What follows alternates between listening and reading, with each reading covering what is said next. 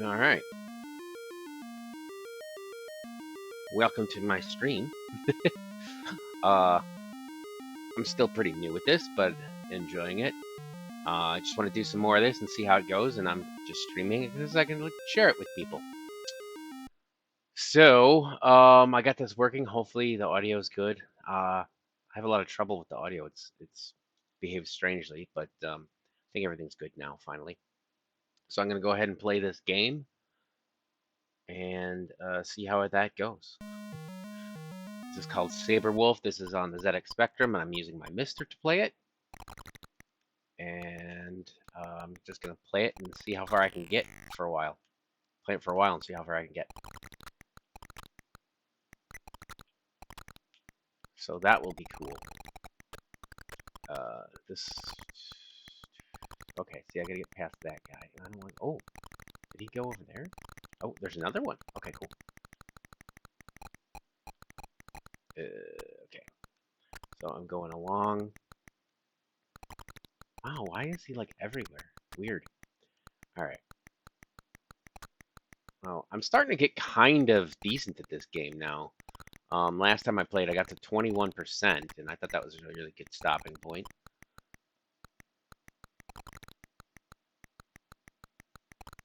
And I got one of the pieces. Just like there's like an amulet you got to get 4 pieces of, and then you got to find the exit. And what's really nice is that those rotate a lot. Oh, I see Sand there. Hi. Welcome to the stream.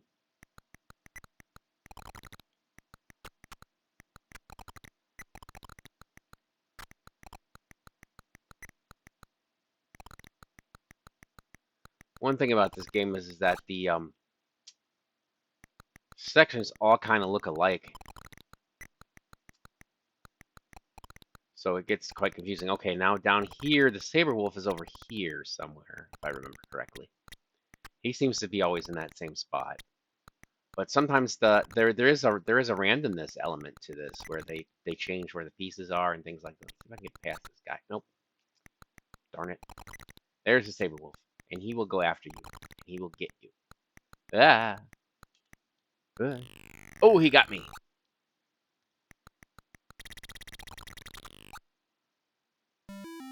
Huh, 10%. That's okay. Initials.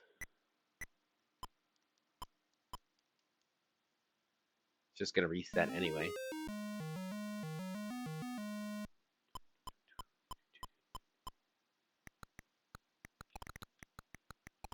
Oh yeah, see now I'm in a different place than I started before. So you start in different places too. Or something changes about them anyway.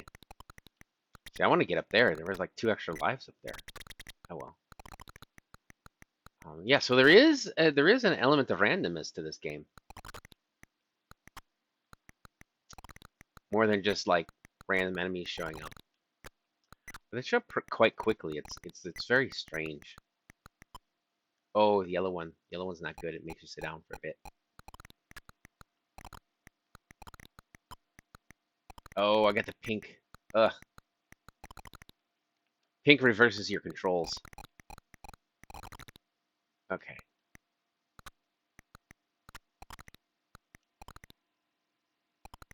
ZX Spectrum. It's a system from the UK. From the 80s. It's an old 8-bit microcomputer. This runs on the 48K version, which I don't know. They later came out with a different one, but this is the earlier one. It was in the in the mid 80s. Ooh, I got hit by fire. Ooh, reverse control. Reverse control. Oh, look at that snake. Ah! Okay.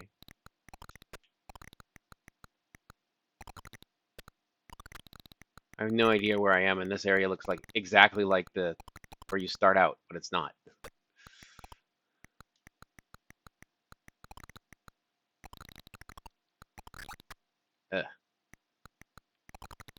They do have maps. Or, I mean, people have made, they've printed it out on a map. So I could look at that, but I'm not going to. Let's go this way. See if I can get down there. Those little red, like, men-looking thing are extra guys. Extra lives.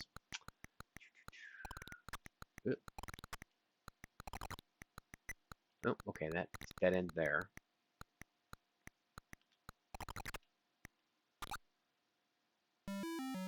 10% again.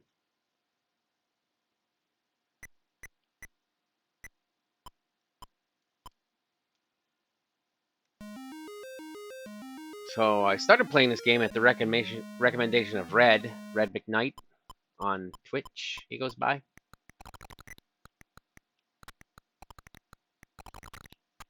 And it's interesting. At first I didn't like it, but then I kind of got a handle on it, and it's not too bad. Oops. Actually, that worked good. Interesting. Ah, one up. Yeah, and all the treasures should show up in random places. Now I'm super fast.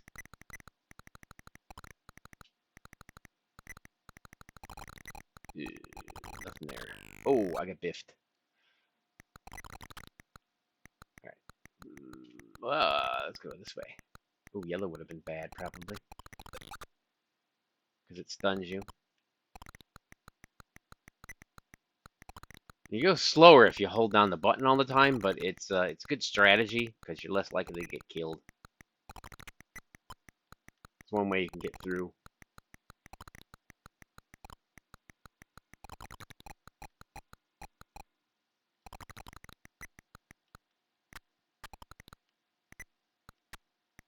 So I guess I'm just gonna keep plugging away at this.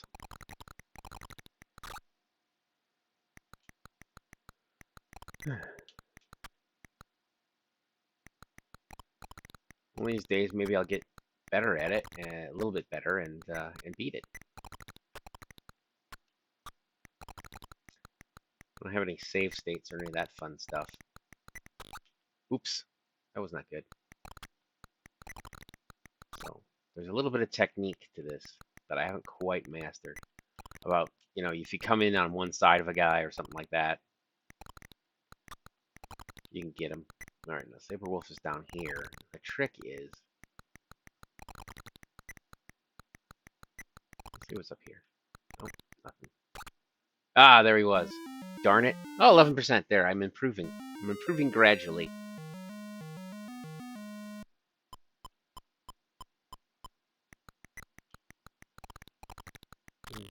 Oops. That should not have got me, but oh well.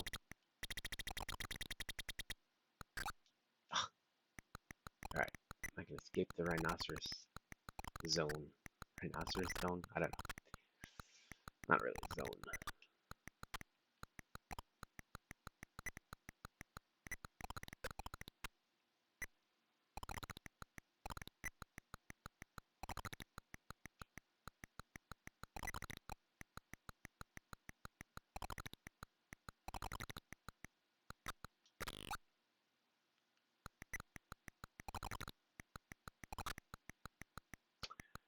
So I'm just wandering.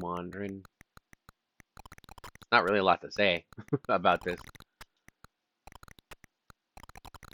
as I get used to talking and playing at the same time. So the flowers give you various effects. There's like the yellow one knocks you out for like a little while, and the purple one reverses your controls. The red one is some sort of invincibility. You're pretty much invincible with any of the effects. I think the white one removes effects. I'm not sure. And the red, well, I already said the red one. And then the blue one makes you go very fast. That's what the various flowers do if you grab them. And they're all temporary effects. 6%. Now I'm getting worse. This game came out in 1984, and this was made by Ultimate something or other. I'm trying a blank on the full name of that, but they are the company that later became Rare.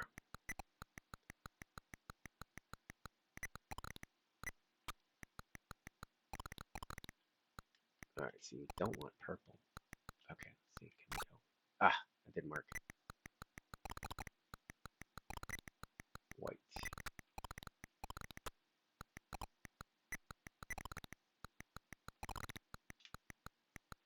And it says in the instruction manual what the flowers do.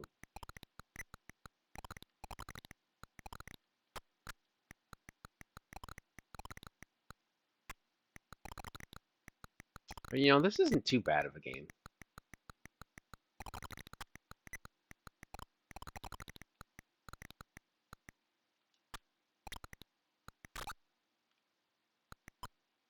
Oh yeah, yellow's bad.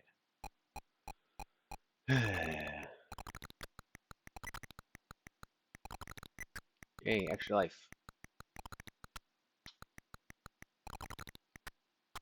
Just wandering around the jungle.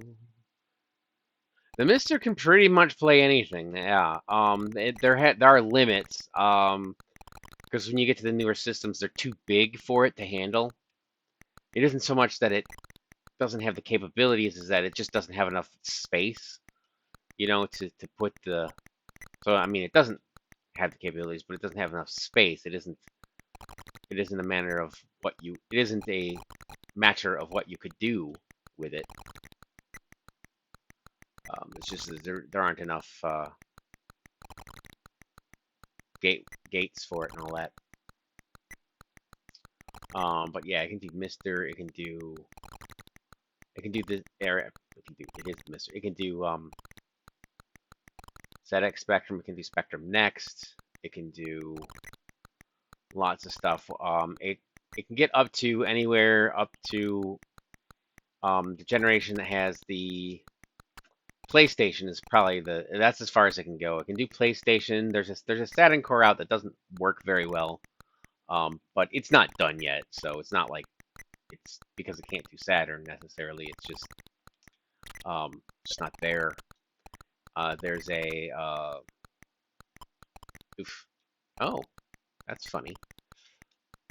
Still nothing. There's it can't do N64. I guess it just takes too much for it to be able to do that, which is unfortunate because that's probably about where I'd want to do it. You know, I can't do PlayStation 2 or anything like beyond that. You know, no Dreamcast. Saturn a second part you need to run it? No, it's not that. I can run the Saturn emulation. I downloaded it. It's not part of the thing because it doesn't really work very well yet, so it's not part of the official stuff yet. Some of the stuff is just no one's built the core yet too. But anything beyond like that Saturn level, it's not going to be able to do, just because of the amount of gates it needs to build. It doesn't have enough. Is the main thing, and there's a little bit is memory issues too.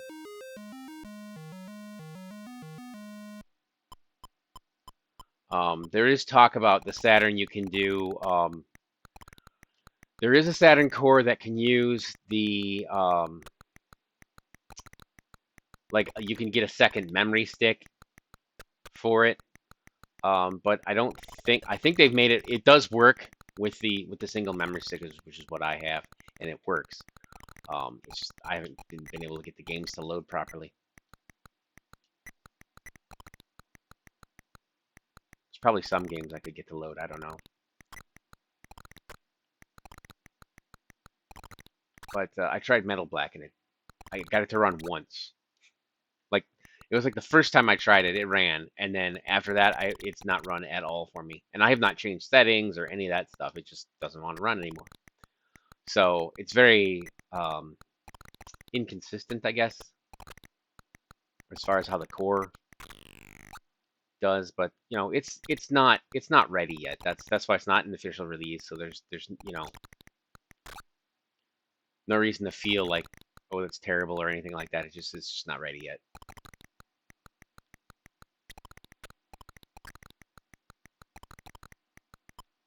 But I did download it because I wanted to experiment with it.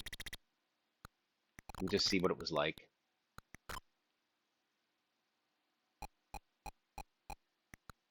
Because I never had a Saturn back in the day, because they were like $500 or something. You know, in 1980s money.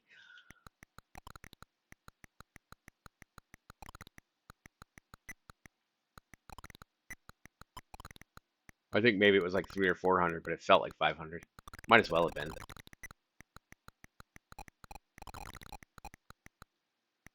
Let's see, can we get up here? Up. Oh yeah, okay. See if there's anything interesting here. Nope. Not too much, just some pickups. I'm trying to get pieces of this amulet, and I want to get at least one. I've gotten one before.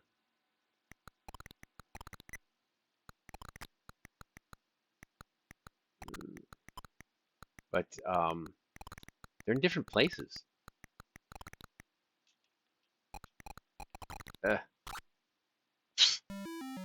13%.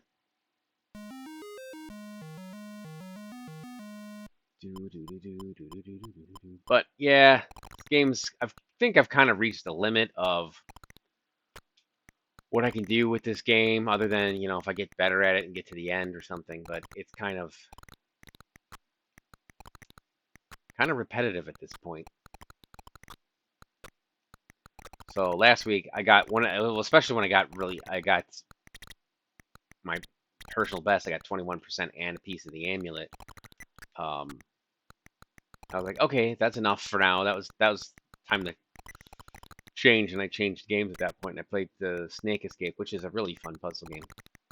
It's got really good music. Oops.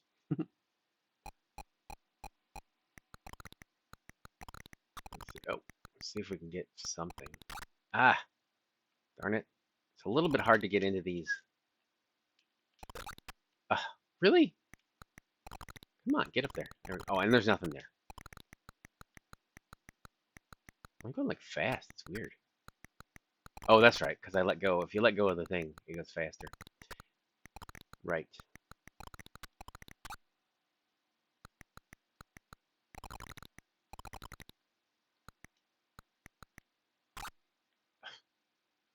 Wow.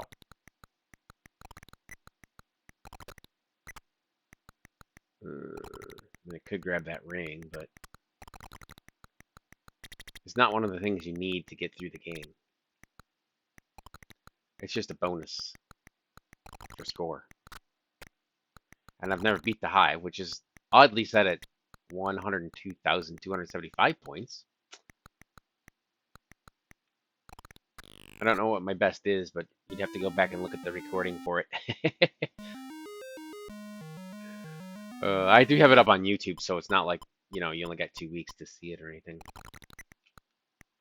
And I'll be putting this one up on YouTube too, as I progress, you know. Oh, the fire. The fire, you cannot, like, stab the fire. That'll just take you right out.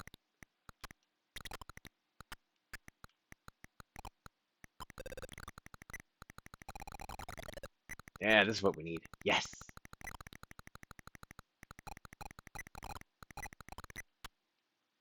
Alright.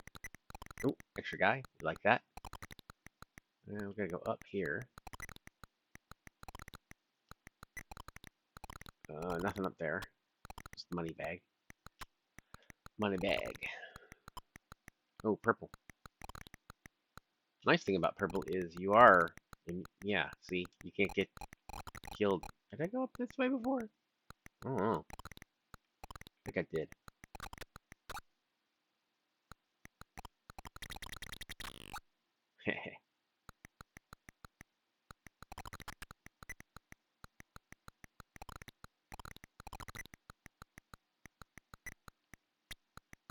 Maybe I didn't. This looks like where I started. It all kind of looks the same after a while. Oh, there's a piece. This is not where I started. Haha! One piece is all that you have found. Collect 3 more and outward bound. Nice. Well, I got a piece. There, I won. What? Oh, I got hit by the yellow, so that did not kill me at least. I got 3 lives left. I got a chance. chance. I do believe I went up there and there was... Oh, no. Okay. That's not where I went up. I mean, maybe I did go up there. Okay. Yeah, that's where I went up. All right.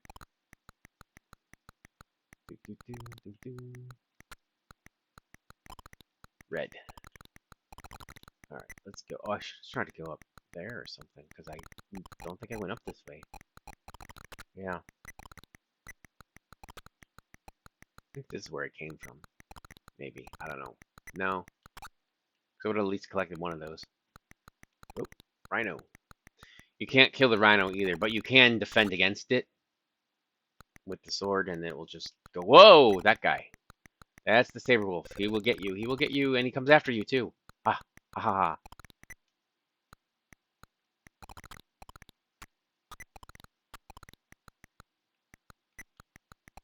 Now we don't know where he is.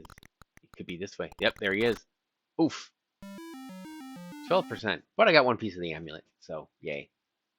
I don't know what that does score-wise. It's probably big points. Duh.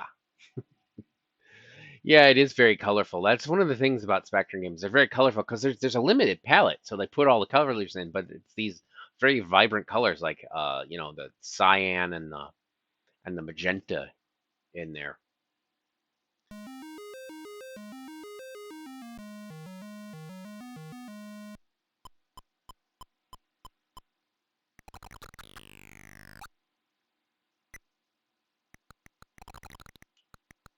So this is a system I've kind of gotten interested into lately, and that's why I'm playing this. Just I like exploring things that I haven't played before, you know?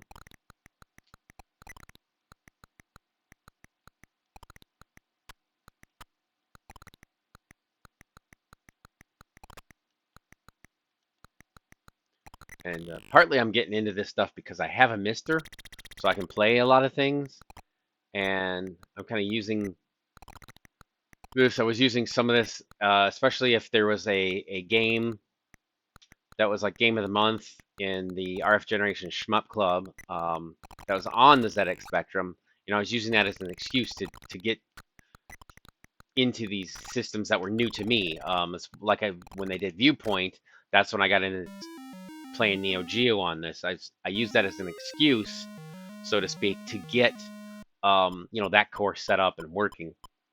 You know, even though I've got them with the Update All script, I've got them installed. Doesn't mean I've used them or played anything on them. So if it's a completely new core to me that I haven't used, it's fun to try and see if you can get it. And the computer ones are always a little bit more complicated too.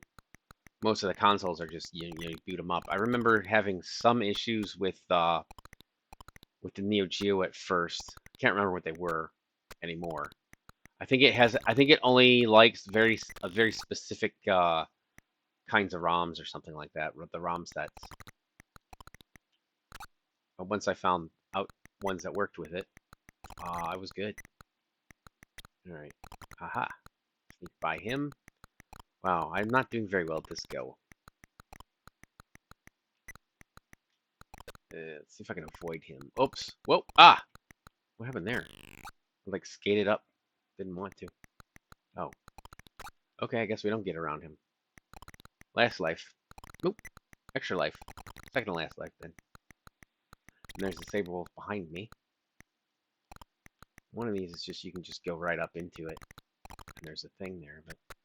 Yeah, okay, I know where I am. Ah! We can go up here.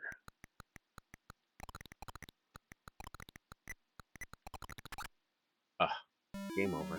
10%. Do do do do do do do do do. But you know, it can get a bit tedious. I mean, you know, I last longer than the average Defender game. Which is like 38 seconds, but you know, that's not saying much.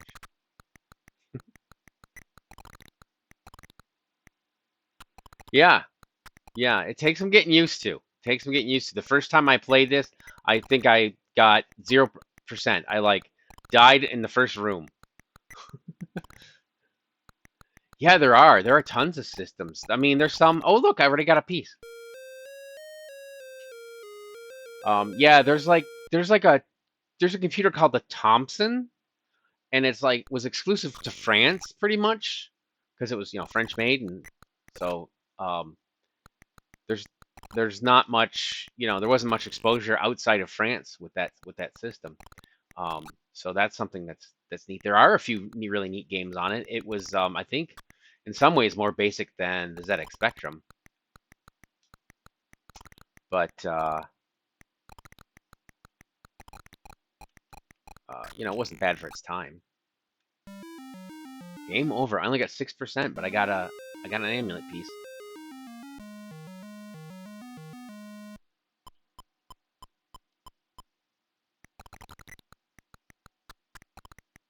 But yeah, it's sort of roguelike with the random elements.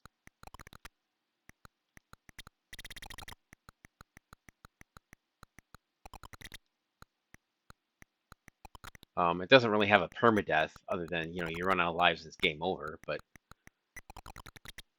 it's not like you die once and it's game over and things reset, but if you die in the game, you just pop up right back where you were. So in that sense, it's not like Rogue, but it has the random stuff.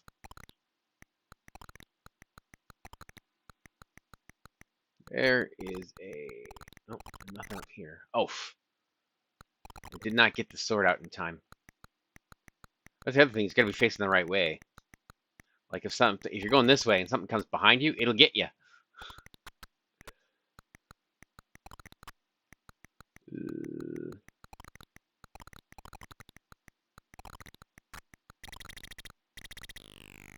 See, that was not a good plan. I've done that a few times now. Oof. Go away. Nothing there. So, I've gotten the amulet a few times. I got it once today. I got it twice last week. Come on, go up. Ugh. Ah. Nice extra life. But the pieces are random where they put them. There are a few set places where it could be, but it's not always in the same place.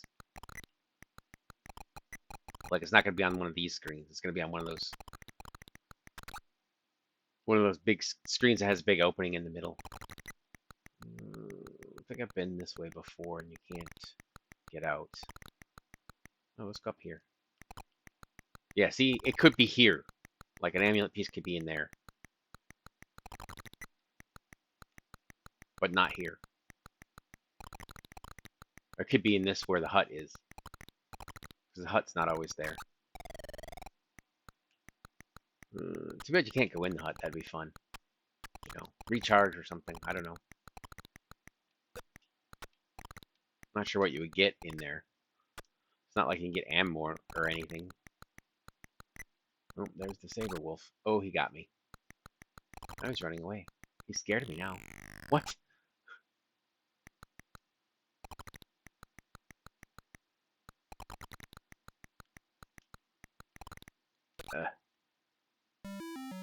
13%. 13%.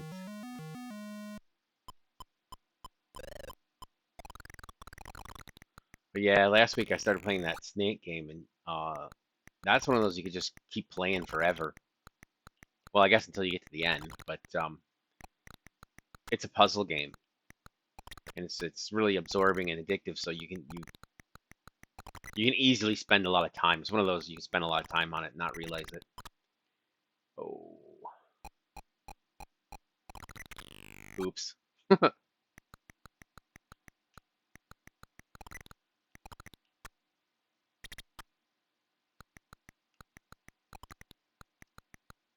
I like how some things can survive more than one screen. Like the natives and the Sabre Wulf and the rhinos.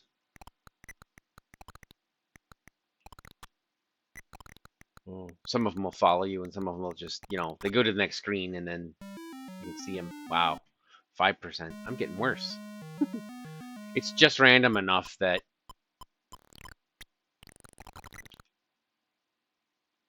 you know, you can have a 20% game, and then you can have a 5% game.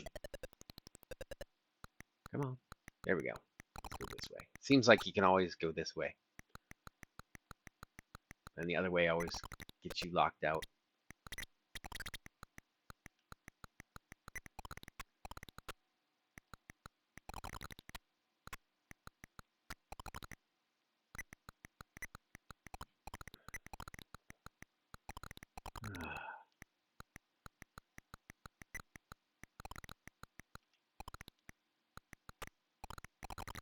Oh, nothing here but an extra life. See if I can get it. Always.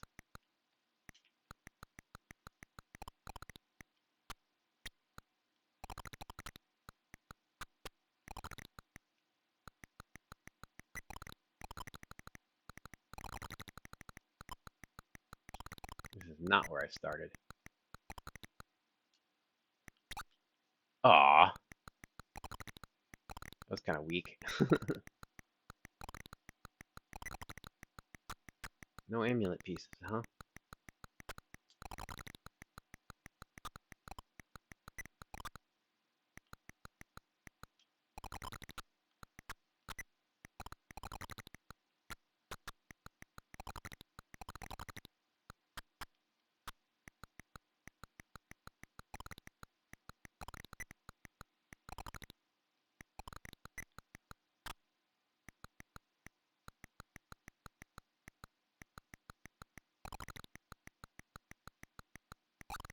Oof.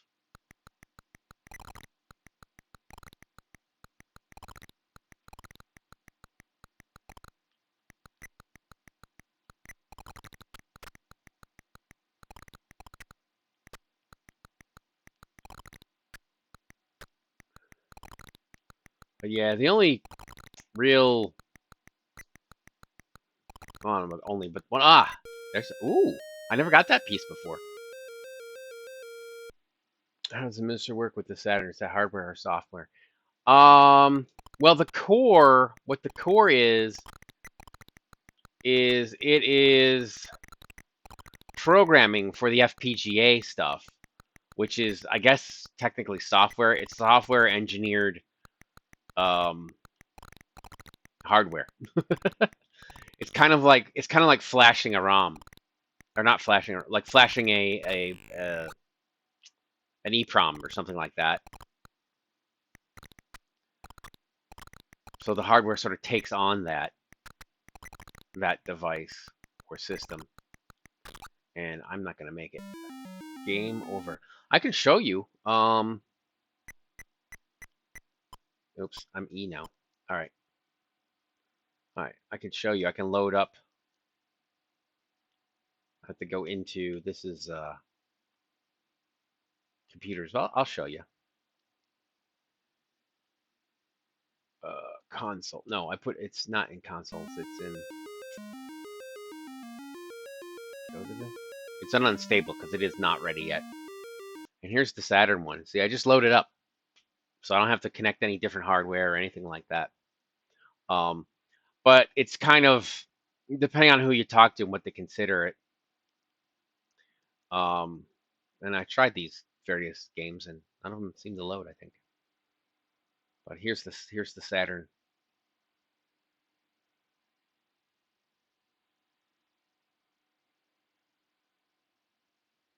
Just green screens though. Oh no, it's actually coming up. I think this one didn't load. I don't know. I don't think any of them really loaded. No, this one's loading. I think there's like no sound or something. Some of them don't have sound. So this one works, but there's no sound. But it's playable. This is working. But there's no sound. My video capture device does show that there is sound coming in, but it's very low. But I can't hear it.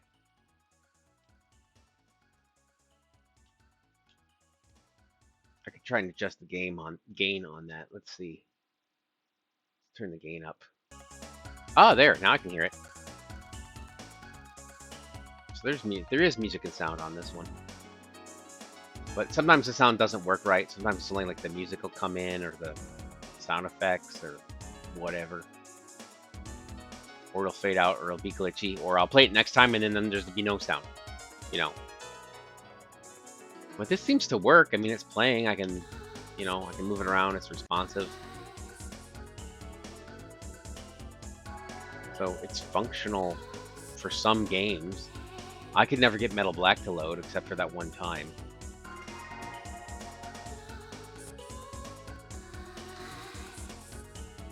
But yeah, I think I did. I don't know if I think I did play this one. I think I tried all the ones I looked at.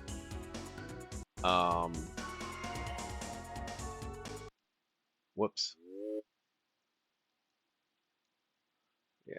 I tried Nights into Dreams. That one, the sound was weird. Weird on it.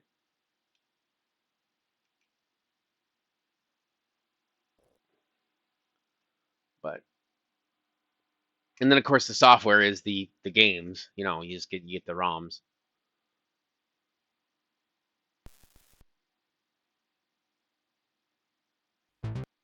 Yeah. See, there's some glitch in there, which I don't think that was in there originally. Hard to tell. Sound seems to be working here. Destroy them all.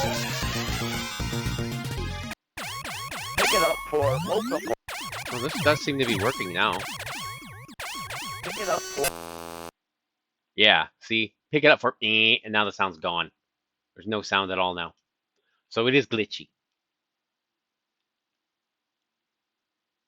You know, there are issues with it, but they haven't worked all the kinks out of it, because what they need to do is they need to program it, and they need to program it exactly the same as the original hardware. So that takes figuring out how the original hardware actually is. I mean, they actually have to figure out like the chips and where all the like transistors are on the chips and that sort of thing, and how they integrate together. And then they have to program those transistors individually into the system, and that's why it runs out of space and can't do things. So it's kind of like hardware emulation, where you're emulating the hardware, even though there's software emulation. That's just it's a software program emulating the hardware through software. This emulates the hardware through hardware, in that it changes the actual nature of the all the transistors essentially on it, because you can program them.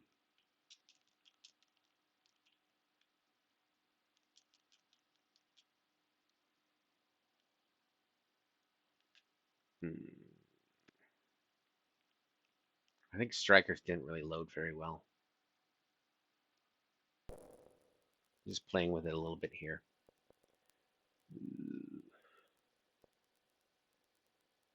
Can't remember.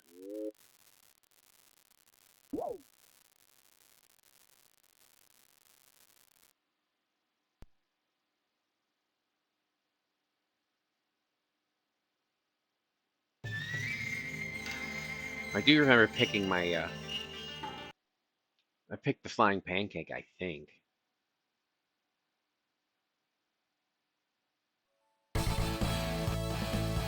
Start.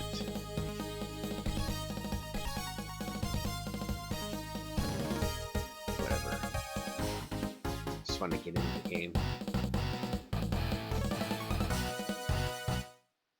I think it worked. I can't remember.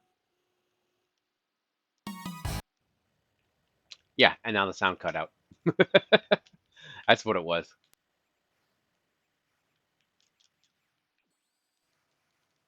Yeah, it worked, but it's still in its infancy as far as getting the core worked out. So they don't have all the little transistors, if you will, in there configured correctly yet.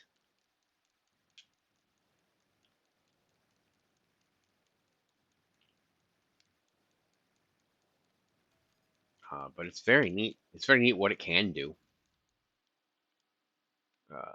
let me see if I can load Metal Black because I really wanted to play that. Although I wasn't really. I mean, I got it on the Arcade Archive, so I could play it for this month. This one always goes to a black screen,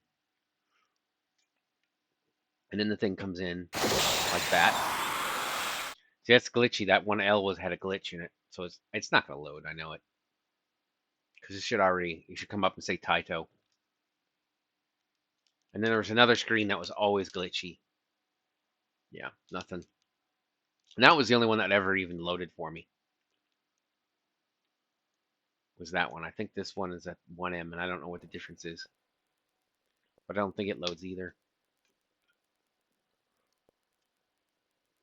And I can try to reset it. It says resetting it helps, but I mean you could tell the other games were mostly working, so I don't think it's that. I think this one's usually more glitchy. Yeah, see, glitchy.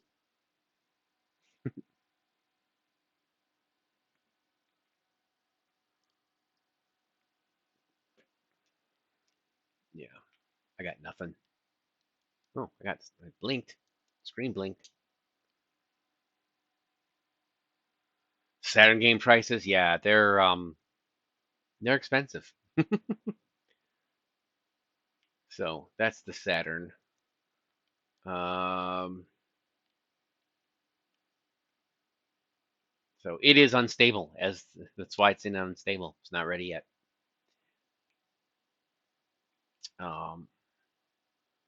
Let's see. Am I in the mood for something else? I don't know. I think I want to go back to Sabre Wulf. Really. I gotta change the hardware setting though for that one to work. There. Load tape.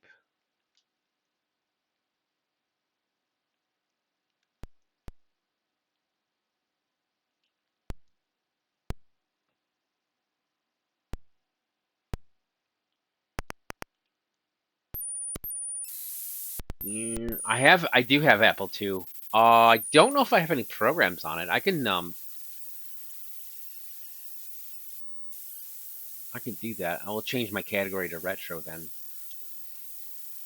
if you want, and I can just play whatever. Oh, now it's loud. Yeah, I gotta turn it back down. I could try that. Let me see. Let me see if I have. I know I don't have any Apple I software. I don't know if I have any Apple II software. I might. If I do, it's probably just Oregon Trail or something. Odell Lake. That would have been my other guess. Yeah, it has everything. You gotta supply your own ROMs for the most part. The only ones that will download automatically for you with the update all script is the arcade games. Oh yeah, I gotta use the keyboard, don't I? This old keyboardy. But you can go exploring in this game. I played this as a kid. In this game, you play the role. Of course, it was green for me because I didn't have any color at school. You play the role of a fish in Odell Lake. Your goal is to survive 11 encounters with other lake creatures. By playing the role of each fish one at a time, you can discover the relations between them. Educational software. Lots of fun though. So you could pick a fish, whatever you want. So I'm gonna be a blue black salmon. I look like this, and then you figure out which things you can eat. Now this is neat. You see an otter ahead. Well, I'm a salmon. I gotta run away because an otter would probably eat me. And you figure out what it is, and it'll tell you. They'll probably say, "Good, you ran away because that would eat you." Wise move. As long as you stay in deep water, it won't get you. See. One of the things I like about this particular game is that it draws the fish the same size, so that you don't know if that fish is actually smaller than you and you can eat it. You have to actually know animal plankton. Let's eat it. Let's see what happens. I don't know what salmon eat. They probably would eat that.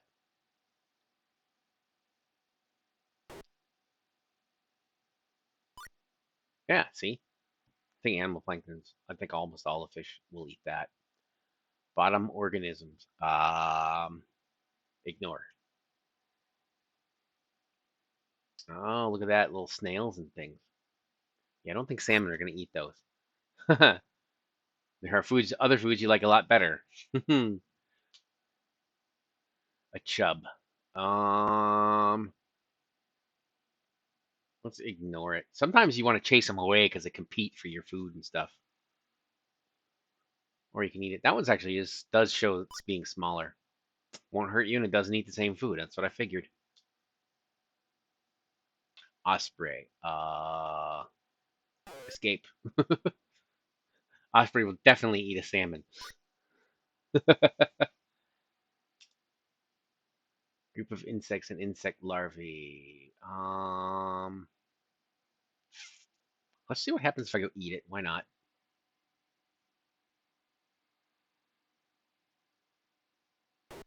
Nope. Food was okay. Yeah, I figured it'd be okay. See, a whitefish. Okay, whitefish. Let's chase that one away.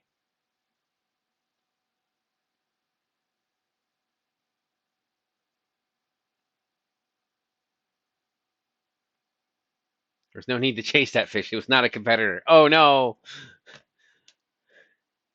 A rainbow trout. I'll chase you away too. Yeah, rainbow trout is delicious. Well, so is salmon.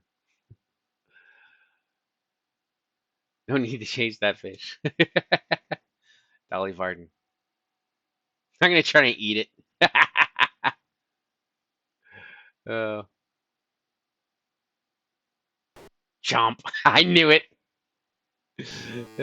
Oh no, you have just been eaten. Remember, a Dolly Varden will eat a blueback salmon. So that's how you learn. You learn that stuff. It's like, oh, I died. I don't want to do that. And it's fun.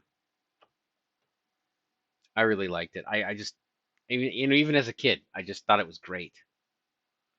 But that's the only game I got on here for the Apple II. So not a lot going on there. It's like some of these I know I don't have. Like I don't have anything for the Atom, the Acorn Atom. Don't have anything for it. You never played the Apple II? Well, I played it back in the day. As a kid, in grade school. So yeah, lots of people. It was fun. It was fun for it was amazing back in the day. It's still fun now, depending on the games you got and what you had to do with it. And I had a friend even in high school. My friend had an Apple IIc, and we played with that, and that was in the late '80s, early '90s. So it's not like it was a super new system back then, and it was still fun. We played oh, what's that game? He played on it so much. He played it's called Wasteland. Wasteland, and um that's the spiritual predecessor to Fallout. I think maybe one of the same guys even worked on it. So that's Fallout is basically a modern version of Wasteland, or you could say Wasteland is an old version of Fallout, whatever. It was more texty, obviously, because it being what you can do on an Apple, but um, the story and the idea of it were very similar. There's the Coleco Atom, not to be confused with the Acorn Atom. Um, Acorn is the company that invented the ARM processor. I think they got bought out by a Chinese company, like in the early 2000s or something, maybe. But so it's not the same company anymore. But they did make the ARM. The A in ARM stands for Acorn in the ARM processor. So a little bit of trivia, I guess. Do I have any Commodore 64 games on here? Let's see. CRT.zip. I don't even know what that is. Apparently I do.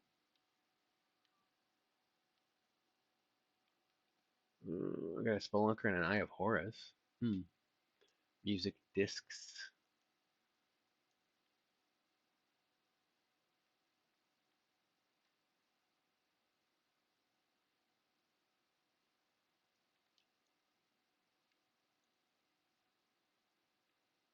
I guess I go through here and load the disc. Okay.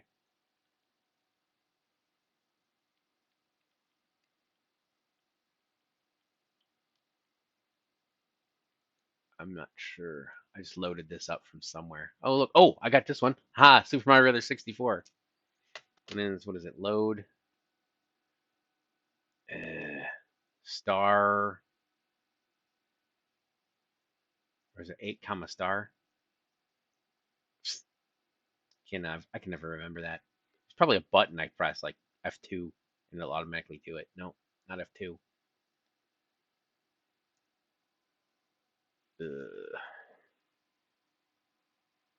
I do want to play it. I do want to show this. I know it's like load 8.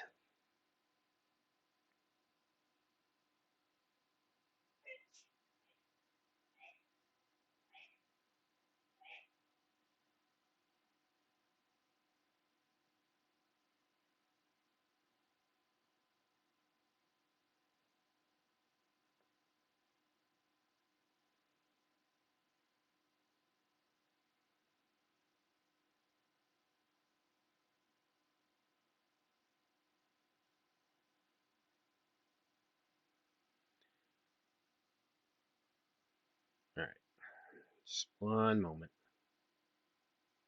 Load star 8 comma, yeah, star comma 8 comma 1. Okay. Load.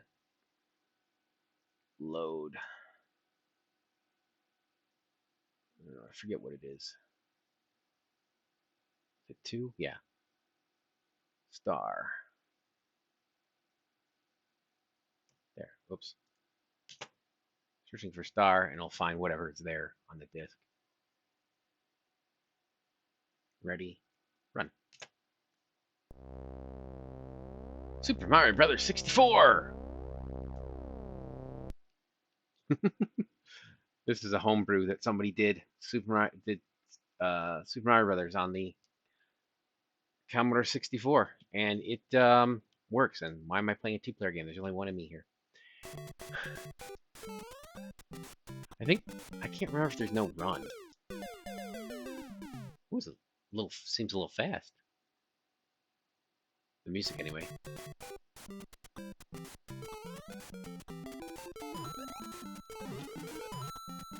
I wonder if I have it in, like,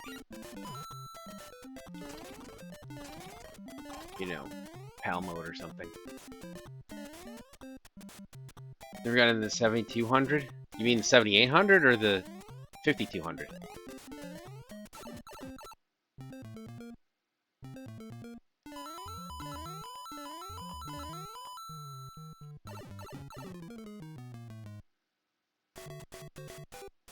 $7,800. I actually have a 7800. That was my... Well, I had a Pong system, which actually they have on here. Like a home Pong system. That wasn't mine. That was actually at my grandparents'. Need the 5200. And the first system we actually got a 5200 from like Toys R Us back in the day, and we ended up returning it due to the controllers being not that great. And got a 7800, and I still have the 7800. And then after that, I got an NES and various systems, you know, along the way. But this is just amazing that someone coded this. You know, they did get a cease and desist from Nintendo, so you gotta kind of hunt around to find it now. But it exists. I think it just auto runs. Like if you hold down for a while, yeah. See, it kind of speeds up.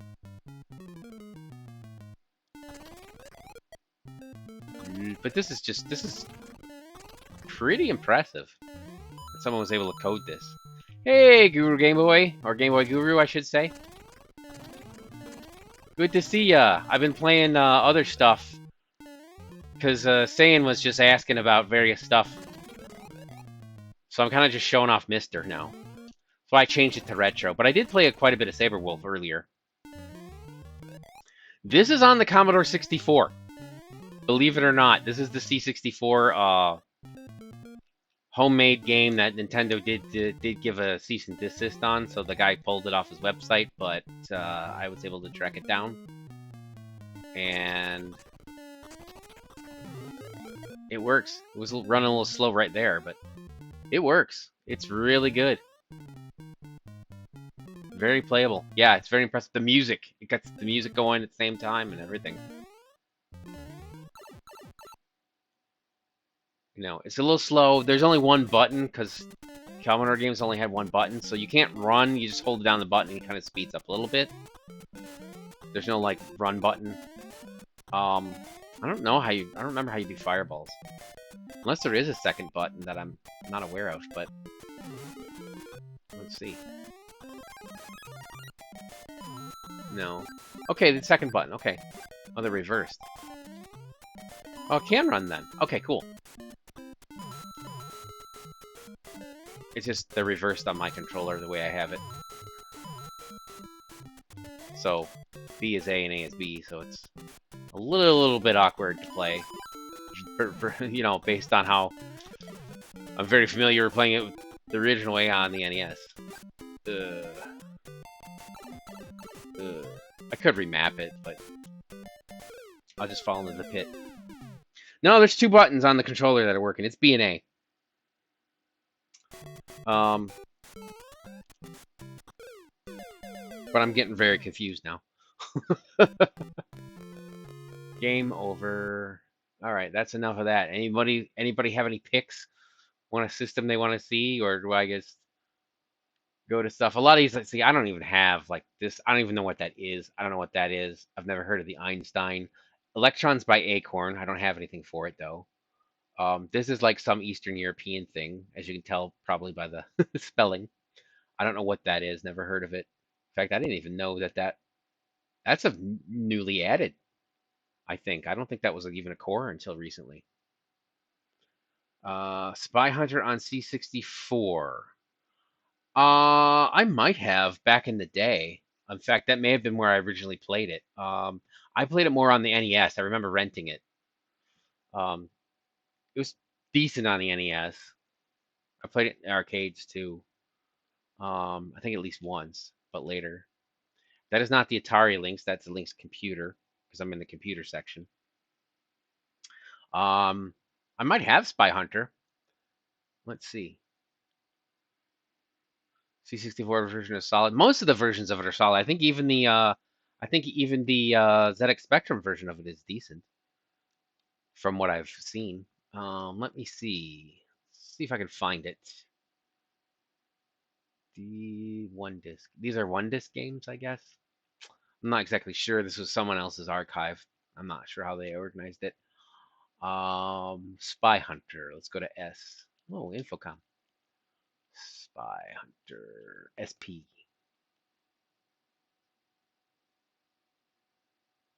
I don't see it here. Yeah, good rendition of the Peter Gunn. I love the Peter Gunn theme.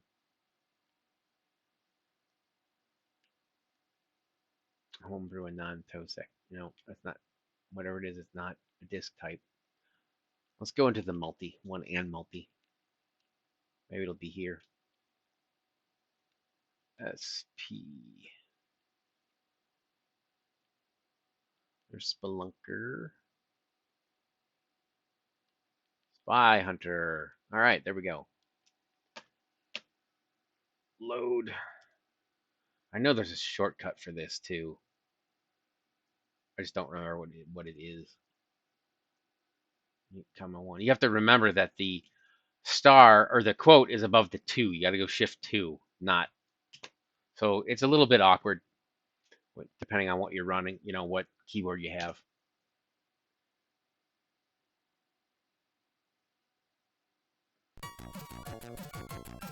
Oh yeah, yeah, that's what the CRT is. Cart. I forgot.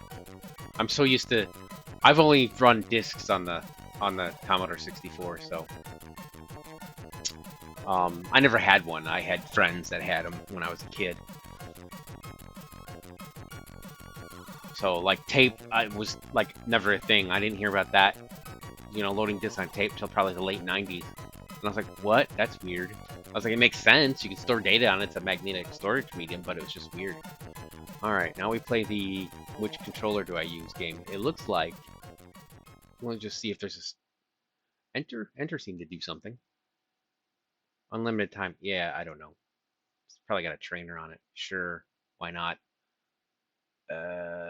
Keys. Up, down, left, right. I, J, K, L. So it's those. Okay. A is fire. M plus fire does that. Okay. Maybe it's not joystick on this one. Why is the mouse showing up there? Oh, it's not. It's just showing up on my screen. Note about computer games and sets known as Tandy 1000. Yeah, I never heard about them in the US. They were much more common like in the UK and Europe.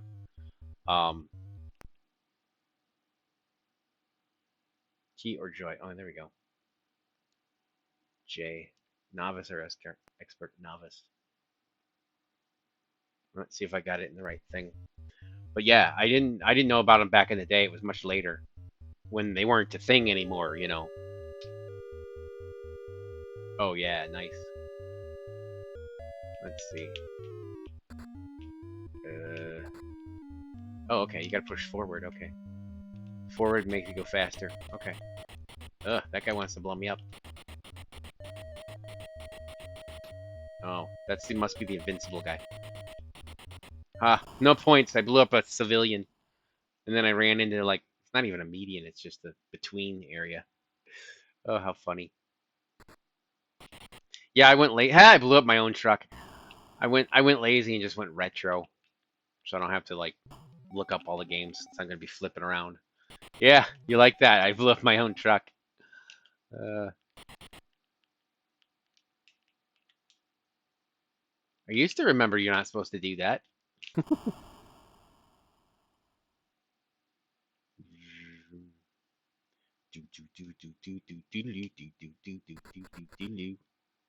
Everybody, haha. Smack. You get points for that, even if they're like not a, even if they're civilian. You knock them off the road. That's okay, apparently. There. I have 999. That's probably lives or something because I did have the cheat on. Pro tip: stay on the road. Yes. Yes. See, now it's your turn to give me the pro tips. Oh, look, I can get some it looks like smoke screen maybe, but or missiles. Oh, oh, that's hilarious. Trying to get into the truck and it's we blow up. There. Die. Die, truck. I died. Oh, his tire slashing tires got me. But hey, I have infinite lives. Because this is some sort of cracked version with a cheat or something. Apparently. Ooh, yay. Take that, water.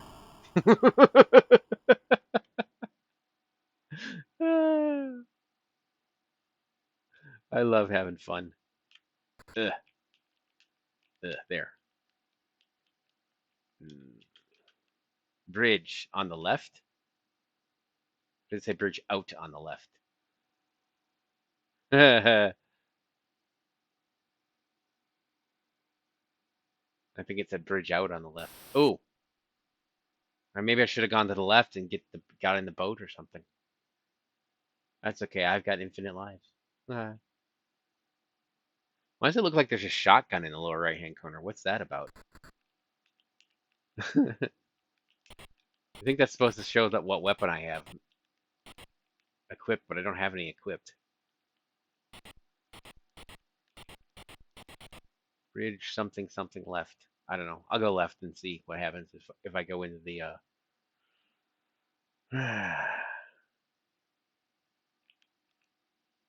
Yay! That was quick. It didn't have that slow turnaround. Oh, I smacked into the bridge with the boat. That was weird. I don't know if I ever played the boat part. Probably because I would have died already before I got here. We would have game overed already. Diddly diddly do.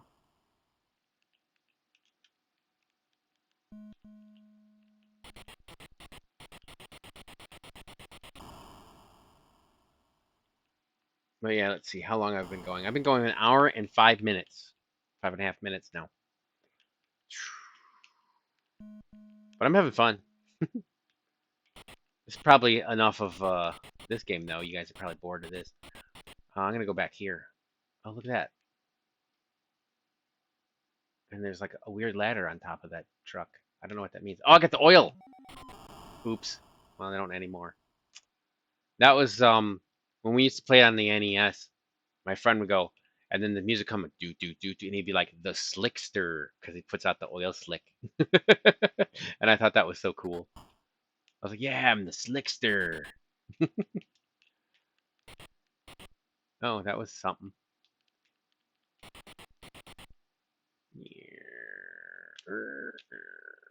Oh, oh, that's missiles. Ugh. Give me them missiles. Or just take me off the road. Oh, there it goes. I guess it has to get off so it takes a week to refit the car with missiles, and that's why it has to come off the screen. I don't know. That's kind of weird. So to do missiles, I gotta go down in M, down in fire. I don't know. Probably have to press the keyboard. I don't know. Spacebar or something. It did say down in M, I think. Or M was down. Down in fire. That was an M in fire. I think. So theoretically that would do it. Alright. What's next? Let's just see what course we got here. I don't think I have anything for the pet VIC-20. I don't have any for a lot of these things. Do have MSX games though.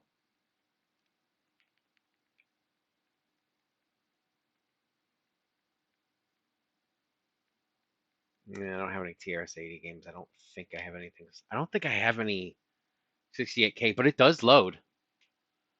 Some people call me the slickster of oil.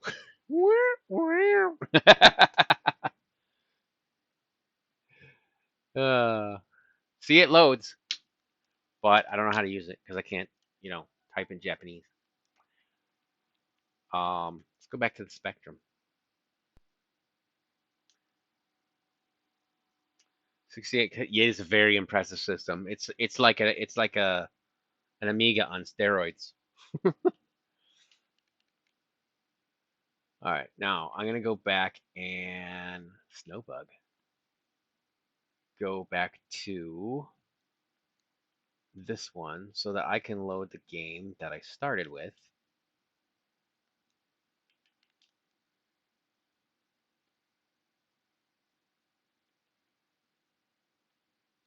Not Snake Escape, although that is fun. Sabre Wulf. And then I gotta reset, don't I? Reset and apply. And then I actually have to reload the disk. Oh.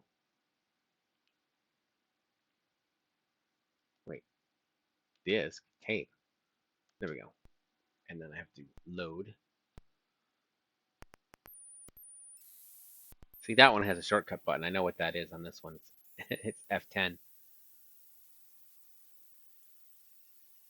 Ultimate. Play the game. Now known as Rare. And now known as owned by Microsoft. So you do have to have a keyboard to get into most of these computer games. So that makes sense because the keyboards were built in. Yeah, back to the Spectrum. I do have some CPC games. I got a couple. I go with the joystick. I just want to show you because this is the one, because you missed it earlier. And this is what the title is. So this is this game, Sabre Wulf. So I'll play a couple runs of this. And then I think I'll show off more Spectrum games. There are a few really interesting games, like some shooters and stuff I found. The one I told you about earlier, I don't have yet. I mean, I don't have it on the system yet. I don't have it on my MiSTer. I did download it, but I just saw it. Let's see what's here. Oh yeah, let's go this way. Ooh, extra life. The little gummy man there is an extra life, but I'm already dead. So it's quite it's not really brutal, but it's quite severe, I will say. And it's that was my fault because I turned around. Okay, red. Oh darn it, I didn't get red. If you get red, it's already died twice on the first screen. That's called 0%. But the trick is if you hold down the button, you're like always using your sword thing, and that's much safer. It's not completely safe, but it's much safer. So you can do better. But you go slower. And then you gotta not turn your back to things though. Like that. Then we go up. This has a random element to it where like there could have been a one of the amulet pieces could have been in this room, but it wasn't. So there's some rooms that occasionally will have those. I think 4%. So that's just a quick look at that game. Alright, let's put the hardware back to... It's the only game that I have to have that on. I have to change that setting. Where's that's what we do. Okay.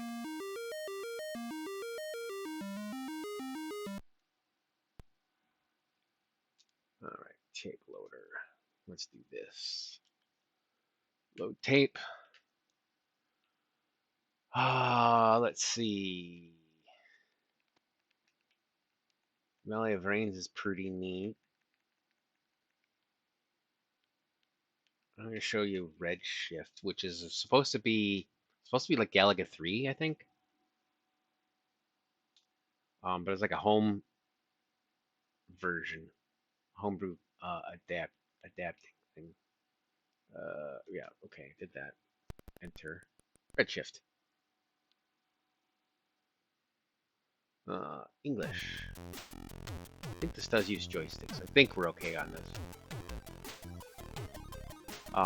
You may notice the music is in stereo, which is pretty impressive for these old systems. It was a later version, the 128K one.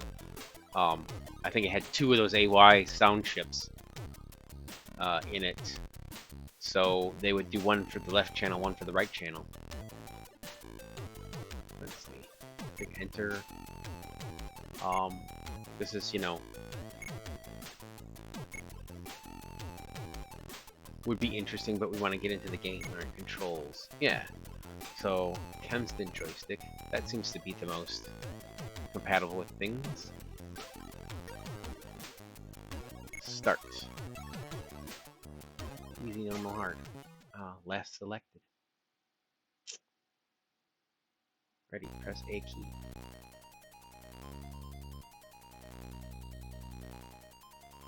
Yeah. Music is sweet.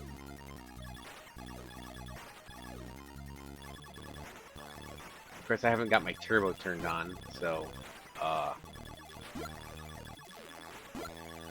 have to manually do it. But it shoots like, you just tap it, it shoots like 3 or 4. So you don't have to be, you can't hold it down, but if you just tap it, you don't have to like go like really, really fast. You just tap it like, you know, tap, tap, tap, tap. It's pretty good. You know, I can live through that. That's one of those where you tweak it, like if you were doing that game, you know, that day, you tweak it. There's a power up. There, now I got a wing. There's a little bit of that bullets being hard to see stuff, because it's all one color. But notice they kind of flicker, so that does help. It's not too bad. A lot of times stuff will be monochrome due to, you know, the color clash issues that came with the system, where a little square about the size of that checkerboard pattern there, you could only have 2 colors within a square about that size. So then you'd have to change colors, but it does pretty good alternating. Let's see. Oh, now I'm green. But, you know, it is what it is.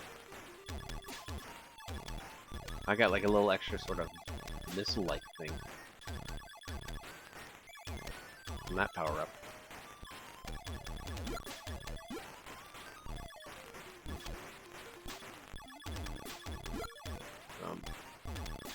Yellow.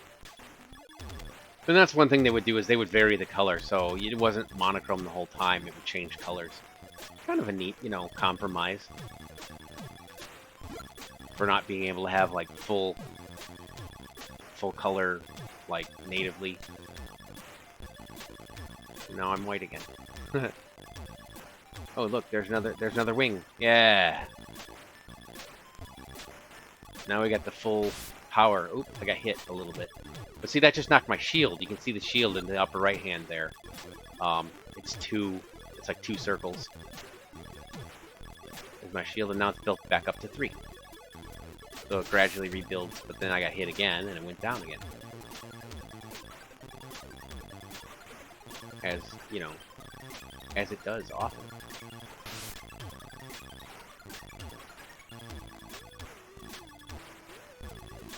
When you get hit a lot.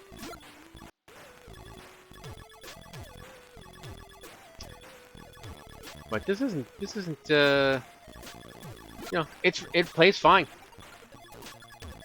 It's decent, solid.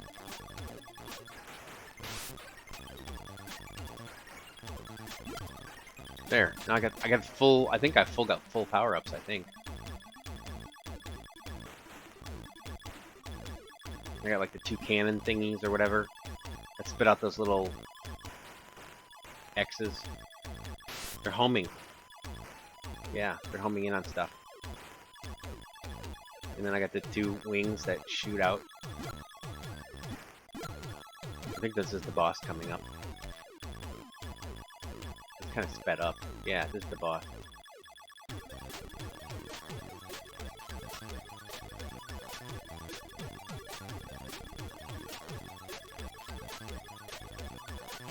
The music is very, like, 1960s sci-fi trippy sounding.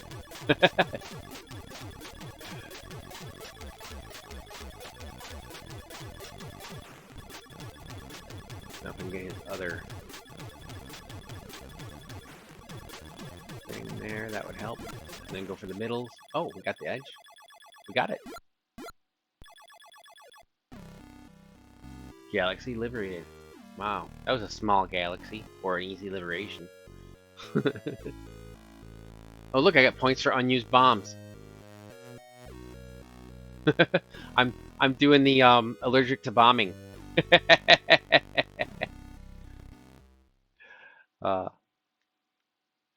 Syndrome there. So that's that. I mean, that's a good taste of it. What else have we got?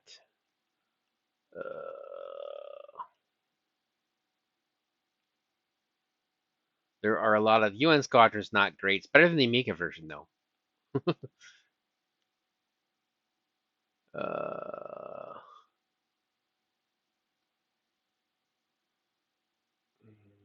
see, what else did I want to show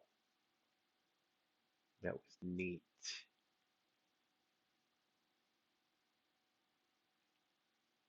Oh yeah, this one, Chrimblast. This is another neat. I gotta actually F10 it.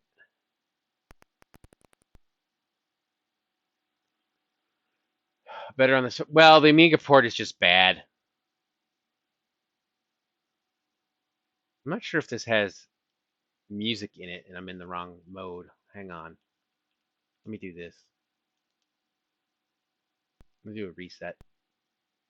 Because I want to load it in 128K mode because they usually have music. The 128 has better music because it's got the sound chips in it. Some of them you have to load in the 128K because it takes more memory. You know, it's a bigger game and it has more memory or something like that. Or it's only designed for it. And some of them will play in either.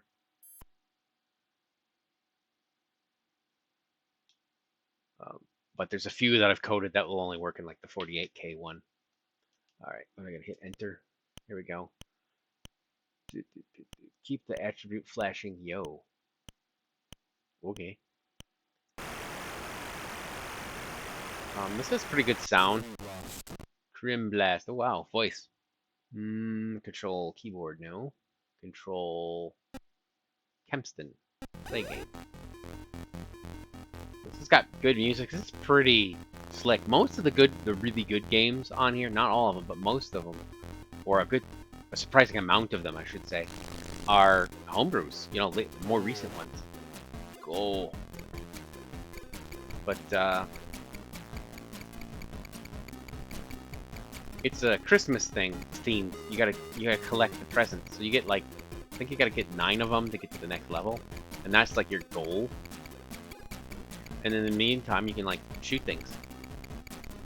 It's very basic as far as the shooting goes, but oh yeah, and it's got a blast thing too. I forgot about that, which is pretty nice. But you can shoot the presents, which you don't want to do. So that makes it tricky. You know, that's sort of like a challenge. That's the challenge to it. And then as you go along, the levels will change. What you have to pick up will change. Oof. Now lost life.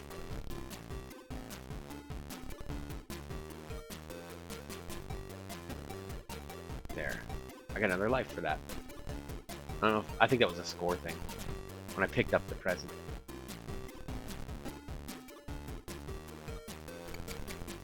But if you shoot the presents, I think the amount of presents you have goes down. It's a penalty. There. Now I gotta collect pudding. Do I have to hit enter to go? Yeah, I think I have to hit enter. And then they introduce different enemies. Oh, see, I blew that up. That's bad. And that's why it flashes the screen. But I had 0, so you didn't see it go down. If I shoot that. There. Oh, it did stay at 1, so. It didn't go down. I thought it did, but that's kind of nice, I guess.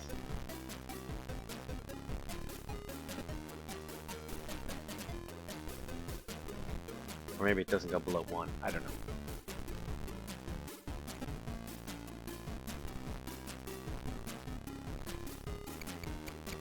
Can you eat any pudding when I haven't? Yes, that is a good question. That is very appropriate.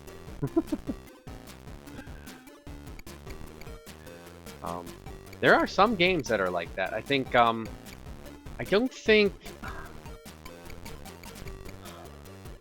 I'm trying to think if Ghouls and there is a Ghouls and Ghosts for, or maybe it's Ghosts and Goblins. I can't remember which one. I think it's Ghouls and Ghosts. One of them is really good on the Amiga, and the other one's really bad. I think Ghouls and Ghosts is the one that's bad on the Amiga, and that one is better on every other system than it is on the Amiga, including the ZX Spectrum.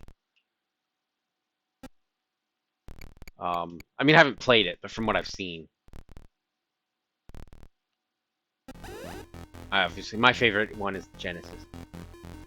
Gotta collect socks.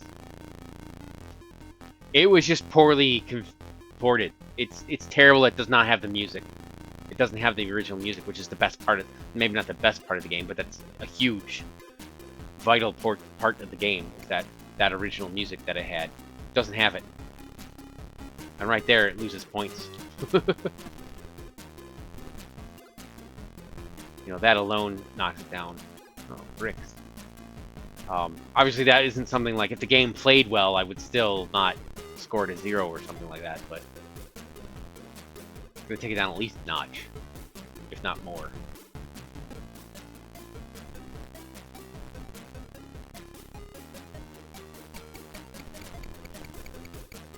Which I do have, because I have tons of stuff on the Amiga. I've got everything on the Amiga. Oh, stock came behind that chimney or whatever, the chimney brick, and I shot it. was like, oh, why did the screen flash? That's why.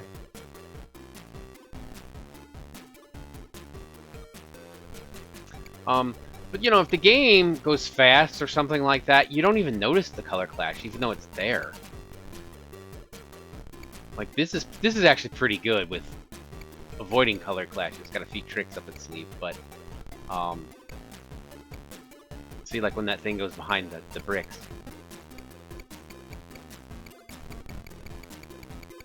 Your little shots are very pea shooter, you know, like they don't do much. Or if you hold it down. Yeah, see those, like it kind of went behind. So however it does that layering thing, that really helps get around the color clash issues.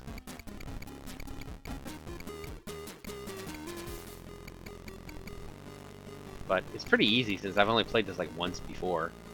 And I'm already on like level 4 or whatever. But it's a fun game. This would make a good Christmas game of the month. Shoot an item, lose an item. Yeah, see, it does say shoot an item, lose an item. So if you shoot an item, you're supposed to lose one. I'm not sure why I didn't before. Maybe it did one of them, I didn't notice. But that one time it did not. There, I got one.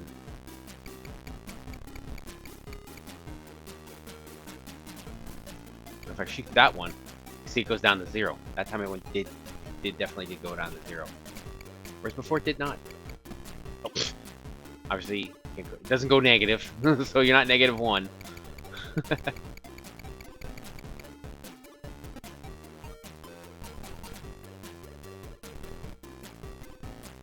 So there's a risk with doing that power shoot, because you can hit your whatever you're trying to get, which in this level is oranges.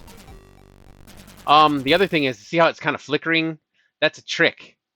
That's a trick because orange is not one of the colors it can display, and as you can see, it is yellow on the right side there.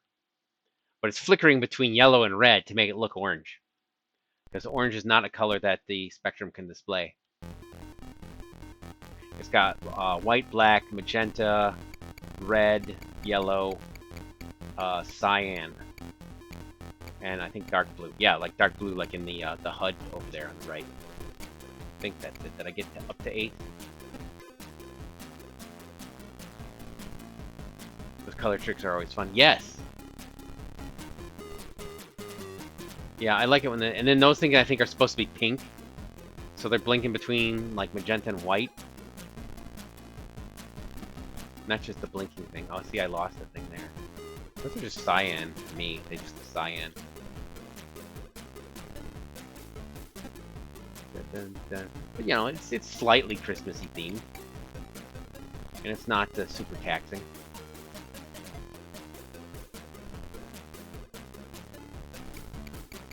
So the CJ were close up. Yes, dithered, right. Sometimes they do dithering with this too, as well. Less so in game, usually more on the title screens, but yes. And there's some really fancy dithering. But yeah, they try to do that to make orange a lot.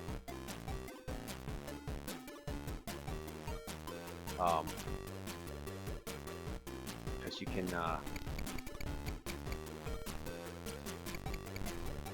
don't know. It works. They do that with like red, and they put black in it and makes it look orange. Or they do that with red because they can't do brown either.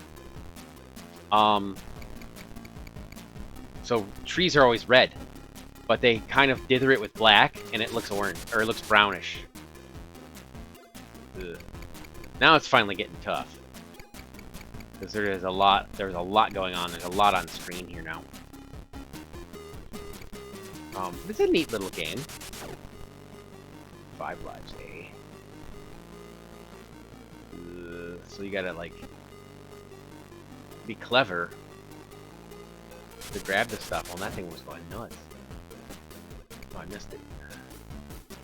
You gotta be kind of passive and then aggressive. Like pacifist mode, then oh, it's coming for me. I don't think there was any way to get around that. That thing was coming for me.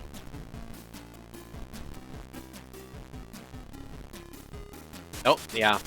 That one went down. So what was that thing? I have to make sure to shoot it. Oh, I'm probably not going to make it, but... There. Dates. Yeah, some enemies gotta be destroyed before they reach the bottom of the screen or they come after you. They're just trying to figure out which ones.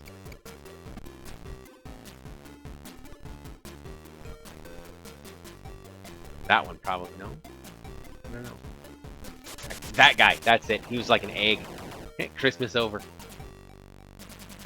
Alright, you want to do some more ZX Spectrum or something else?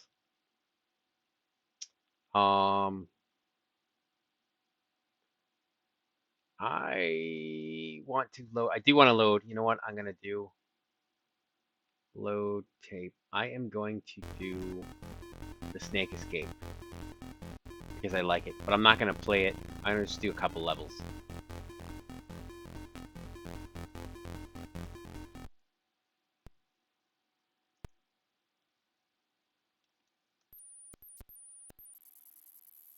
This is not a shooter. This is a puzzle game, but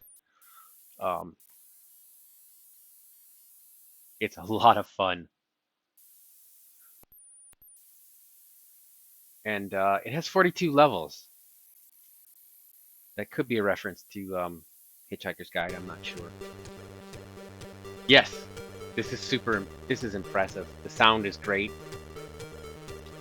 Some of the tricks, I mean, that's supposed to be an apple, so that's how we know that it's an apple. And it just cycles between these. And this will get a content match on YouTube. Which, if you go look at my video, I think it will show you what's in there. But the soundtrack is in there, but it's okay. And you just do like this, and if you go over, there's gravity, and it'll just pull you down no matter what. And then you can go, the max you can go up is that high, where he's red. You can't go higher. Obviously, I'm at the ceiling, but if there were no ceiling above me, you could not go higher. And then you just go like this. I mean, it's very simple, but it's a lot of fun. And then the music changes each go around. It's simple, but it's well done. It's based off of some other game, but it's its own thing, you know.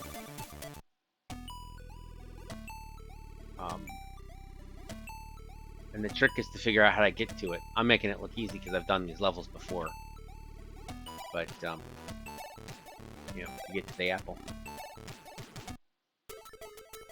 I mean, this is pretty simple because you can just do this. But I think these early levels are just to get you to learn the techniques. And now it starts getting a little bit trickier. Let's see, this one I have to do like this because I got to make a little bridge, and then I got to make sure not to box myself into a corner, so I get up and then there, and then I got to do similarly. I got to go like this and push this off here like that. Oh yeah, this is the first one where it's actually tricky. You gotta go like this so that you can go like this to get up. Otherwise, you will not be able to get up high enough on that last one. I had noticed I had to go all the way up to the max to get up there. Oh, I don't remember how to do this one. Oh yeah, okay, I gotta do that. I think this one was pretty simple. Yeah. Oh, I did it wrong. Watch. Alright. You get to see where I messed up. See, I didn't make a bridge, now I'm stuck. Fortunately, you just push the button and restart. So you gotta make yourself sort of a bridge here, like this, so that you can get back without falling down.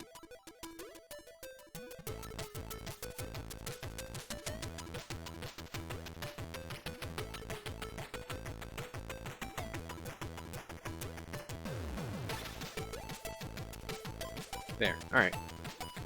I think that's a good enough sampling, because I could sit here and play this all day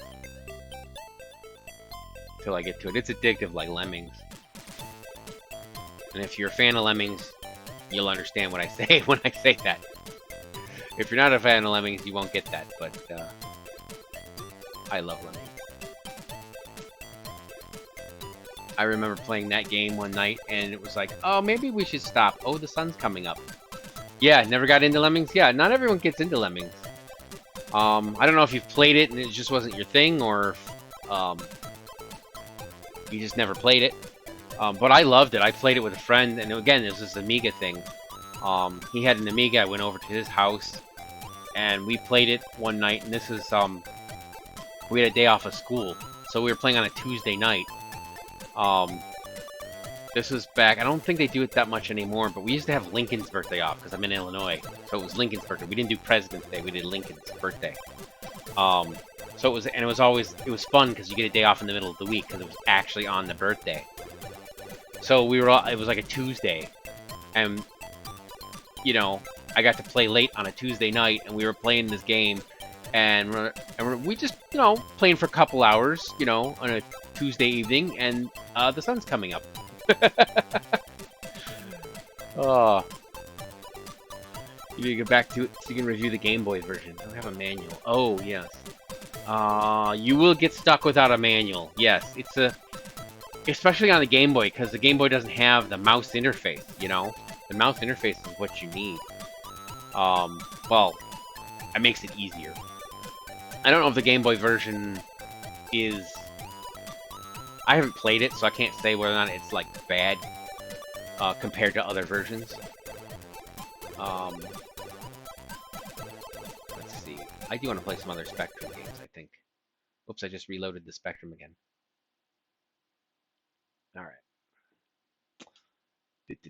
But yeah, it's probably has some clunkiness due to the interface with the Game Boy version, because it doesn't have a mouse and it doesn't have, you know, the way you select stuff is a little different. I've played, there's an Atari Lynx version I think I've played. I think there's an Atari Lynx version of it. And some other ones, like, you know, like on the NES or Super NES or something like that I played. Is it Buccaneer I wanted to play? I think this one. That requires 48K, so I gotta go to 48K mode. Buccaneer. And then I want to do F10, and I think it'll load. This is pretty neat looking. And to choose controls. I think I can use joystick. Most of the games, there's one or two games I have that you can't do joystick on. Especially the older ones, you can't. Like if it was for the 16K. Alright. I don't want the high scores. Get out of the high scores.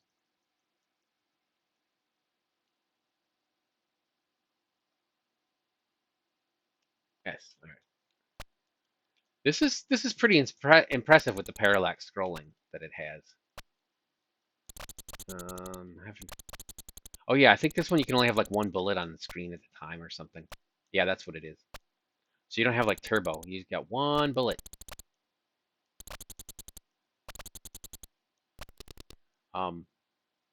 What happened there? It crashed. That's weird.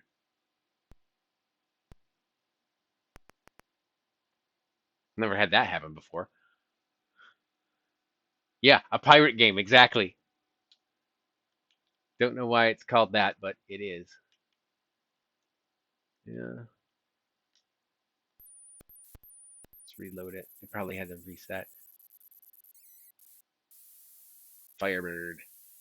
I like that interesting font they do with the Firebird logo. They've done quite a number of interesting games. Not everything they have is great, but it's like any company. Not everything's a hit. I hope it's loading correctly. Yeah, okay. Let's try this one more time.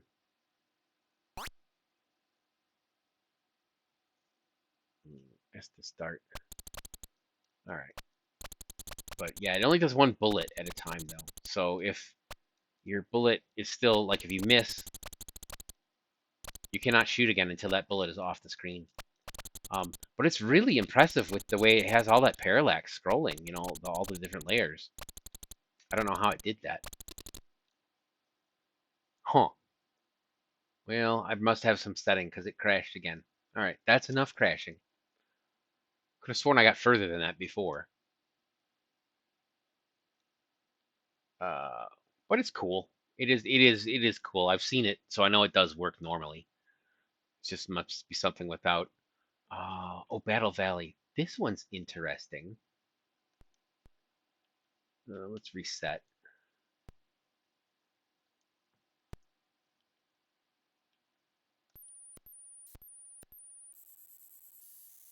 This kind of reminds me of Armor Alley. I don't know if you've ever seen that one. It was available on PC and Mac, and it was a networkable game. So you could link two Macs together, or you could link a Mac and a PC together, or two PCs together. This game kind of reminds me of that game. If this is the game I'm thinking of. Yeah, this is the game I'm thinking of, and I can't remember exactly how this works. Yeah, okay, cool. So I think what you're supposed to do is you have see I can shoot with this tank.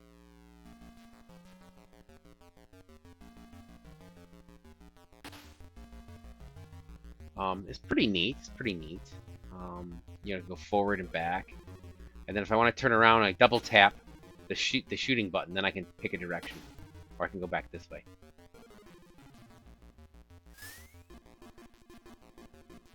So you go through and, like, you know, take out turrets and stuff. And then you fly over there with, yeah, the changing elevations. It's got a lot of neat features. And then every time you get hit, it tells you what your status is.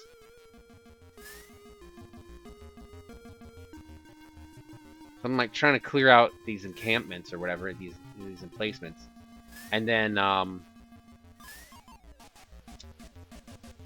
can fly in with the helicopter and get those bricks and build the bridge, because there's a point later on where the bridge is out, and I think you're supposed to build the bridge with the helicopter, which I've never been able to do. I haven't played this a whole lot. I just like, oh, this is cool. You know, I'm trying to get.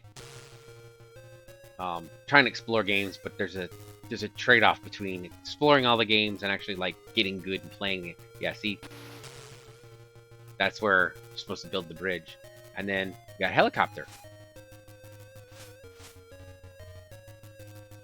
and then hopefully you can turn around. You can also go to the left too, but the way it scrolls and you have different just the looks of it and the way you have different vehicles and stuff, it reminds me of Armor Alley a little bit, although the gameplay is different. It's a different game, you know. It just reminds me of it.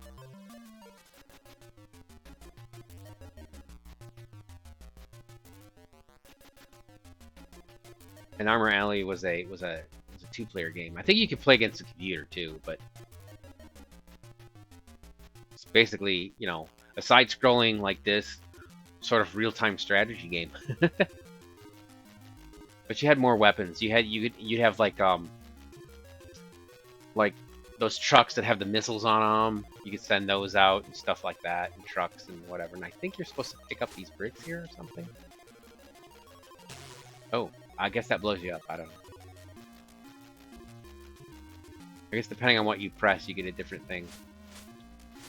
But yeah, I think...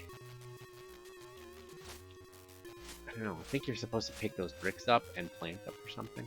I'm not sure. Not sure exactly how it works. I should, like, read the instructions. That would go a long way towards figuring out what you're actually supposed to do. I think it was just some note I read somewhere, YouTube comment or something. But I did figure out you double tap to turn around.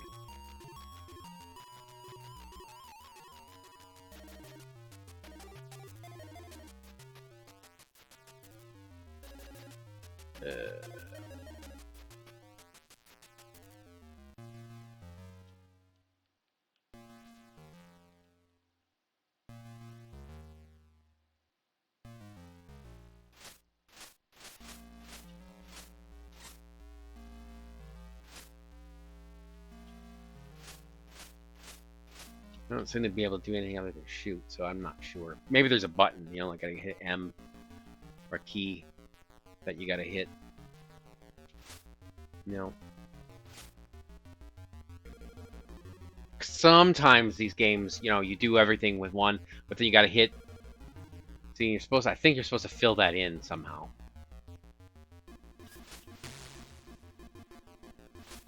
So that way you can get over here. Oh, maybe that's the thing. Oh, I just crashed into it, I guess.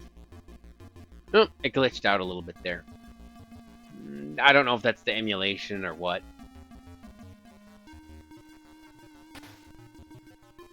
It's a little wacky. But it looks neat, you know. Is this Flexi? No, Flexi, that one actually, that one I bought. That's a cool one. What is the one?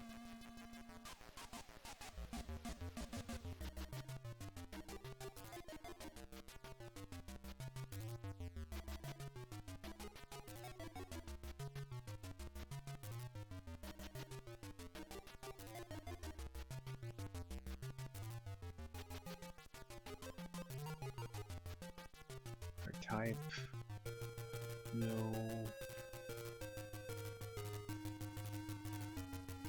Oh, I can't remember. I think I did get it though.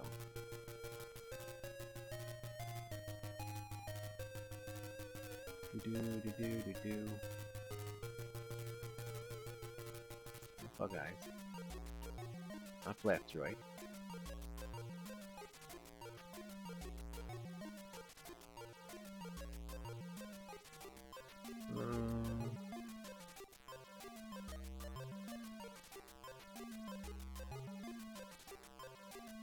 Oh, this one. Operation Gunship.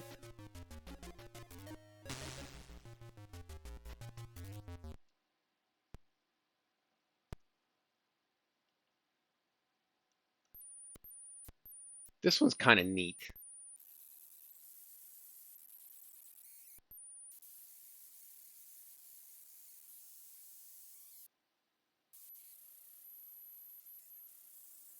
What are the E.T. games like? One of them is... They're all really janky. Like, I couldn't get one of them to load. One of them is very much like the Atari 2600 E.T. game, but actually I think slightly better because I think they got the control issue fixed where he doesn't fall into the pit all the time.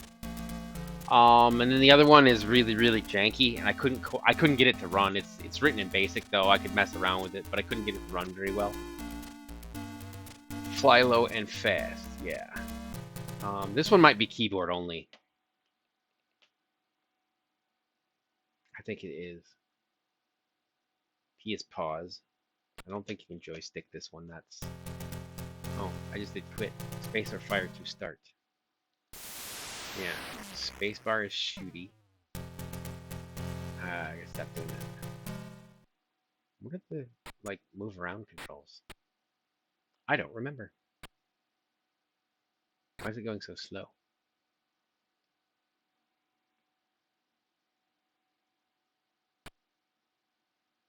Yeah, I think this one was keyboard only. I did figure out how to do it.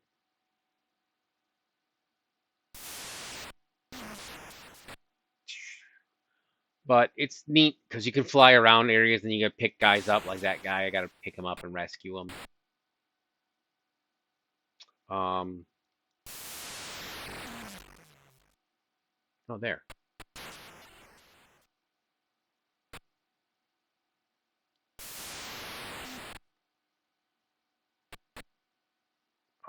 It's neat, but I don't remember the controls now, so I'm gonna do something else. Sorry about that. Let me load up one of the E.T. games.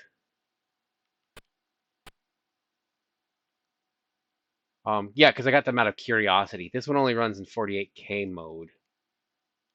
That's actually the good one. I think somebody home coded it or something.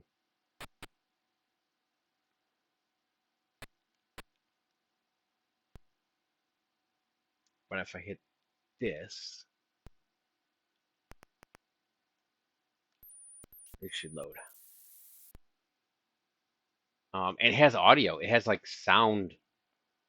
I I think this was like what they call it was like a cover tape. It's like a free like get with a magazine or something. You have 48K Spectrum. Please start up your tape player and I will load the speech. I think it just does it automatically. I'm not sure. Maybe not.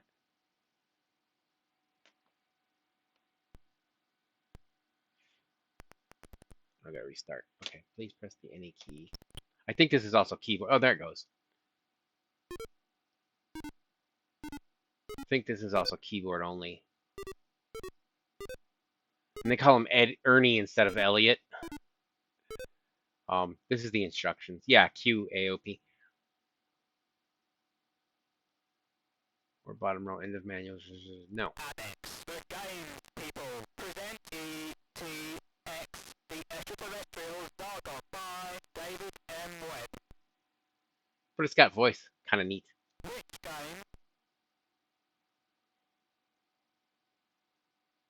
Break M1 to end the game. R to reset high score 1 or 9 for player. But this is very much like no, maybe it does do joystick. Oh, it detected I had a joystick. All right, so this does work with joystick. This is very much like the Atari 2600. A little different, you know, like that screen. But if you're familiar with the 2600 game, then you will see that I think it's probably Call Elliot. There's a little thing right up in the top where there's like an arrow diagonally up and to the right, and then there's like two little greater than less thans showing it. That's what you can do. That's what your power can do when you're in that place. That's called a ship, I think. I'm just going off my memory from the Atari version one. What you want to look for is that I think will just warp you diagonally to the next screen, like diagonally up and to the right. No. Okay. I was supposed to look for something, I think. Ouch. But I can get out of the pit, and it doesn't like drop me right down back down into the pit right away. Okay. I'm familiar with this screen, but it is very similar to the Atari 2600 version, but actually better. I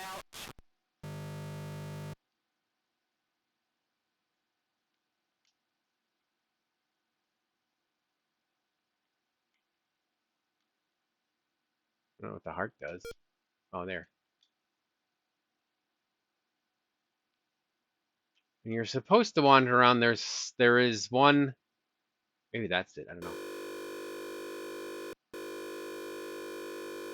No, it doesn't seem to do anything.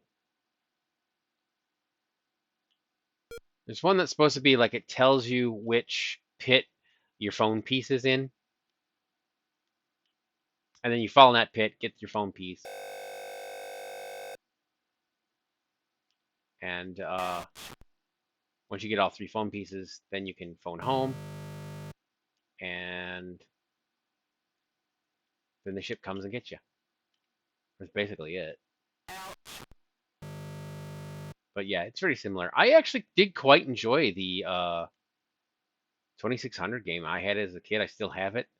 I thought it was a lot of fun. Not great. I thought there are different modes. I'm doing the one that just has Elliot in it. It doesn't have like the FBI guy and the scientist. I always thought the ones with the FBI guy and the scientist were a little too hard, and the ones with just Elliot were a little too easy. As a kid. Let's see, that warped me. Ouch. So this is what it is. It's kind of neat. It's kind of neat. You split it 20. You had fun with it. You don't get up. Yes. I think that's more a revisionist history hate kind of a thing where people have seen them play it, or if you didn't have the instructions, I could see it not being fun at all because you didn't know what you were doing. Because you're just like, oh, I fell in a pit. Oh, I fell in the pit. Oh, I fell in a pit, and that's it. You know, if you don't know what you're doing. But if you know what you're doing, you know, the game is completable quite quickly. You can complete it, you know, in whatever 30 minutes or something like that. You know, it's pretty simple. And that was in my only drawback. It's like, you know, I got bored of it once I beat it. But that's the game. It is what it is. There are tons of other games that are so much worse. You were patient, huh? Without the instructions. Well, I mean, I had the instructions because we got it new when I was a kid. So I was one of those kids that always liked to read the instructions and save the instructions somewhere and that sort of thing. So I do believe I have them somewhere. Not sure exactly where though, because I think they've been separated, but I probably put them in a folder somewhere, so I do have them. Um, but yeah, we got those. Later on, I did get games used without instructions, but we got this back in the day, and it was a lot of fun. That was supposed to be the big. The other thing is they rushed it a little bit because it was the big present for Christmas that year. I think '83, I want to say. The movie had come out in '82, if I remember correctly. Yes, of course you have the manual now. Yes, um, it's it helps a lot with this game. But there were a few people I've talked to that were my age, and I was talking about it, and so I love that game. What's wrong with these people, So I'm not the only one who actually likes it. Um, it's not a great game, so I can't argue that it's a wonderful, fantastic game. It's okay, It's just not as terrible as people say. You can have fun with it.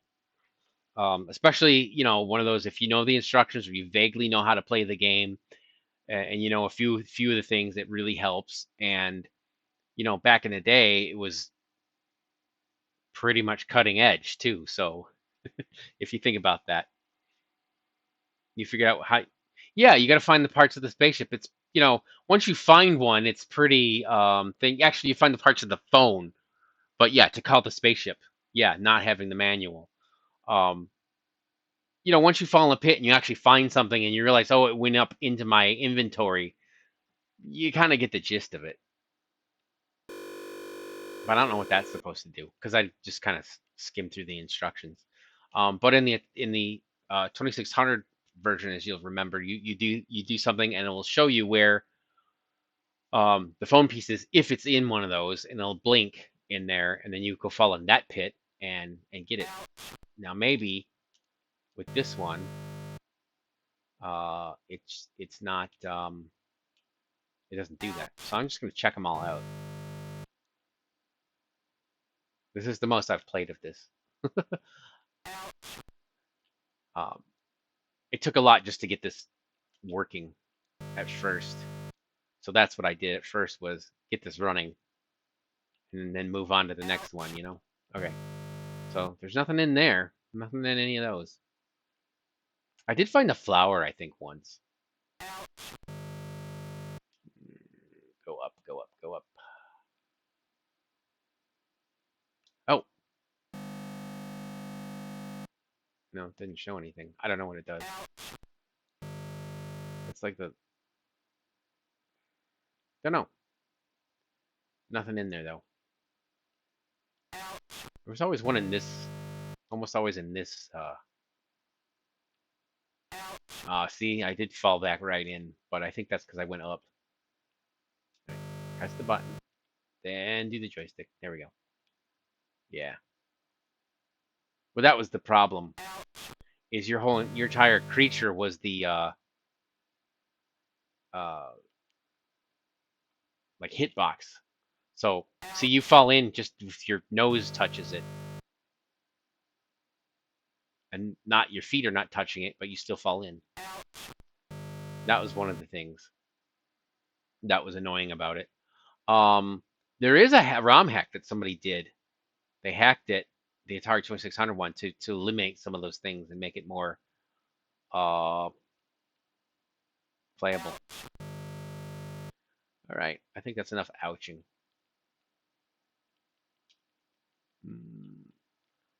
But yeah, I did that just for the novelty's sake. Let me see if I can load.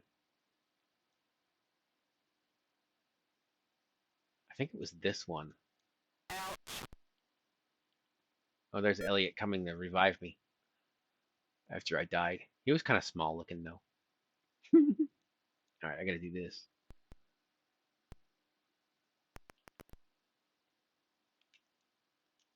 Yeah.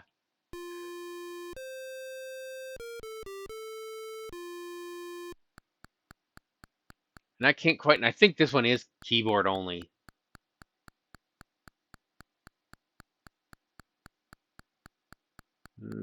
Maybe. I know I got it to move around a little bit, but I did something and then it just glitched out on me when I was playing before. Is it? No. I didn't know. Oh. A is supposed to do something, but it's just going beep. Oh. There. Oh, I can turn them around. Ha!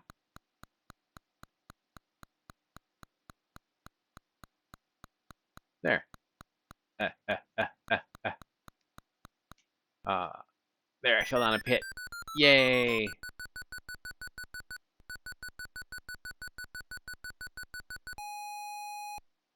But this is just written in BASIC. I forget what the breakout command is. There, break. No, wrong. It's, I think, J? No, H? No. K, list. See, it's just a basic program. Kind of neat. Yeah, you fall in if your sprite at all collides with it. But that was the biggest complaint of it. And then you'd lose energy because it takes energy to get out of the pit. And if you weren't, if you kind of get stuck into that, and then you'd run out of energy and die if you weren't quick enough. Because even walking takes energy and stuff like that. I mean, it wasn't so bad at the beginning, but if you fall in the pits a lot, yeah, it can be frustrating. Especially when it does the flip screen, and if you go into the next screen and it flips, and then all of a sudden you're on a pit. That was the worst. All right, let's see. What else have we got that's good that I like? I think you wanted to see this Mega Apocalypse.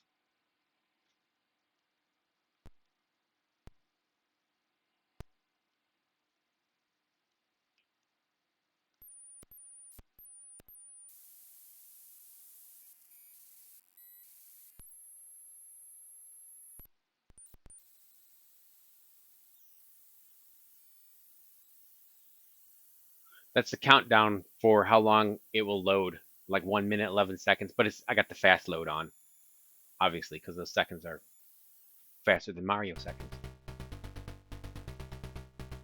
But normally it would take 1.5 minutes just to load if you had a real ZX Spectrum. All right. Whoops. Round 1. Oh yeah.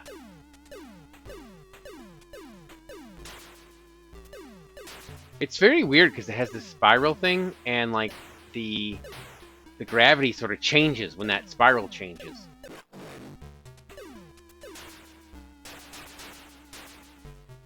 Whoops. Definitely died there. And it's all kind of monochrome, but the music is good.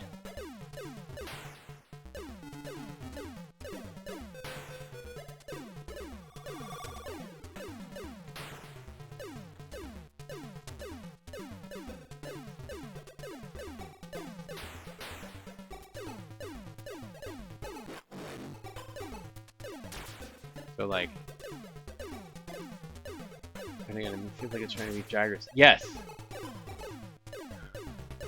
It is a little gyrus-like. See, look, now I'm spinning.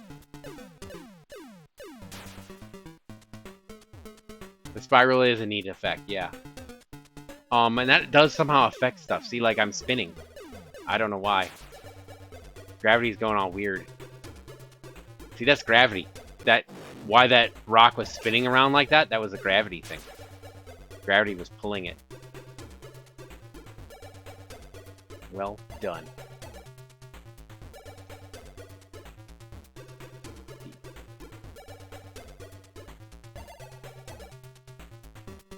I can't aim it. There it goes. There. But I remember you said, oh, that sounds like a neat name. See, look, oh, I'm spinning around. Oh, the gravity's being all weird. And it's causing that weird spin of my craft. I'm not doing that at all.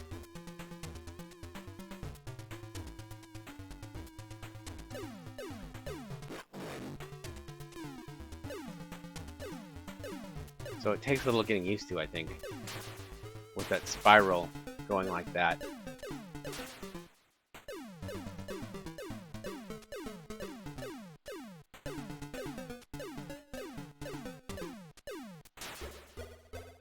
I'm not sure why it does that.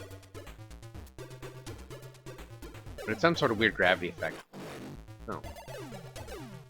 Because when it seemed to be happening when I pressed the button. Which also does shooting, so I don't know.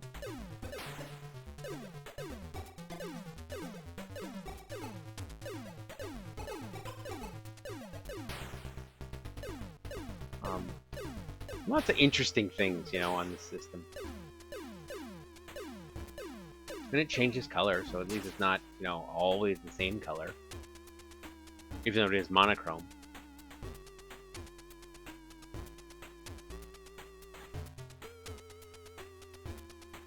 And it has a cool name. Got that nice music.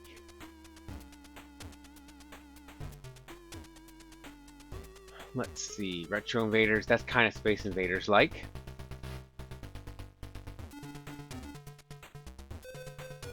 Whoops.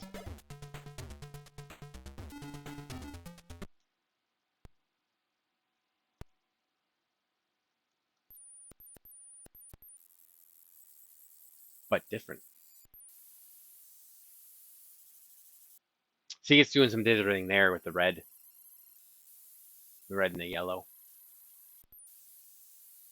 And even that little blue moon stuff. Looks nice.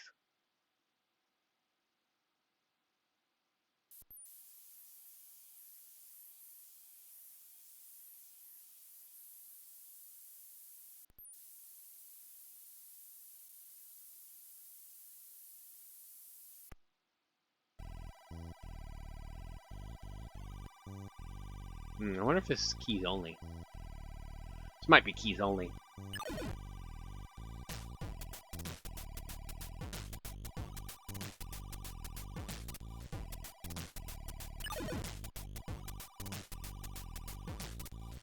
What can I do? No. I don't like space.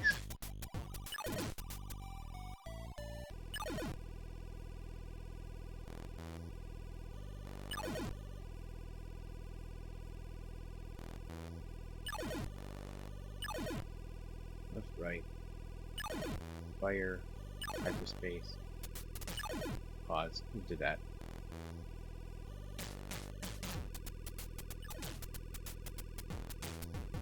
Some of them have you define keys and they're still, it still lets you do joystick. I don't think this one does though. Yeah, so this one is actually like Gyrus.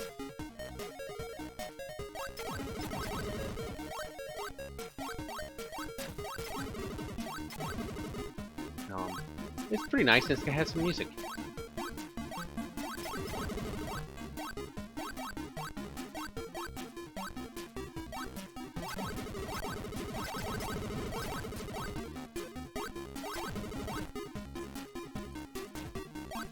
Okay, now red means I'm vulnerable. See, they're shooting at me.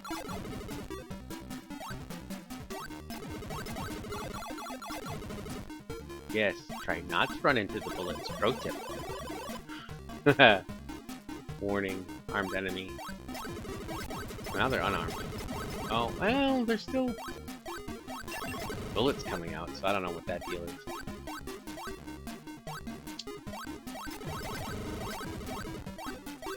But it's like Space Invaders meets Gyrus, kinda.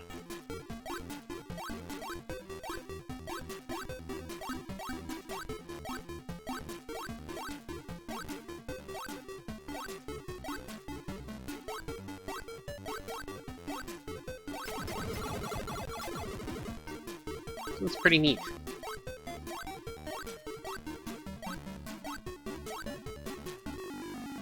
Yeah. Yeah, exactly. Red, you're vulnerable. Blue, you're immune. See, those are the panel warnings on the outside. There is, I think, a boss as well, if you get pretty far in it, or far enough in it. But it's neat. It's neat. I should probably load,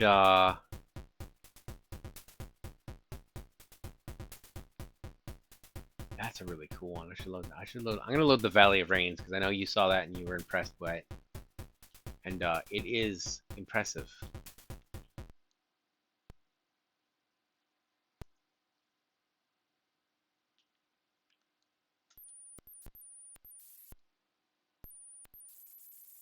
These guys do really good work, this Zastia.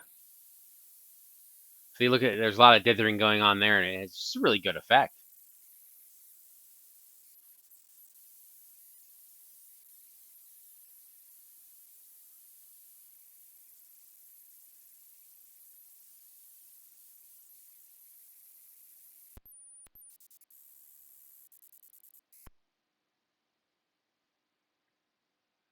Little story. Mother is water lily, father is an ant, strongest being on earth. Volcano has given me fire. Wagtail has blessed me with for great deeds. Went on the road to return life to Valley of Rains. This has good music though. Let's see. I don't remember if Kempston didn't work on this.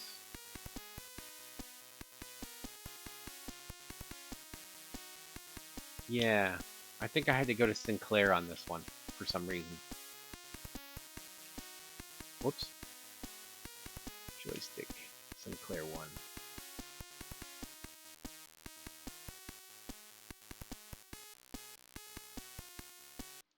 Yeah, that works though. Oh, and then I guess you're supposed to put a CD in or something. Not that this ran off a CD. I think that was just, you could have, it had a better soundtrack so you could just play it on a CD. I think that was what you're supposed to do.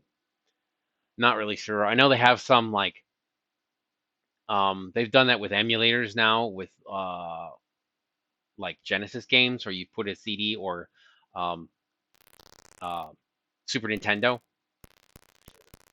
where you put a CD in and that's the soundtrack, and it loads and stuff. But without the music, the sound's a little bit plain, but you know, it works. But it looks pretty amazing. You know how they get away with like not doing color clash and stuff in this. They do really good with it. They kind of hide it. You can see around the characters and the sprites, you know, like the enemies and stuff. There's a little black border sometimes.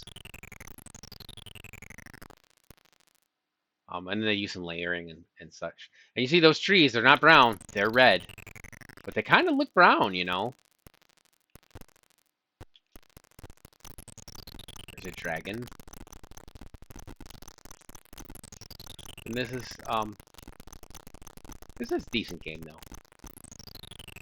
Yeah, the animation's great. It's a little bit the action. It's just, you know, press the button a lot. So it's a little, and then you jump a little bit. Oh, I got a flower for something. I don't know what that does. I could read the manual, probably. That would help. That thing falls. You don't want it to fall on your head, I think.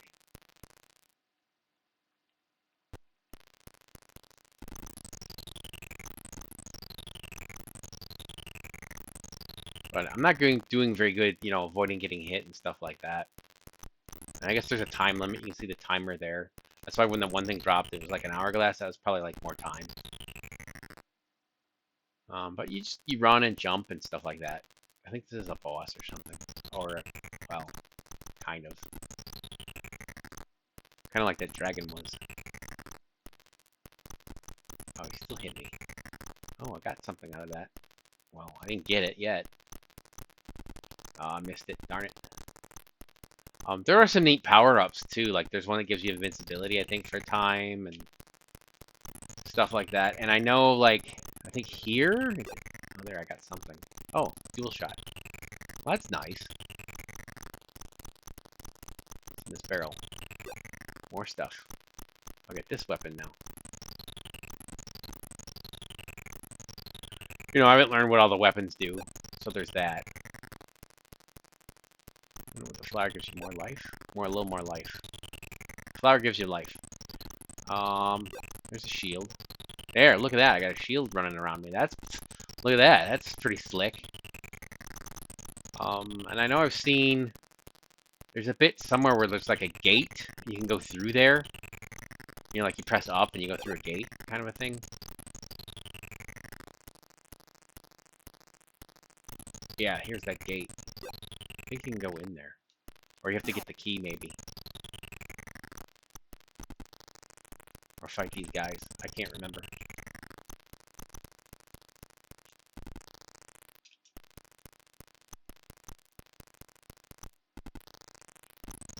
So, it's not too bad. Looks amazing, though. Come on. There he goes.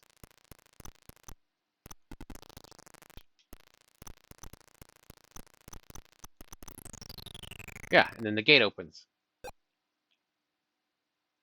Yeah, that's the end. So I think you press up, go in the gate. Oh, I'm running out of time.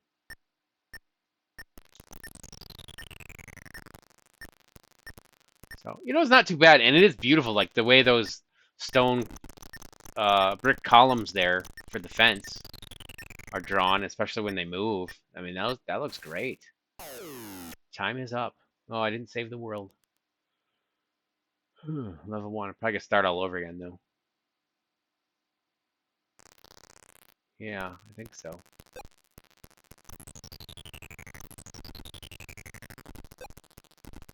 Not if I just run through it.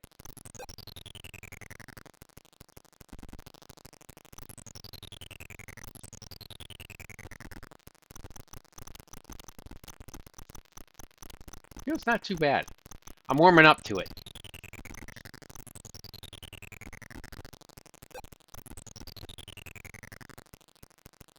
I'm almost dead, though. But just running is not going to get you through there either.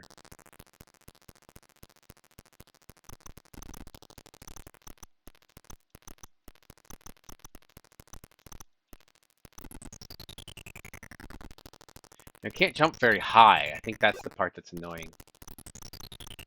Then again, you get this. And that helps, because you can shoot those things that are up there.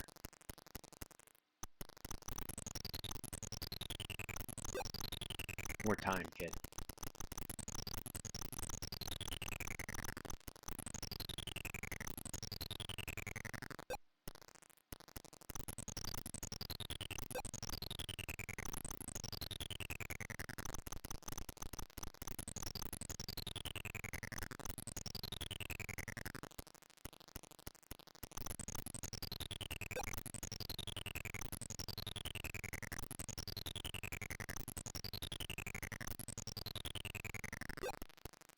Oh, back to there, okay.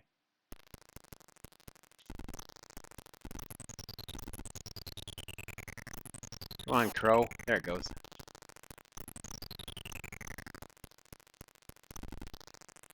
I'm gonna run out of lives before I run out of time this go.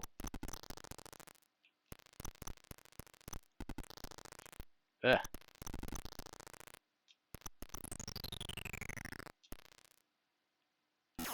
Probably shouldn't have grabbed that as a thing. Game over. That was neat. That was fun, actually. Had more fun than I did the first time when I was just kind of trying to run it. Let's see. You want to see UN Squadron or something else or different system? Let me know. I haven't shown you any of like these other games. I'll do this one while you're thinking something up. If you want to see something, I'll get this one. This one I actually did pay for on I think itch.io. I think it was. We gotta reset. Load tape. Block Z. I think that's right. No, not block Z. Black Sea.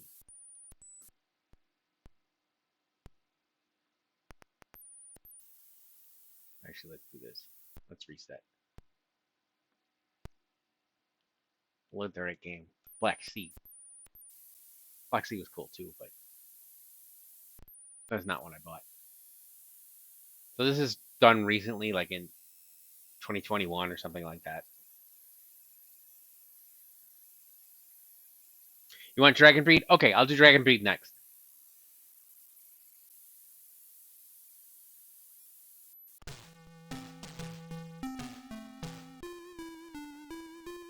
You're about to dive into the depths of the Black Sea in search of treasures. Good luck. So, it has nice sound because it's the 128K and all that, and I think this was... I think the joystick did... Oh! I have to change. Alright, go back to Kempston. This is, you get air here, see? When you go in here, that timer goes back up. You don't have any guns of shooting. So you just, it's a, you know, avoidance thing.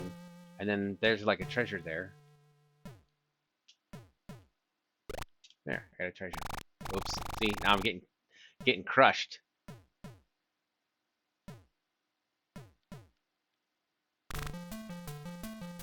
Ah! Magically. There are keys and stuff. Like I found a key that helps you get through, you know, a locked gate, things like that. All right. Oh, that's painful. All right. So I think I want to go around this way.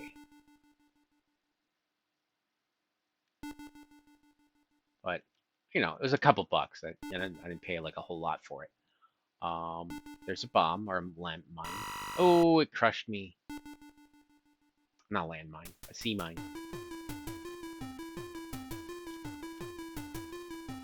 So I gotta be like clever.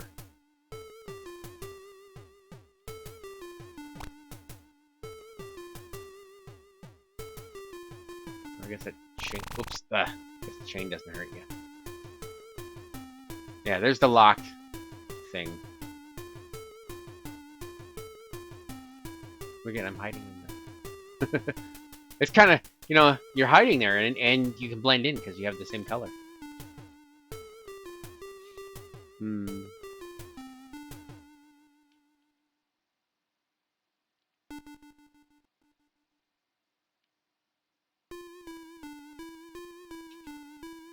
But, you know, it's, whoops. It's a decent game. I'm kind of sloppily getting my way through it, but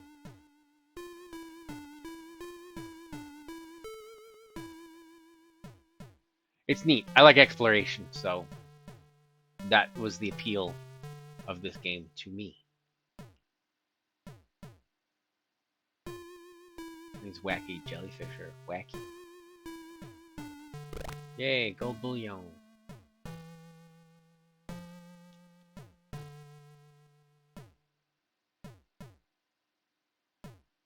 There's the key. And the room has a name, the cave. Oh yeah. The best treasure of them all.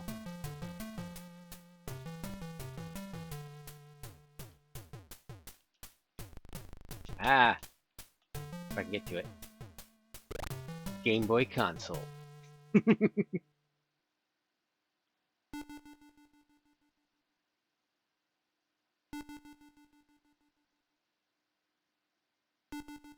That fish follows you around.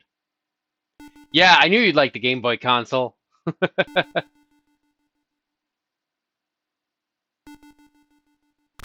Oops. Something to be said to be cautious. Something to be said for caution. Not just rushing out into things. Let's see if I can get to the door and unlock it. Oops. Died. 2 more lives though. Oh, heh, shortcut. Yep. And that's my oxygen. I believe I got through here, and then there's another oxygen coming. Oh, coins. This reminds me of a little text adventure, you know, where you're getting random treasures and stuff in the cave.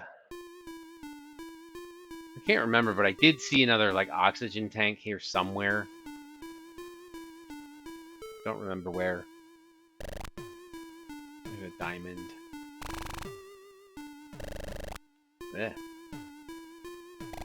don't remember these screens.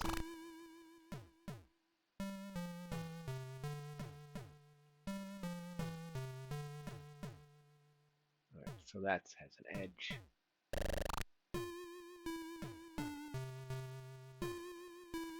Skull. Ooh. Poof. You can do better. Final score 600 points. Wow, 600. This is like before point inflation. Alright. Let's get to Dragon Breed. Dragon Breed. And I actually have to reset. And then I have to load it again. But I like pulling it up so that way it's there. Oh, this is the 48K one.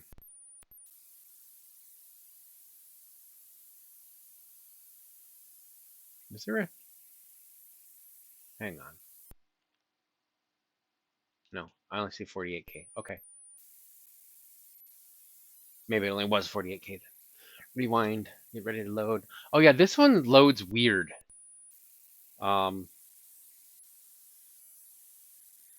It's constantly in a loading mode. So it's running fast because it's trying to load stuff. And it's got this fast load, so I gotta turn that off, I think.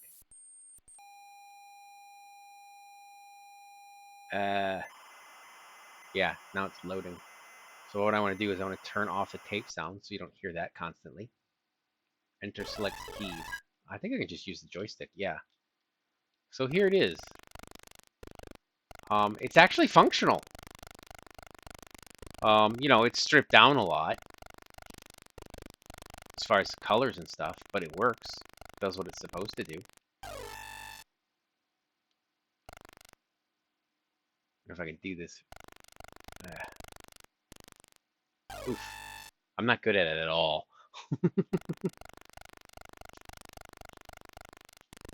But it operates there. I get try and get the dragon tail and whatnot. Yeah, it is Dragon Breed. Yeah, it definitely is. I don't know what they did to get it to run. I mean, it's constantly loading, so it goes into like this really weird fast mode. And I think like when you get to level 2, it has to load. It's what they call a multi-loader. It doesn't just all load into memory at once. It has to load pieces of it. You know, because it only had 48K. So there is some of that issue. It does work. See, I can do that.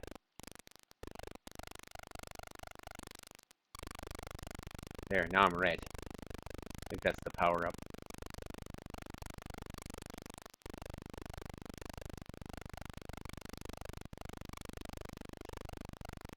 This is a pretty cool game.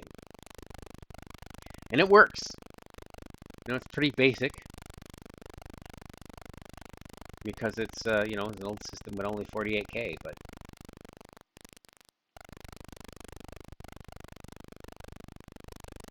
it does actually work.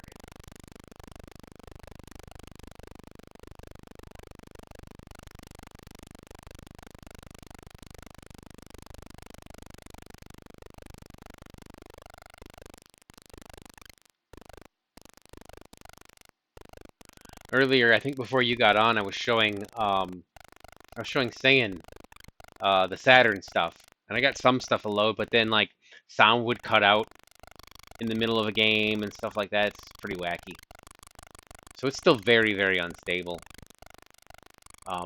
But the neat thing about looking at it and seeing it is that there is something there. There's a system there. It's just not quite finished yet. You know, it's not there yet.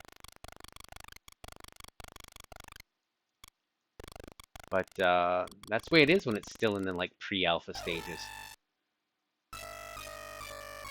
Wah wah wah wah. So yeah, it works.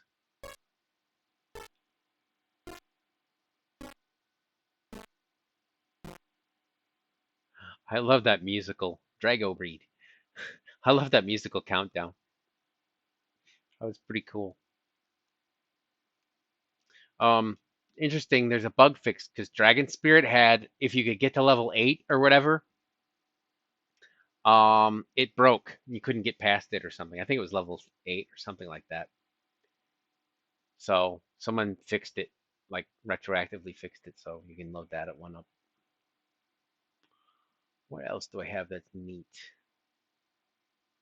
Most of these are neat, but I've seen.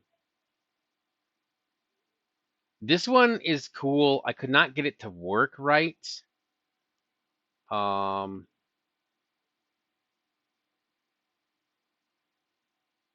Survivisection, or whatever, however you pronounce that. Oh, I gotta reset. Oh, and then to load a disk, I have to do. Did F11? Yeah, it's weird. Oops.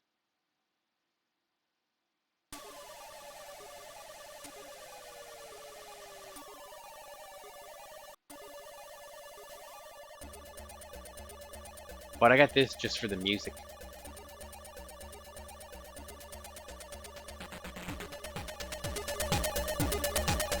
Hot jams.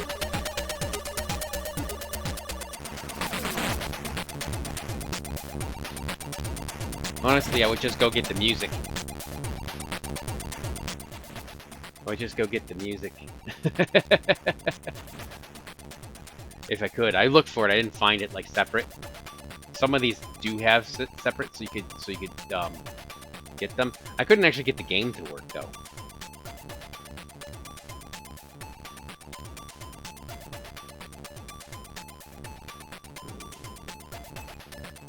Turn that back on. This intro. I think, it's probably too late to skip it.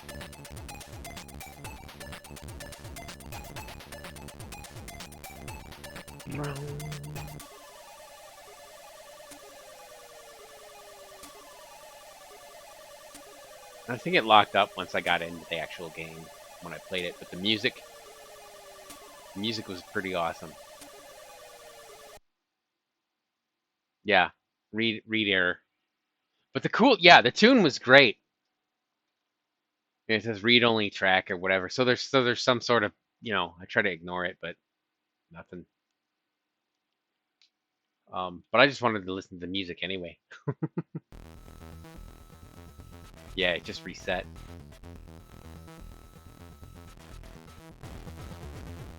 Sounds a lot like the music from Star Control 2 style.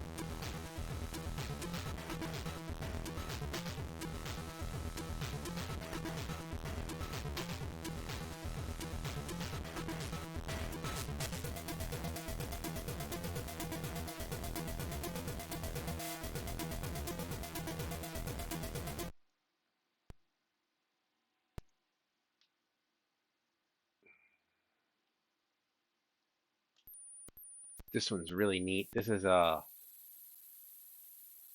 a platformer thing. I think this is, yeah, RetroWorks. This was made by an outfit in Spain, I think.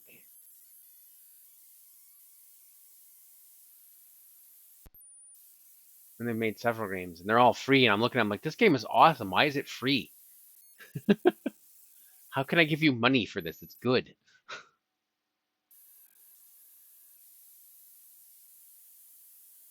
I think I did turn the fast load on, so it just takes a lot. It's got a lot to it. Just make sure. Yeah, it's on. Yeah. Just gotta wait for it to load sometimes. Keyboard, joystick. Sometimes you have to like hit a key to get it started. You're trapped in Tulum, refuge temple of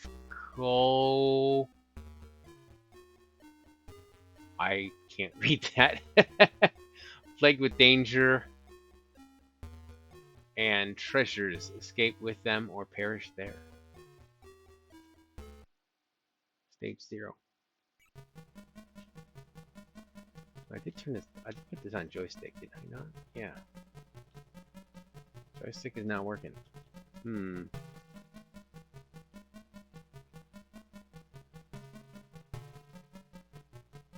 Thought I picked. What was that? Oh, weird. Up is to the right. I know this worked with joystick before. Let's reset it. But it's really cool how it draws out the map as you go.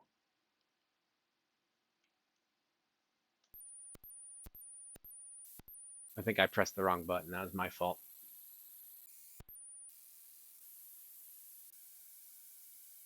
Because I know I played this. I tested out all these, and the only ones I know don't work are like the E.T. ones. And the one I just showed you I knew didn't work. But I knew I could get some of the music up.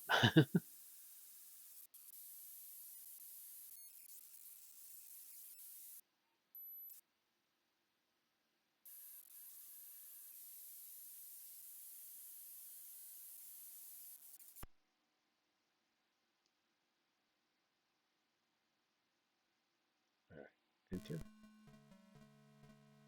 2. There. No, it's not working for some reason. Weird. Well, maybe it is a Sinclair joystick. Ah, that's what it is. It's a Sinclair joystick. Okay, this is probably the one I was thinking of then. Look at the diamonds. But I love how it draws it as you go. How do I get up there?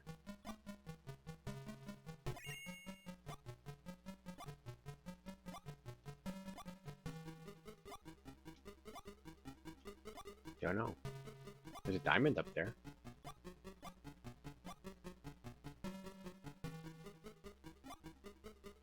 I think you have to get all the diamonds before the door unlocks. Yeah, there it goes.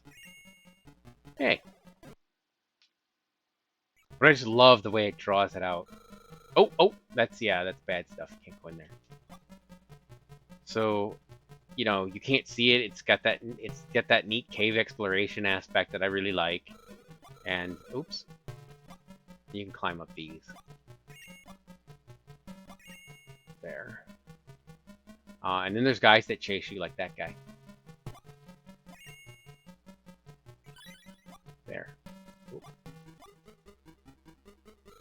Oops, don't want to go in there. But I just love how it draws it out. It's so cool.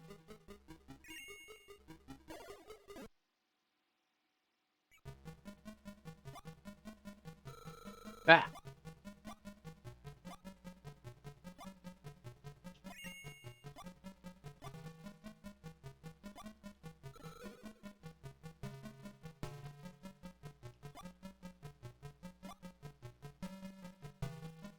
Yeah, it's a really cool effect, how it draws things out as you go along. And then they stay, you know, once you've seen them.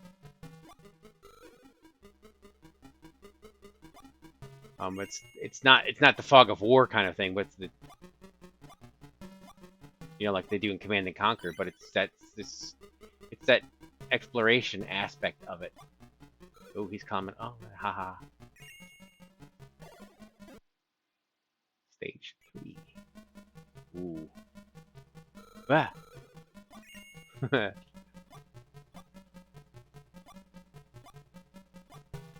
wonder what that is. Is that a treasure? Or is that just a... Whoa. That, I know. The diamonds are treasures. I know that. Get there. But you never know what's below.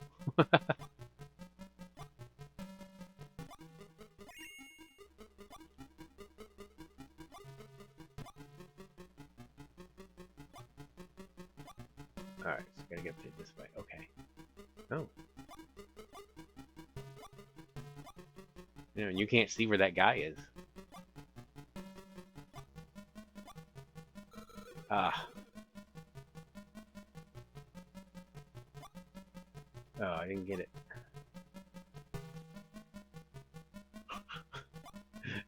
The way he jumps. There we go. Yay. There we go. Did it.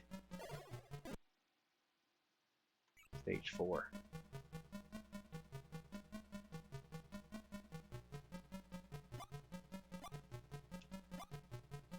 I think that sort of rainbow colored thing up the top is like your life.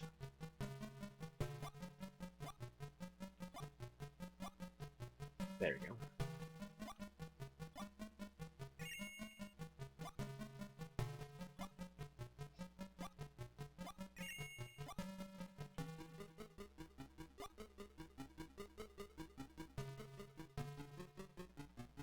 And these guys have done some other games too. I don't know them off the top of my head what they're called, but I know they've done other things. Because if you go to their website, they will list them out. They have them listed out there.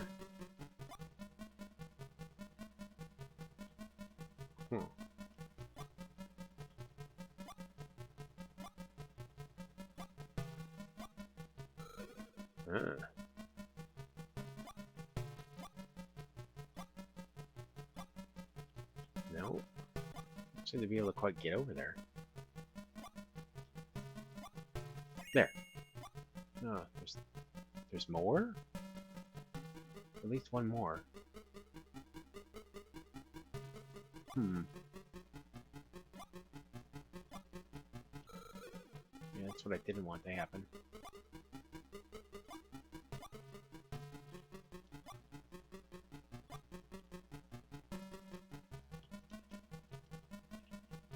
I'm going to be able to push that.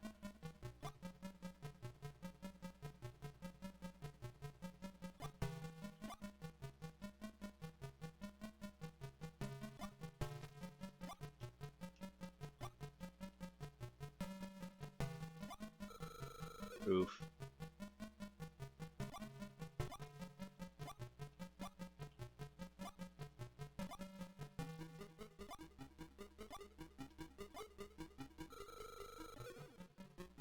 I'm about dead. I'm dead. Game over. But I like it. I like it. That was another one that used the Sinclair.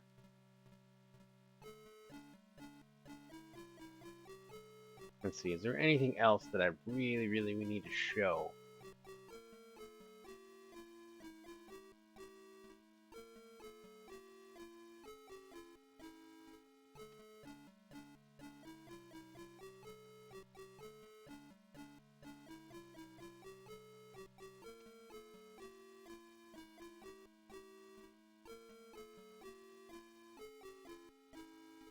I'm gonna show Dark Trance is another one of those home brews that's pretty good.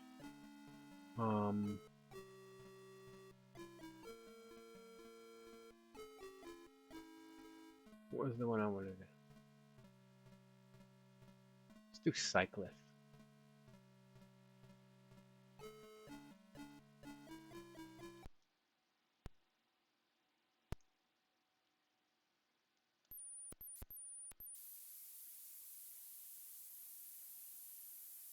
It's another puzzler game. I like puzzle games too.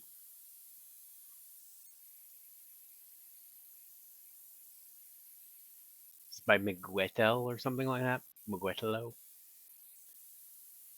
In 2021.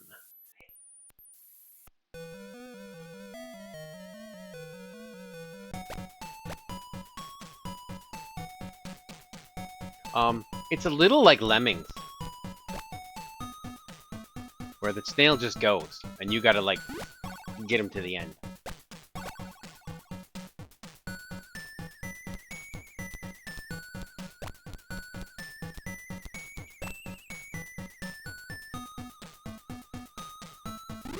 by putting blocks.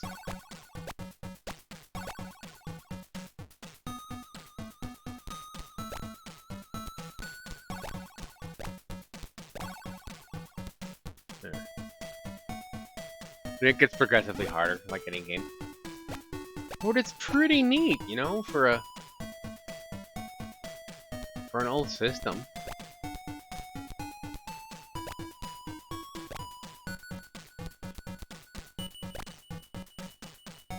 Oh shoot. There. There's only so many boxes you can put. It shows you in the beginning. It shows you 2 boxes there. Oh, I'm dead.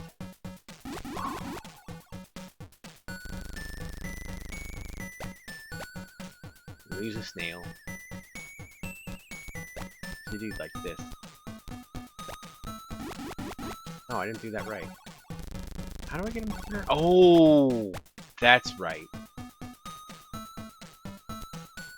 I do this, and then I blow it away. So he goes across, then turns around. Yeah, you can also get rid of them. Now that one I don't. Oh, oh, now we're stuck.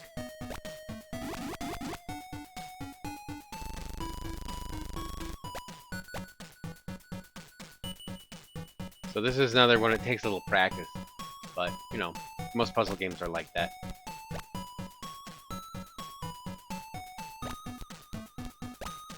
Trial and error sort of thing. I'm gonna put one here. Oops. Forgot to get rid of it. Alright, 1 snail left.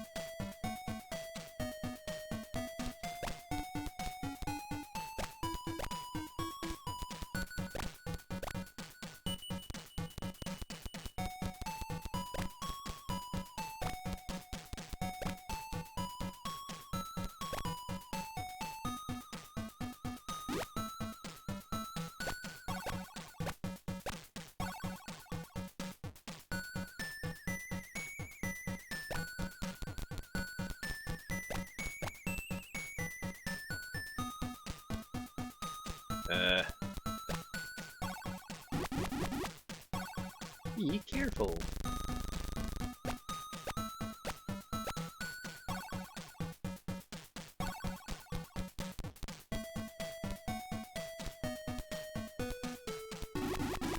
Oh. Oh, so he does get eaten there. Okay. Game over. That's neat. This part 2, I think it's just like side 2 of the tape where it has other different levels.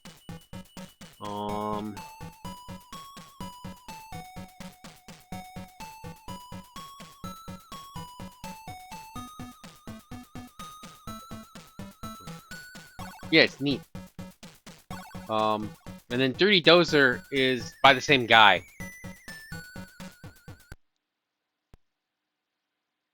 And it is similar.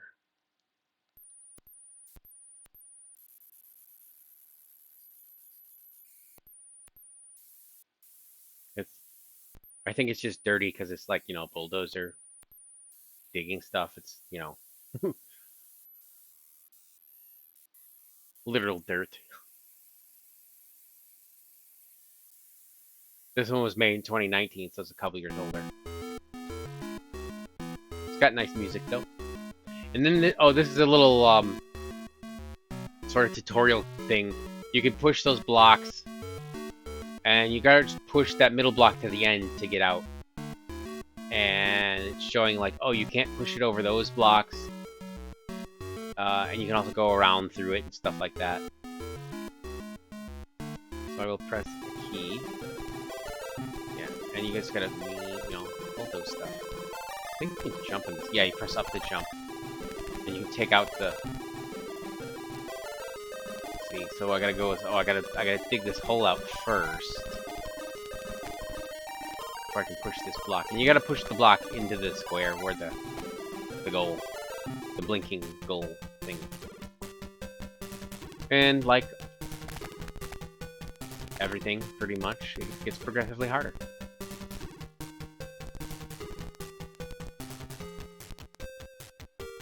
And then the trick is alright, you push it off, but then which way to see? Now I have to see. I can't go through the. Can't go around the edge there. I gotta go like open that up, and then you gotta push it the right way. So you gotta push it this. Well, I think this way, and then you go around. But the trick is I have to push it off this side, because if I did it the other way, I would not be able to push it to the right. I'd only be able to push it to the left. Now I can push it to the right. So that sort of puzzle thing. And then that little lightning thing, yeah, that hurts you. The little electrical spark type thing hurts you. But do not get sparked. See, I can get back up there. Alright, so.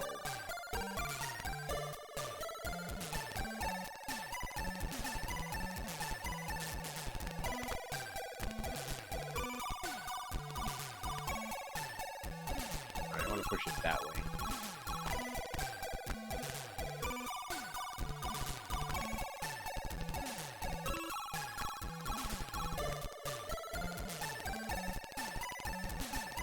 You know, decent music right now. I think did I do it the right way? Yeah, I did. I think, no, I'm in trouble now, because if I do this, I can't push it now anymore.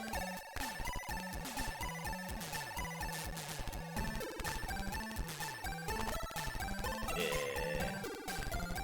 I'm stuck. I forget what the reset is. Is it enter?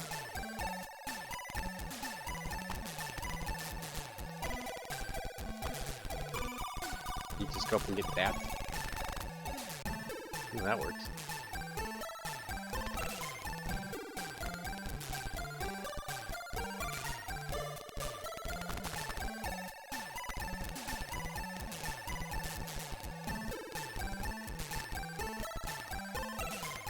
R for a retry. Oh, okay.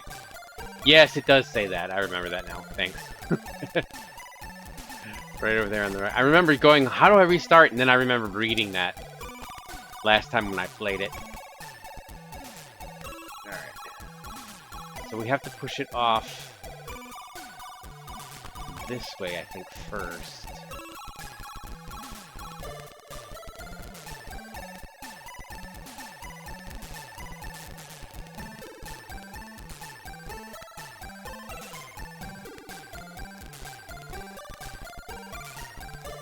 There we go. So it's all about figuring that stuff out. Oops, man, can't do anything now. So we will retry. I don't know if that takes a life or not. Jump.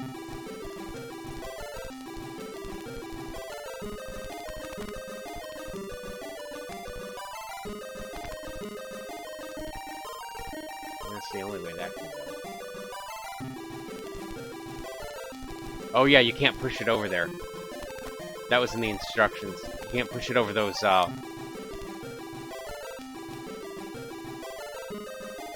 don't know, those red things with the white kind of balls. Alright, let's push it this way, see what happens. Oh yeah, you get stuck. Okay. Uh-oh. Darn it. Oh, I made it. Oh. This is tricky. I don't know if you can. No. You might be stuck. But you can't get all the way up there. I don't think you can jump from here. Not like Mario, where you can kind of swoop back.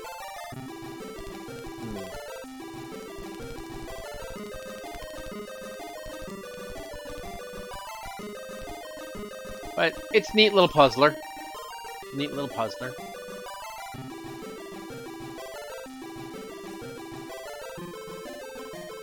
Let's see, is there anything else There are a few other games if I really want to focus on ZX Spectrum. Like, I could show you how the soundtrack of this game is awesome.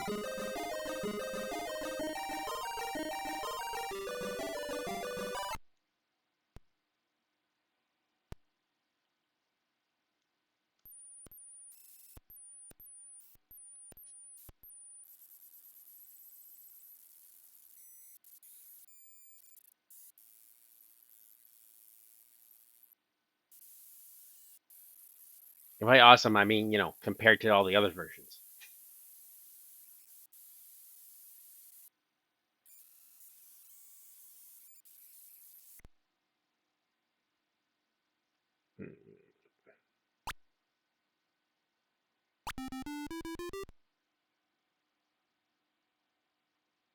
Because it doesn't have a soundtrack.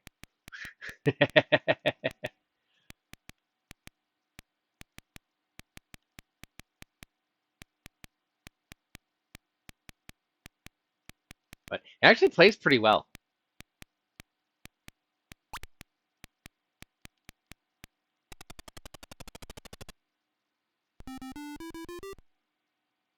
It's nothing too fancy, but it works.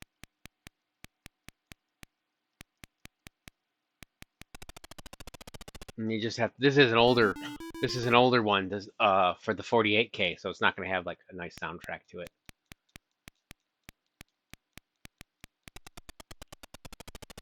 Not that 1942 had a good soundtrack to it, but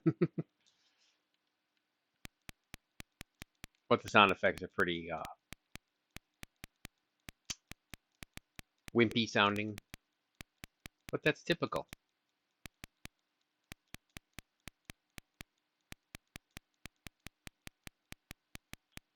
You know, you gotta understand the hardware you're dealing with. Yes, soundtrack. Exactly. That's why this is the best. It is silence. It's a soundtrack, and the fact that it's a track that has sounds. But yeah.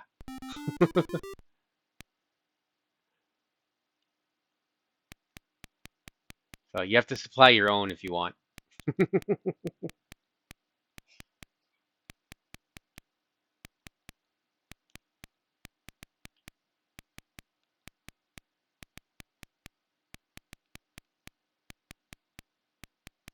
You could whistle your own tune. Yay, I made it to the end of the level. Oh, and I forget, there's you can do the rolls. I forget if you have to like press space or something.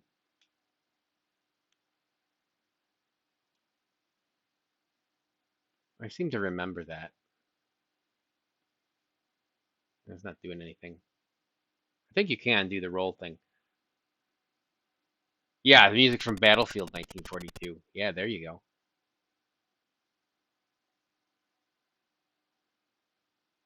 Yeah, don't remember. But I think you can do the rolls. I remember one of these is you have to do the keyboard though to do that. Because I think that's what the R's mean. Those are the rolls I still have. Which act kind of like bombs in the fact that you dodge stuff, but dee dee dee dee dee dee dee.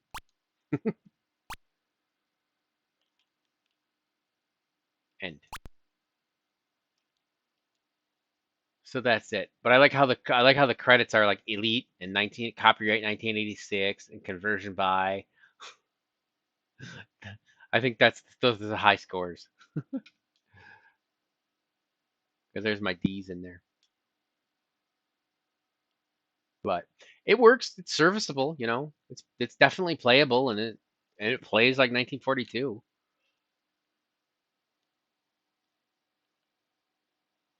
In 1943, similar. Oh, do you want to see something else, like a different system or what have you? Let's see. Bloxley was interesting.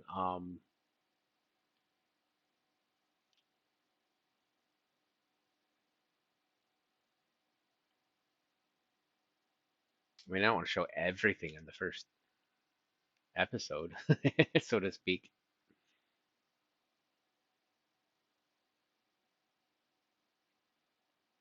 But I was thinking a different system. Oh, I know what I can do. I know what I can do. I do have to do UN Squadron. I do have to do UN Squadron. But I was thinking I'm loading up the Amstrad next uh, or Amiga.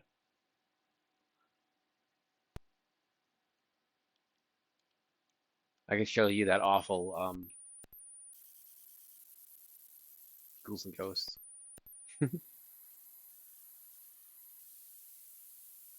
actually plays all right, if I remember correctly. Not great, but all right.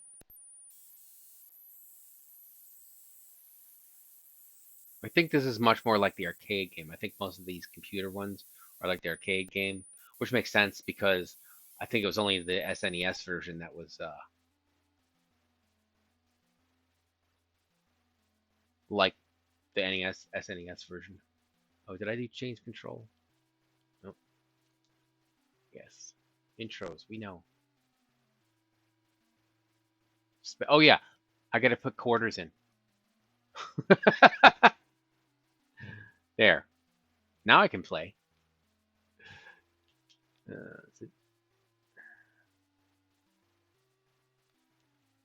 Select. Please select player. It's not doing anything though. Maybe I had to change controls.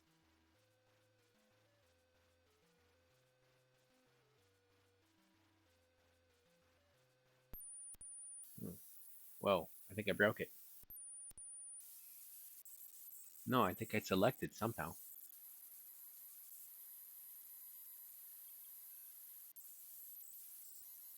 I don't know. I think it's loading.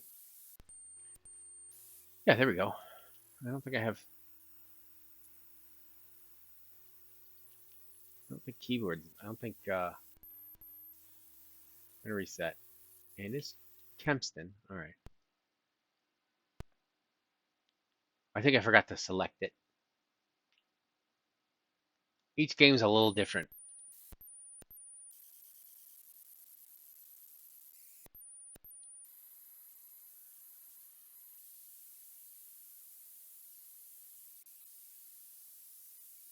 I don't know what Elvis is doing up there in the corner. Just looking Elvisy.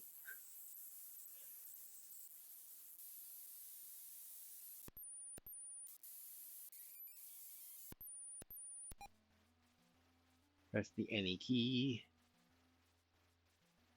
Let's see. There we go. Kempston. Joystick.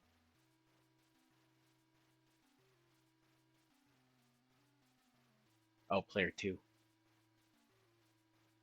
We'll do that joystick as well, even though there's no player 2.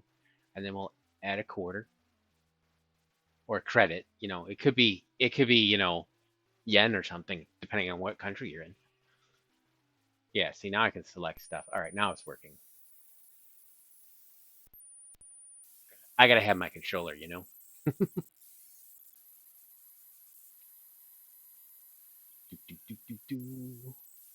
Loading. This is the song that is loading. Okay, there we go. Most vulnerable target is the radar installation, so avoid the missiles and attack the radar. Whoops. I think I bought something. I don't have money for anything. Exit. But it controls. It's pretty responsive, I mean, not super responsive. It's going pretty quick. It's all right.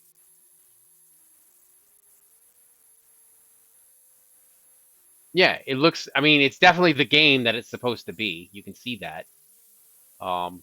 It's hard to see those helicopters right there because of it being black and white, and now I'm game overed. But it does work, As far as is the collision detection good and stuff, I haven't played it that much, so I don't know. I mean, maybe it's harsh and that sort of thing, but it works, It's better than the Amiga version. It really is. I'll show you the Amiga version, which is under M for Mini-Mig instead of A for Amiga. They may have changed that though. I loaded a thing that gives it nice names instead of giving it the name of the core. I don't have the mouse connected though, so I might be in trouble.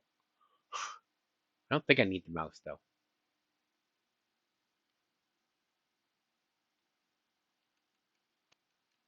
All games. And I think I have you and Squadron on the Amstrad, so we'll go back to Amstrad after that.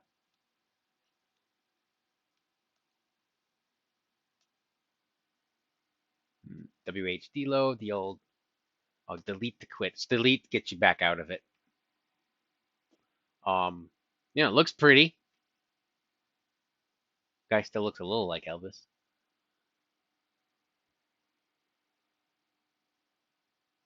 But US Gold was notorious for doing shoddy ports. Yes, those purveyors of quality. Oh, it's burning through my special weapon, so I have to hit a key. Yeah, maybe that's entirely possible. A lot of times these were one-button games, the joysticks have one button. The computer could handle more than one, but the joysticks that typically you got had one button. Therefore, they only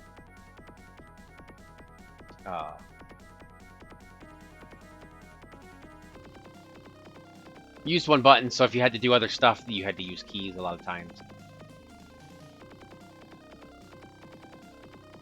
I mean, sure, it looks good.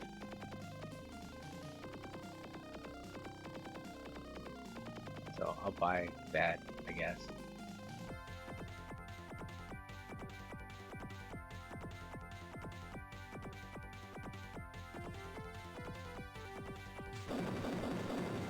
But you can hardly see look at the weapons. You can hardly even see them. It's blinky. It's pretty whack. This is actually running a little bit better than I remembered. But this just the way it looks is kind of garbage.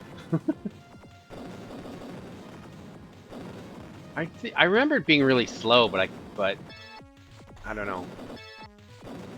I could be wrong. Maybe that was the Amstrad one. But this isn't going super slow, but it's just... Ugh. Yes, the Amiga can definitely do better. You got that right. Go play that one where you're a bee. That's a great one. But it's just so flickery. You can't even see your own weapons going out.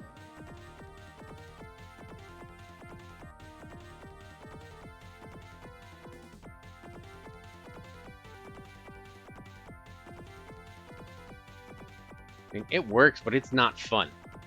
Yeah, Apidia. Yeah, because apid is like some sort of Latin word for bee. Something like that. That is a really good one. I mean, the graphics aren't bad. It's just the animation is choppy and... Ugh, And who knows about the hitbox? You can't even tell where things start and end because it's so flickery.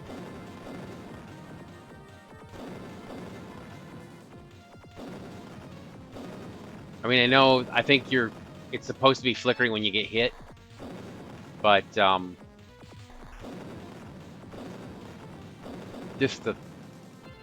yeah. It's not really that good. Yes, it looks like you're in a tunnel, exactly. I'd rather play the Spectrum version, to be honest. Despite the fact that I got further.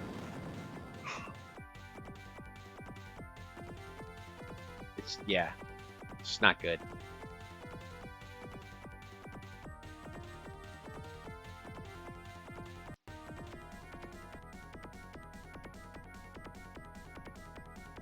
Pressing delete.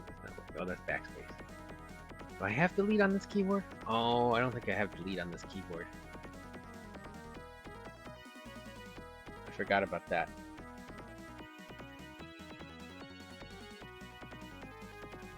I have a smaller form factor keyboard. Mess with the Atari ST. Maybe that's the one that was slow. I have not messed with the Atari ST much, but I have played, I think, this, I've not messed with it much. Let's see if I can even get it to load correctly. Yeah. I remember having lots of trouble getting it to load. I think you hold a key down to skip that RAM test if you want.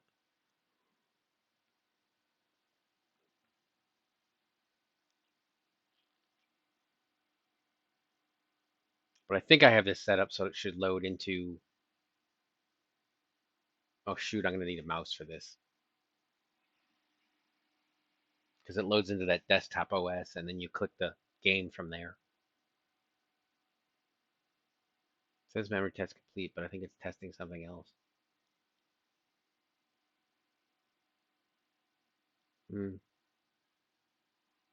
I have a mouse here. I can just plug it in somewhere. I have it.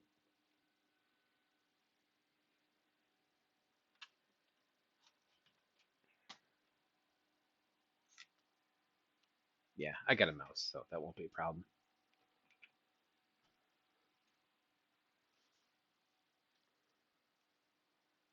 I forget what key you press to skip this. If you can, at this point. I don't know if you have to hold it down beginning or whatever. Now it's going to load. Yeah, let me plug in the mouse.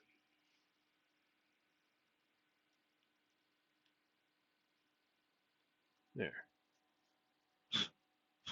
Mouse is a little dusty. Ooh. You.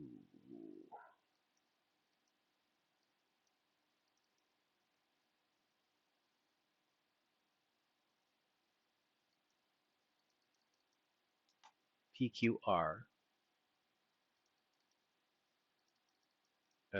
Oh, well, G through R. Duh.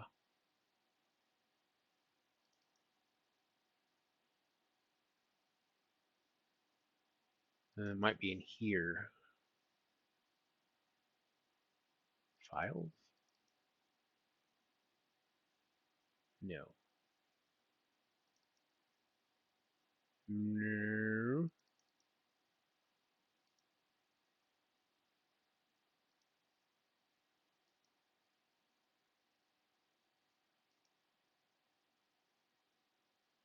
Oh, those are the games.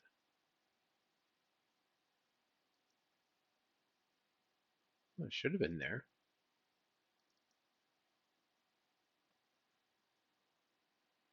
Maybe there wasn't the UN Squadron. I thought there was, though.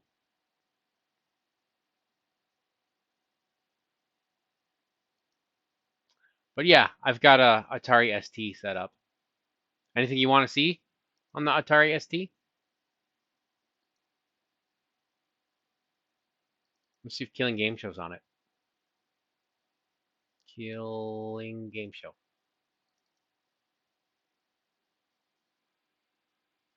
Yeah, maybe there wasn't a UN Squadron one of it. Try that. I think that runs it.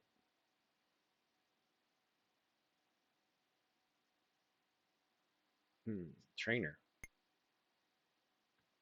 This is not as good as the Amiga version, of course. And I'm not just saying that because I'm an Amiga owner. But this was originally designed for the Amiga. I hope it's loading. There it goes. I think. Oh, that was the intro I just missed.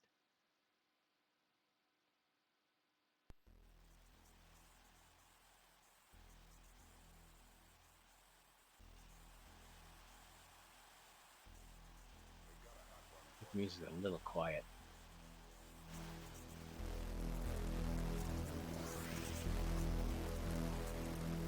Yeah, exactly. Developed for Amiga, imported to ST, were inferior, and vice versa. That's exactly the case.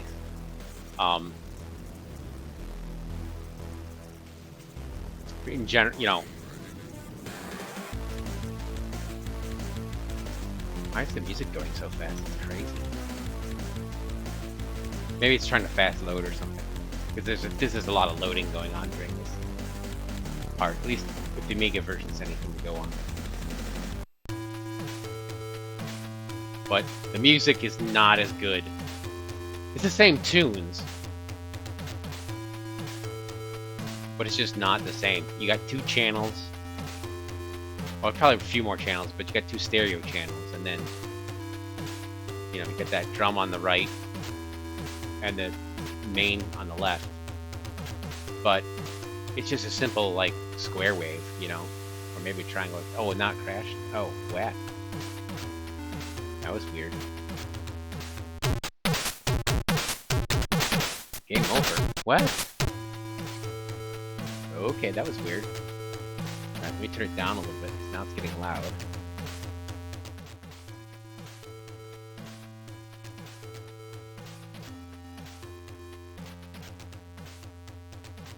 Yeah, exactly. There's a lot of mod stuff. And I do believe this game was in that. There were a few that were custom stuff, like Shadow of the Beast and Obliterator, stuff that David Whittaker did.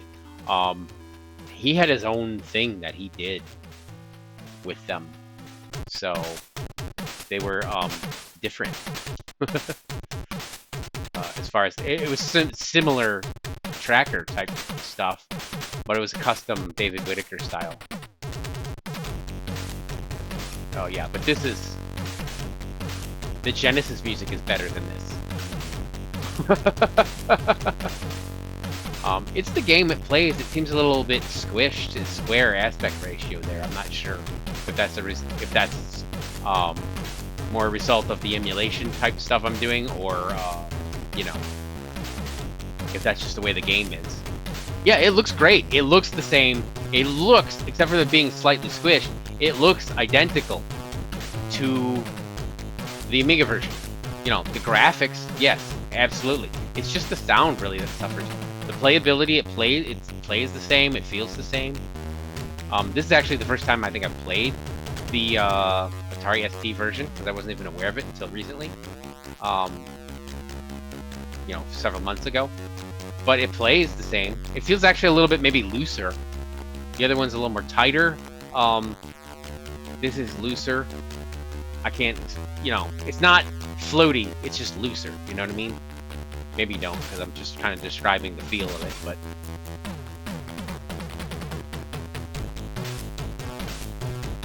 This doesn't sound bad. You should hear the Amiga version, though.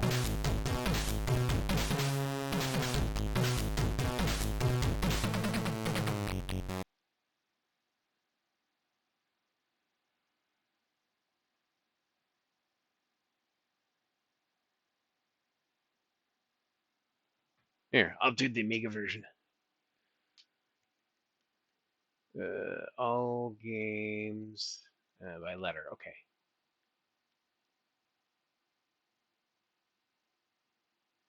I mean, if that was all you had to go on, it would not be bad. You wouldn't be like, oh, the sound is terrible. I can't stand the... No, it's fine. It's just compare it to this.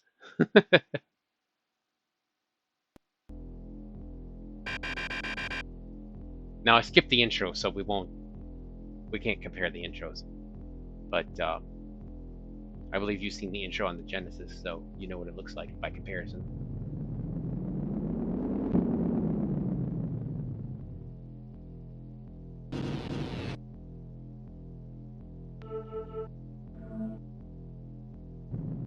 Now, I accidentally skipped the intro on the Atari ST version.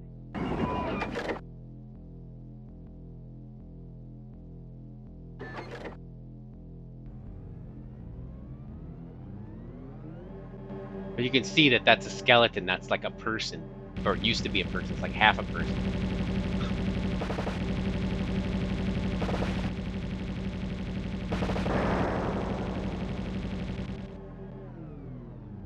I mean, because that's a titanium-clad skeleton, or whatever metal it is.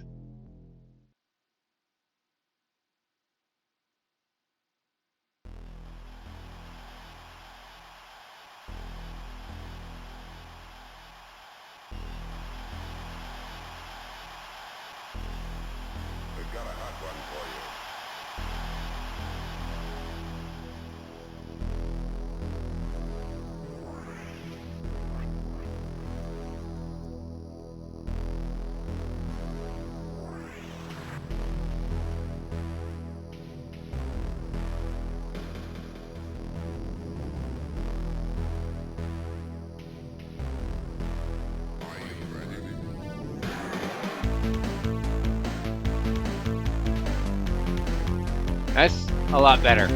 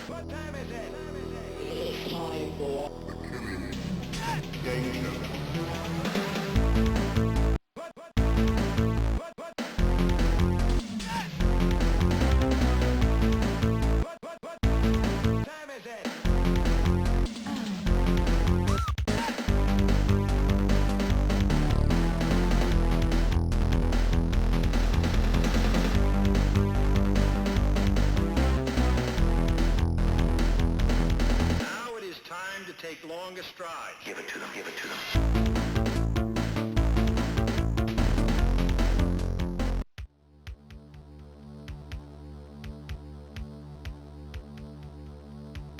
Yeah, very impressive. Yeah, imagine, you know, a kid in like 1989, 1990 seeing this when I'm used to just CGA, you know, and NES. This is just amazing. Just blew me away.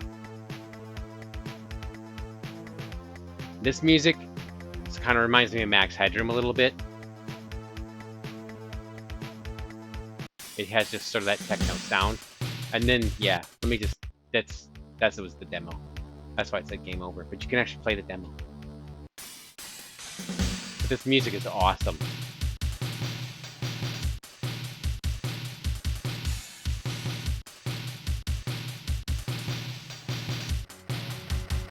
A few more channels.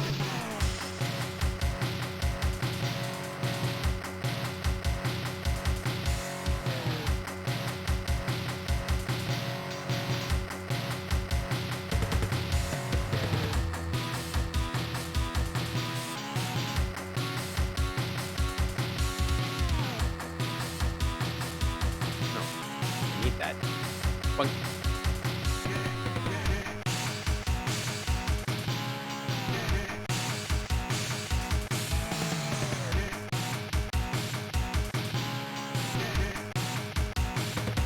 Yes, exactly.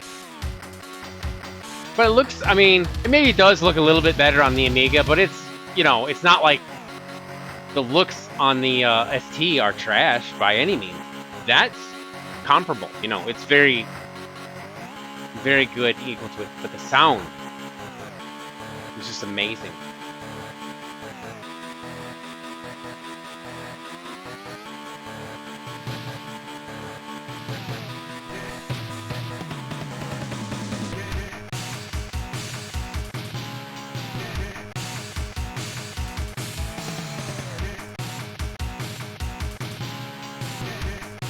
I remember I used to play this on the sound effects version because, and it's unfortunate, this is one of those games where it's sound effects or music, not both. But the reason why I did, and I'm going to turn it down slightly because I think it's a little bit overwhelming, my voice. But the reason why is when you destroy like a whole section, like a whole phalanx of enemies or whatever, like those. I didn't get that last one. He just disappeared. But when you get them, you know, it turns into that whole heart, right? And you can grab that heart. Well, sometimes it turns into a skull, which will instantly kill you. And it makes a different noise. And that was the main reason why I went on sound effects, because that would trigger, you know, I would know and not jump up instinctively to grab the thing. It gets more critical later on. That happens more often. That you don't get a power up, you actually get a death. And it's an instant death too, I think. think. Maybe it just takes a big chunk of energy. I do remember grabbing it and dying a lot, though.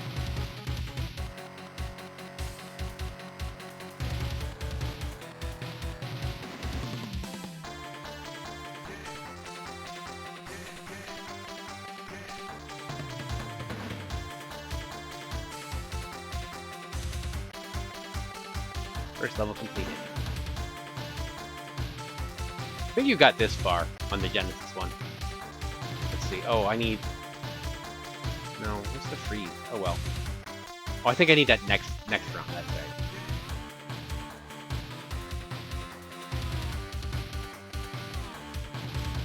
That's right. That's the next round. I don't have this as memorized as I used to, you know, back in the day, but I can still get through the first couple worlds, or whatever you call it. That's just a red herring. Yeah.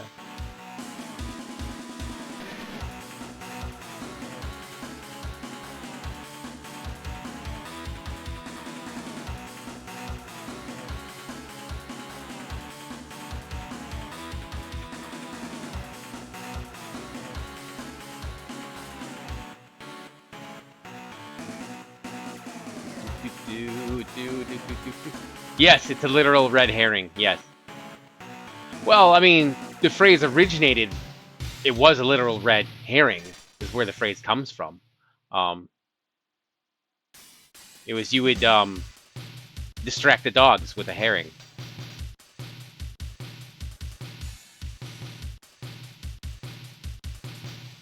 And that does not work right, I think, on the Genesis, that thing there. If I remember correctly. There we go. That sort of waving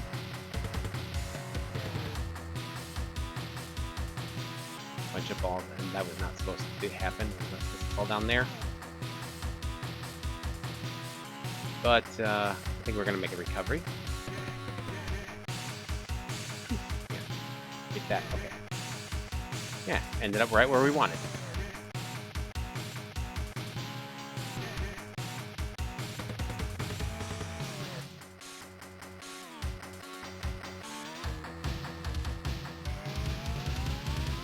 We're almost there.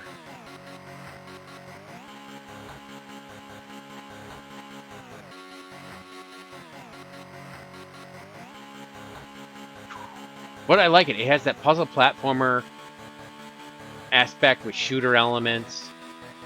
It is very brutal, especially in the later sections. Like, you can do something and just get killed if you do it wrong. But it's fair. It's you know, it punishes you brutally for making a mistake. And you can make mistakes without knowing that they're mistakes, because you haven't learned that yet. So, and that, you know, if you don't like that sort of thing, then that's a problem. But I don't mind it, because, like, you know, you don't make that mistake again. That's what gives you more lives.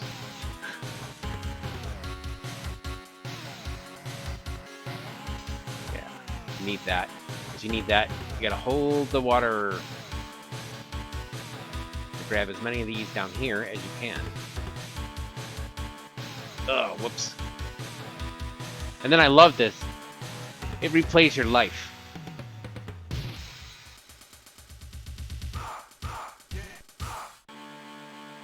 And the R in the corner shows it. Yeah, it's just a replay. So you can just pick up right where you left off.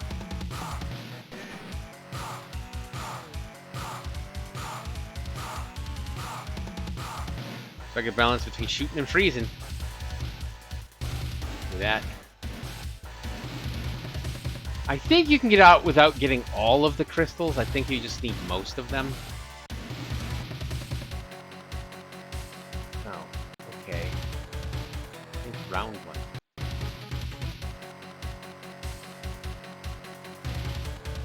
How do I get up there? Evidently I don't. Oops. I forgot to, oh, there's the freeze.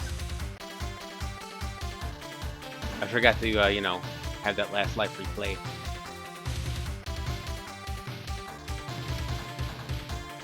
Ah! That's where the up to jump gets you. Although you can, in this version on the thing, the B button works to jump. They've mapped that to the jump.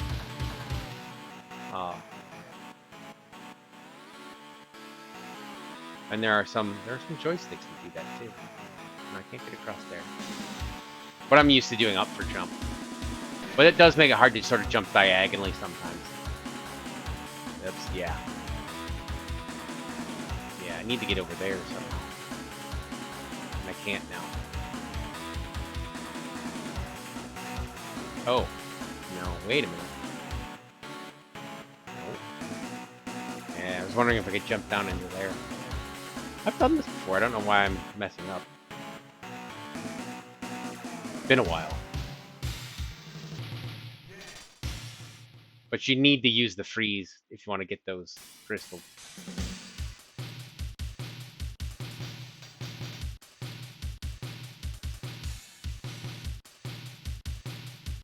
And yeah, I'm just taking a pounding.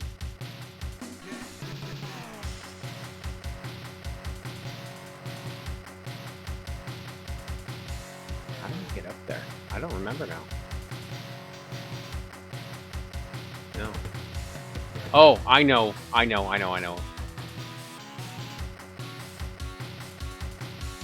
The other key.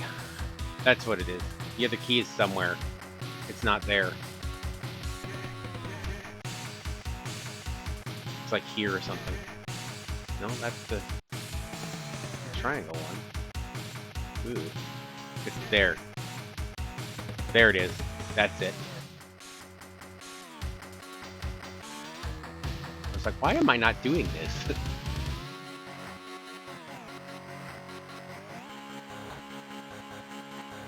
Nope. Oof.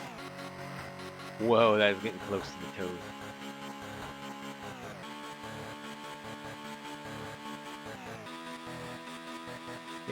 There we go.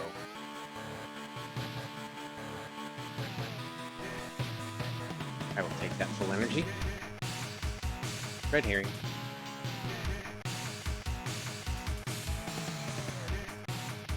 Oops, there's a wall there.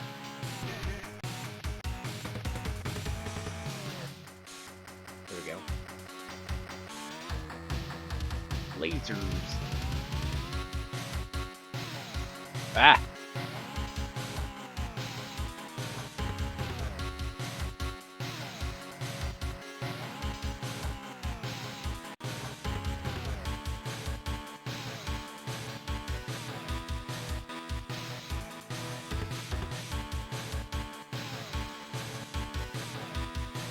That's a... Oh, it's a key. Okay. Oh, and I died.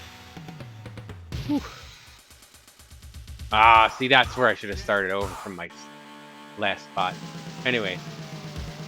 Getting tired of that right now. It's not the game of the month.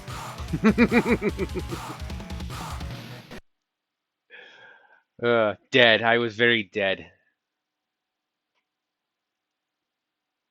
But, oh, I did forget to show you the, you know what? I gotta load that up again.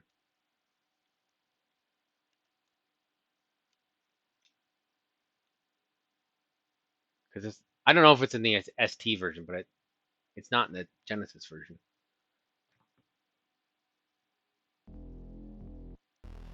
We'll skip the intro this time.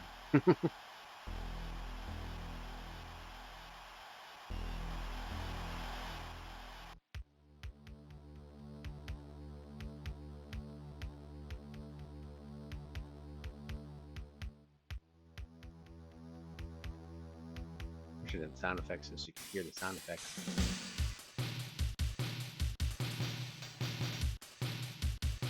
I gotta get you to the high score screen.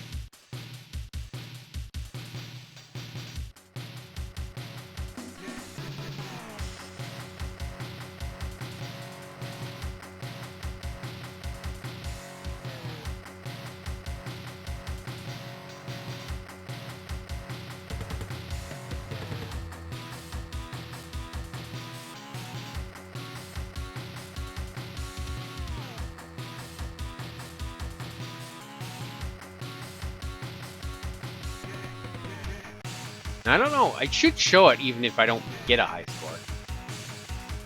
I think it shows it in the yeah, here it is. It's oh, it doesn't show all of them. It's kind of messed up. But you can see it says The Mission Children. That's an album by The Mission.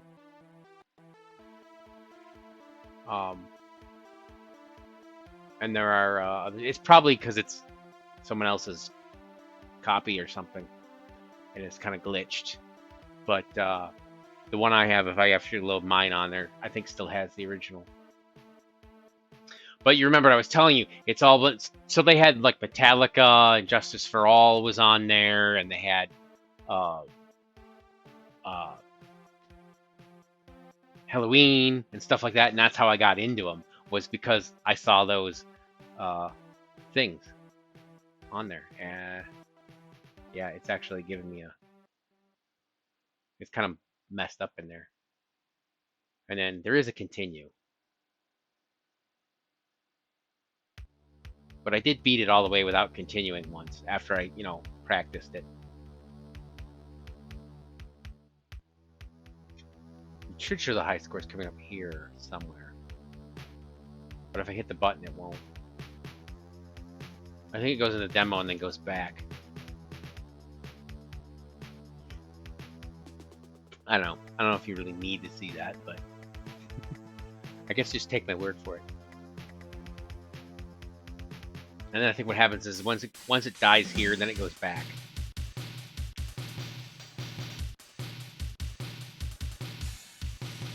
Wonder if anyone speed runs this game. I don't know. I mean, it's certainly one you could do it. I have no idea if there are any official records for it or anything. The interesting thing is you kind of have to do it within a certain time limit anyway because of that rising liquid.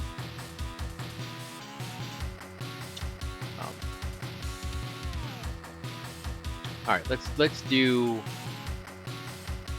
go back to, where is it? You wanted to see Amstrad stuff. All right, I gotta actually mount the disc. I got you on Squadron, and I think this works. I think I mounted A and B. And then to load these, where'd I put it? I had it written down because I always forget. It's similar to the Amiga, not the Amiga, the C64, which load whatever.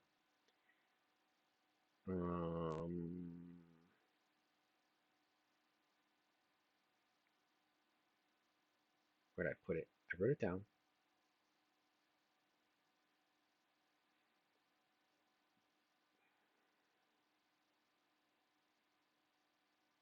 Here we go. Okay, yeah, it's just run program. So you have to do I didn't write that. Oh, that's right. It's cat to list. There you go. So then it's load.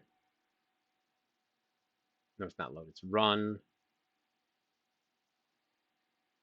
Is that it? Or is it? No, it's not this. That run, and then you gotta get the name.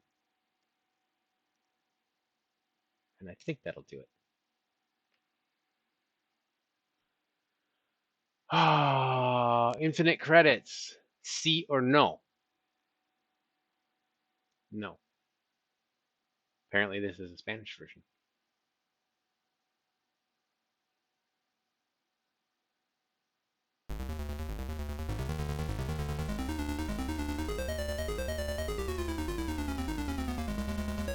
Press space, I think it says.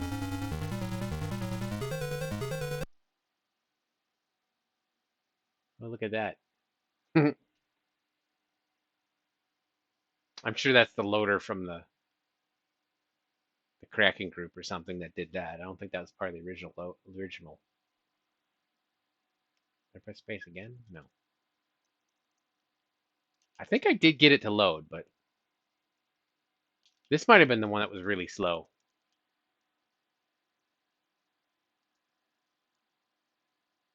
Insert disc 2. Yeah. Oh, there it goes. Yeah, it's just slow. It's loading. Turn tape to side 2. Why did it at disc? Yeah, no, they didn't. Alright, I'm gonna turn this down a little bit. It seems to be slightly loud. That's better. Oh, I already have a credit though. Yeah, I think this is the one that went really, really slow. Look, Mario's over there. Always cracks me up. He especially looks like Mario, depending on other versions like this one. He looks a lot like Mario. Stop the tape. Well, we have a tape. It's supposed to be a disc.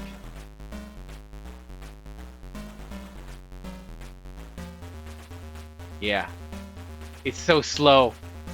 It's like, how many frames per second is that? Let's count. 1, 2, 3. Maybe 2 frames a second?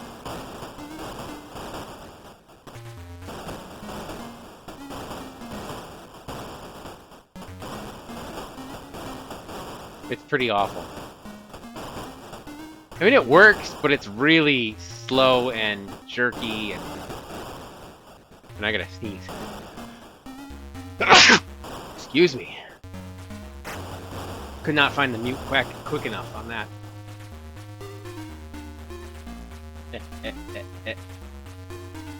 Game over.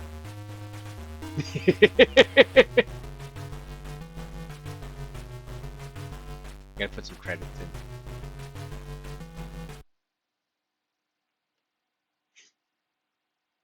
The looks and sound. Yeah, the sounds are nice. The graphics aren't bad, you know.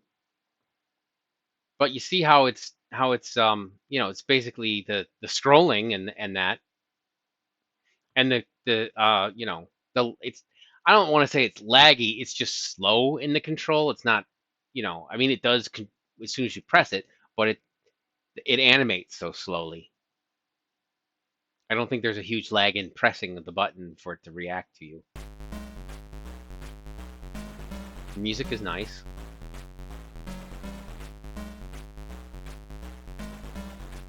Oh, I got 2 of them.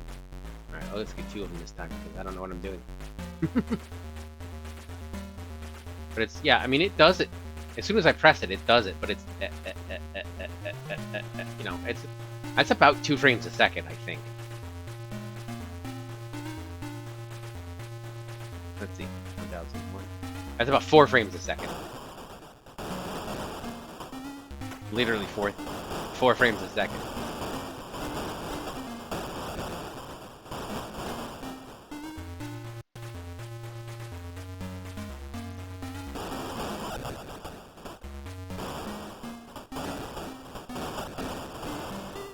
Game over.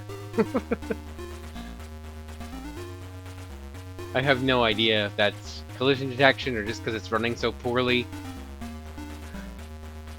You know, that I don't know what's going on. You know, if I'm really bad at it, but it's just, yeah.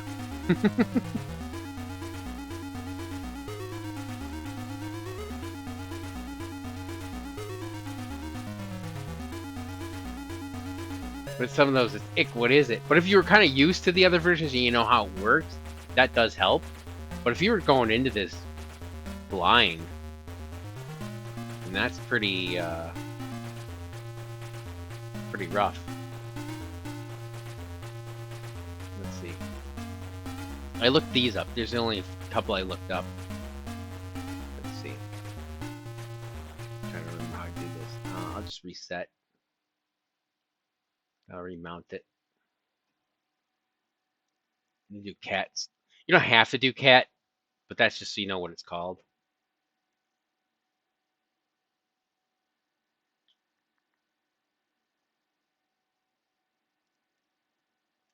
You don't have to put a trailing quote on it either.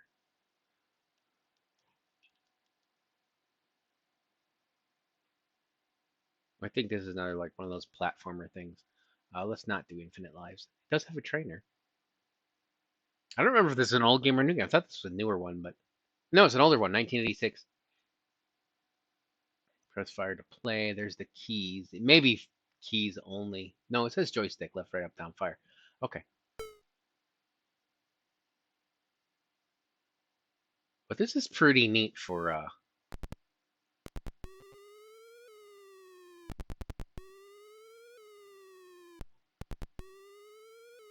you know, back then. This doesn't have a lot of music in it though.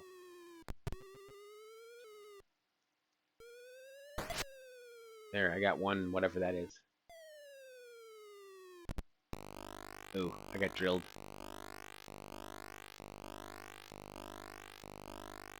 Why am I just stuck? That was weird.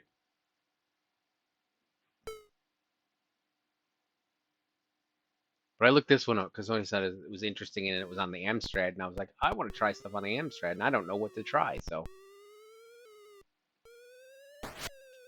This has a little bit of color clash going on too, it seems. Yeah, because my guy's yellow now. He's like yellow sometimes and sometimes white. It seems, unless I'm looking at it wrong. I don't know. Could be just an optical illusion. It did say there was a fire, but I don't know. It's not doing anything here.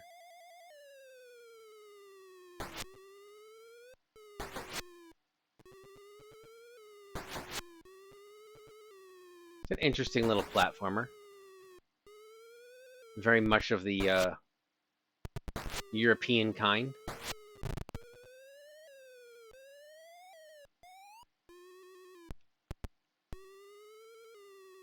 I just played it once to load it up, make sure it loaded. I didn't try to get anywhere on it. Oh, I'm stuck. Can't get over there. Well, I'm gonna die now. That's a bit unfair, but something. Yes, it does look very Spectrum-y. It could have been converted. A lot of times they do convert stuff from the Spectrum. Codemasters, they did do Spectrum games as well. They're still around. So it could be based on the coloring. That did happen a lot. That did happen a lot. Because yeah, it doesn't have like the sound and the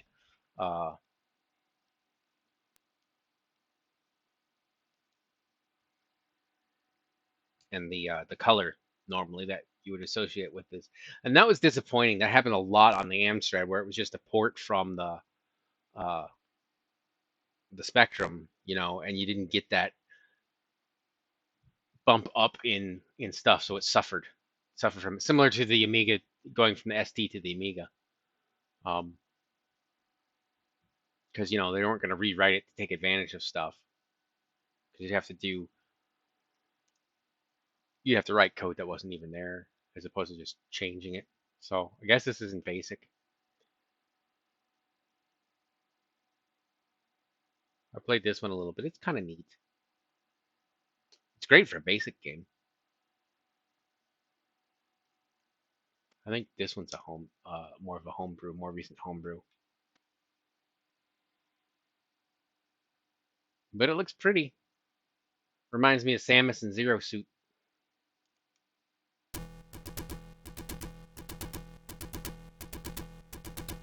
And it's in Spanish, so I have to press 4. 4 is play. That's Spanish for play. And it's a very basic run and gun kind of thing. Almost endless runner and gun kind of thing. Similar to Moon Patrol in that regard, you know? It's like Moon Patrol.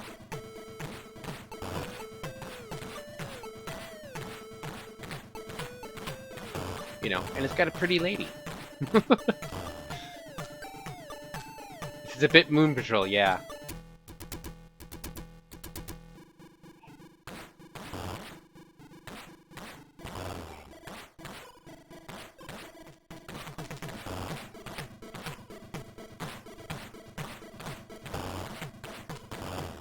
And I don't know if it's endless, but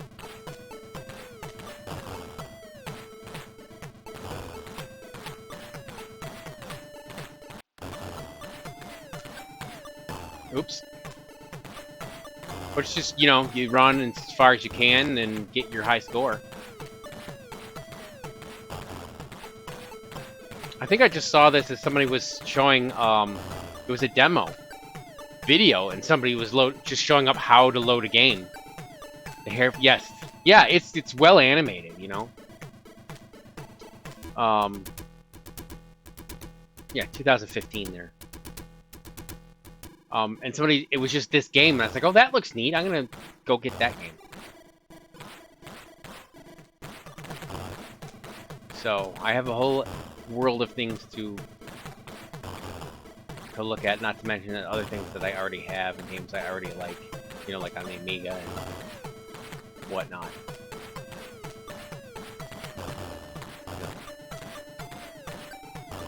Oh, this was fun. This one gets you just one more go a lot.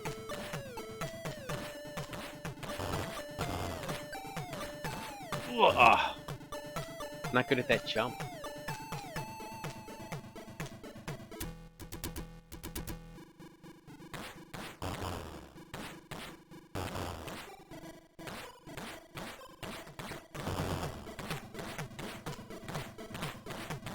Did you see this, the Saturn stuff, Game Boy Guru? I could show you that again. I could show that again. Or you could, you know, that way you don't have to, like, search through the whole video once I post it up for the VOD. Doesn't matter, though. I mean, if you prefer to do that. I just run into stuff. So that's what I got on that. You haven't seen that? Alright, I'll show you then.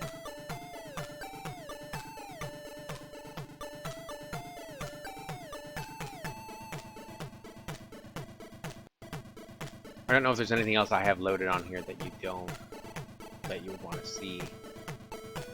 Oh yeah, I have to go back to, I keep forgetting. It's not under computers. It's not even under consoles, because it's unstable. But it does load. Yeah, I haven't loaded a disc. And see, here's Metal Black, and we'll see if it loads. I've only got it to load once, and it just happened to be like the second time I loaded it. Ever since then, it's failed to start. We'll see.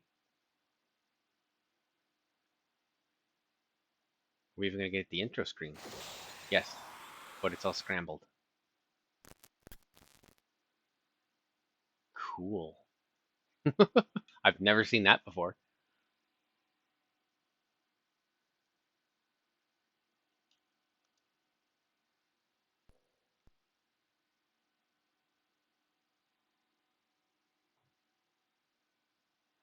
Never seen it go to a blue square like that.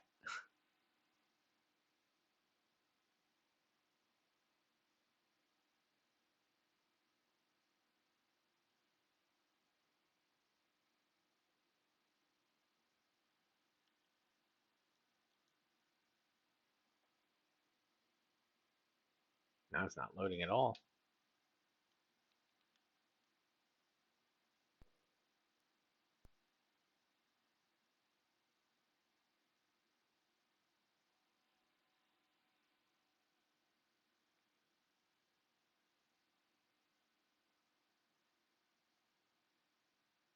Alright, see if we get the...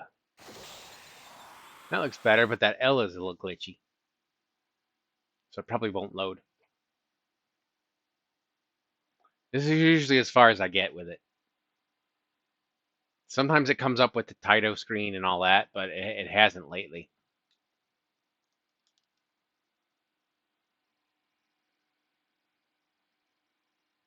So it's quite the unreliable.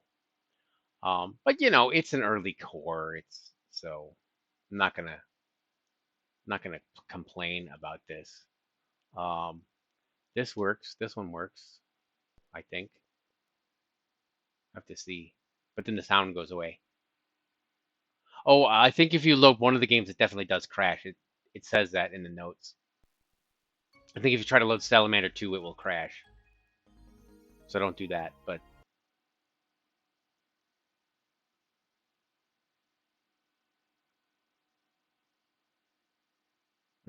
See, it does actually load stuff. So it's a real thing. I think the sound is not working.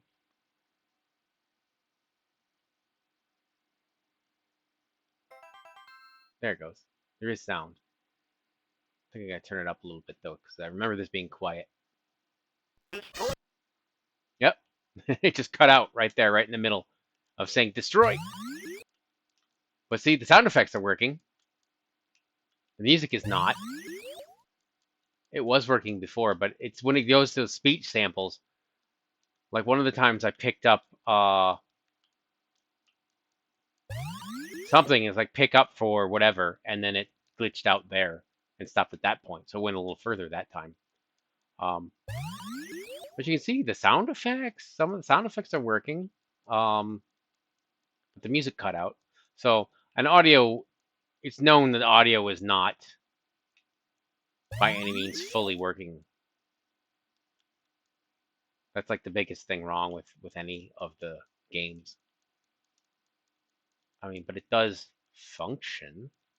You know, you can actually load a game sometimes, certain games, and play them. Do they play well enough to be, you know, good for stuff? I don't know. It depends. I mean, certainly I would not trust Metal Black because I couldn't even get it to run, but oh, that was a speed up. Yeah, audio issues, right. On the satiator. Yeah, it's very similar.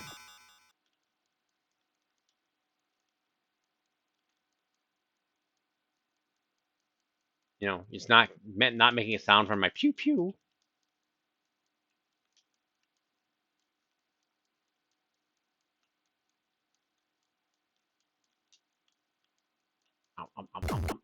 But it makes a sound when you blow. It's got the music there, a little when you game over sound. So yeah, it doesn't quite work yet. I don't know if I would trust this game yet for, you know, doing a high score thing on the, because it's just not the same experience, you know, for game of the month kind of thing. I mean, we've already done this game, but you know what I mean.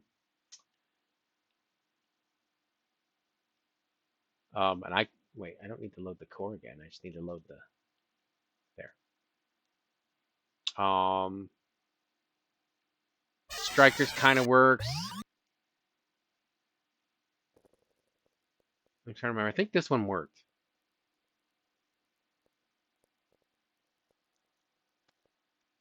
But usually the sound was glitchy or something like that.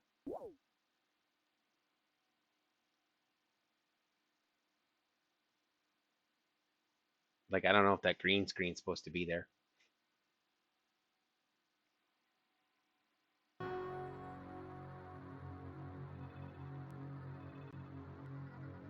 You know, it's loading. There's sound.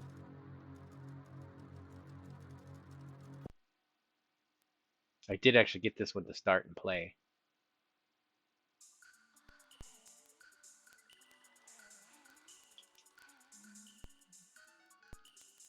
Seems to run smoothly and all that. I'm only hearing music though. I'm not hearing sound effects. But I think this one was quiet. Here, let me pause it. Turn it up a bit. Yeah, now you can hear the music. Never saw the green screen. Yeah, I didn't think so.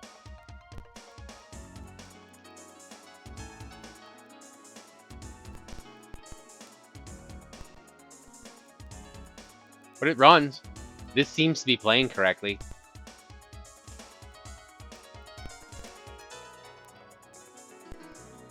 The music and sound effects are really quiet. Well, I'm not getting sound effects. I'm only getting the music. And it's really quiet.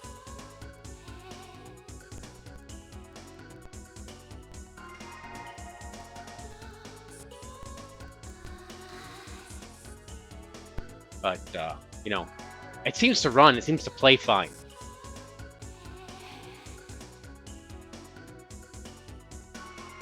I think Nights into Dreams was pretty wacky. But I was like, it's like a 3D thing, and I was like, oh, I'm gonna get seasickness from that. No, I did get all the Japanese ones because I'm running the Japanese firmware, and that's the most stable one. That's why I'm running Japanese firmware. So that's why I'm getting the Japanese versions as opposed to the color simultaneous. Yeah, that could be my capture. Or, you know, it's running in the MAME and or not MAME, MiSTer, so the MiSTer could be a little bit, the colors could be a bit off from that too. It felt good. Uh-oh. I wonder if I run out of batteries on my controller because the controller's off.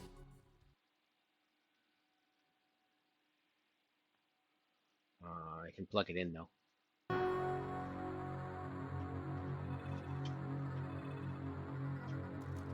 I was like, oh no, it locked up.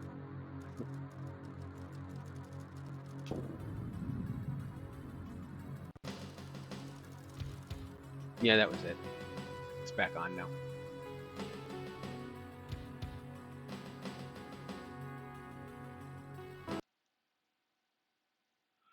So it's, you know, it's fun to play and look at the bleeding edge stuff. But it's not ready for prime time yet, and that's no, you know, complaint or dig. It's just not there yet. It gets done when it gets done, you know.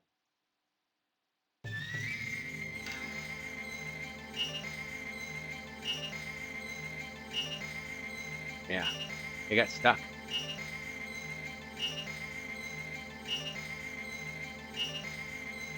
Yeah, it will be.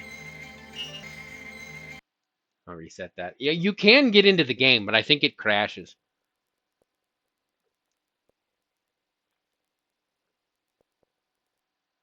That's the weird thing. It's very intermittent.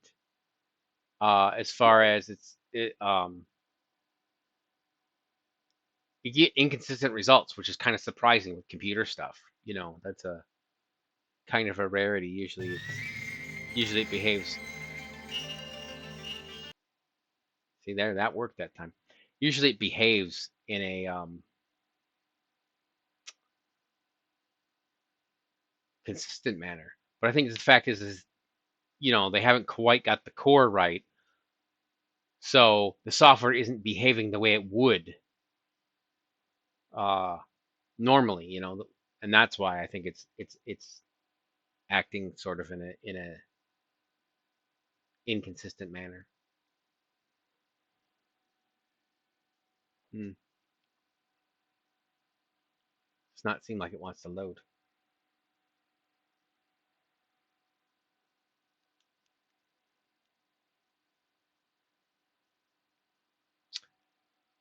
But there you can see. I did get it to load up at least a couple of times and played it a little bit, but I think it crashed. Let's try this one because I think this one was a little more stable.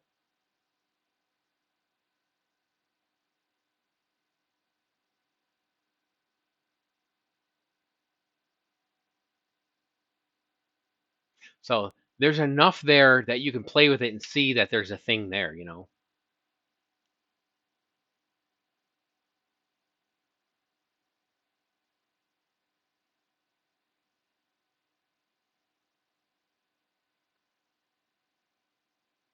New game.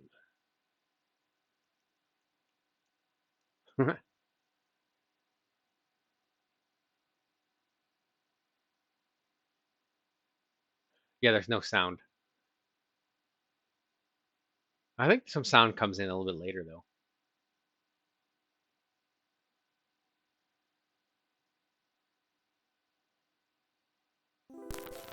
Yeah.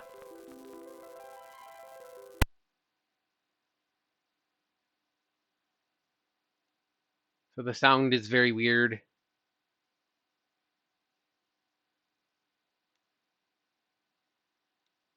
I don't really know how to play this game.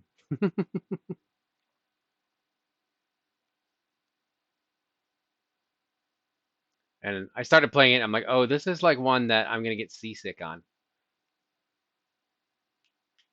Not to mention the fact that it could be glitchy. So it could be even worse than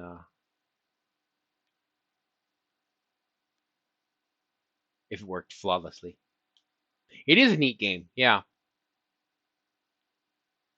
I think I remember seeing it when it came out for like PS3. You know, when they had the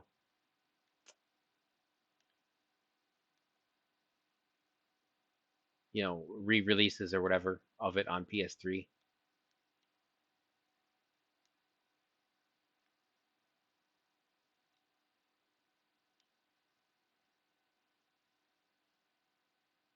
But yeah, I played about this much and I'm like, I'm gonna get seasick. Not that it's bad or anything. And it's one of those, if I knew what I was doing a bit more, I wouldn't get seasick. Yeah, that part's fun. But I think I've mentioned before, Spyro gives me motion sickness ever since when I first played it. And I think the PlayStation 2 was out, so it wasn't like brand new or anything, but I remember playing it, 20 years ago or whatever. And I was playing it and I got this really bad headache. And I didn't realize that it was a motion sickness headache until every time I played it, I got this headache. So I had to tweak the settings and like pause and look away and do short uh, sessions and only play for like an hour or two or something like that.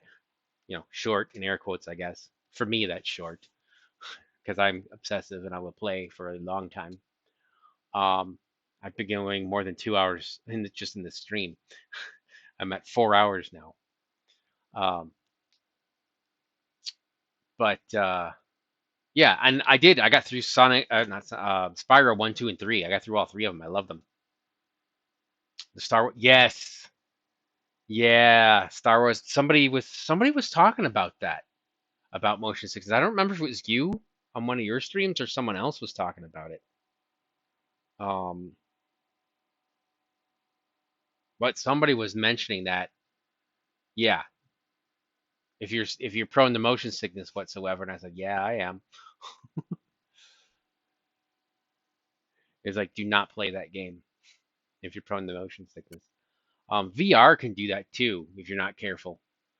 Um, I know they found that the VR, it's if the frames are, uh, if it starts dropping frames, then you get motion sickness pretty severe uh, on that. So when I got to play a demo of it at the library, there were only a couple of programs they could run on their hardware that they had that they knew wouldn't drop frames, so it could only show those. But it was really neat. They showed those, and I got to do this little demo of like I was like in a spaceship touring the solar system, and it was really cool. It was like, look down and you point your thing at whatever you're looking at, and then that's how you did it. And I think they gave you controls. You could press button or something, and then you look at it, and then you press the button, and then decide to go to that planet or whatever it was. It was really neat. So that's all we got for Saturn.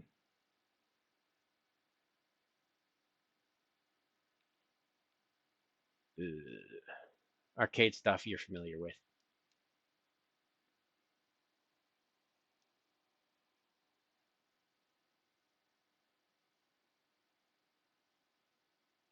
What else have I got that's interesting? We can play some Shadow of the Beast just for the fun of it.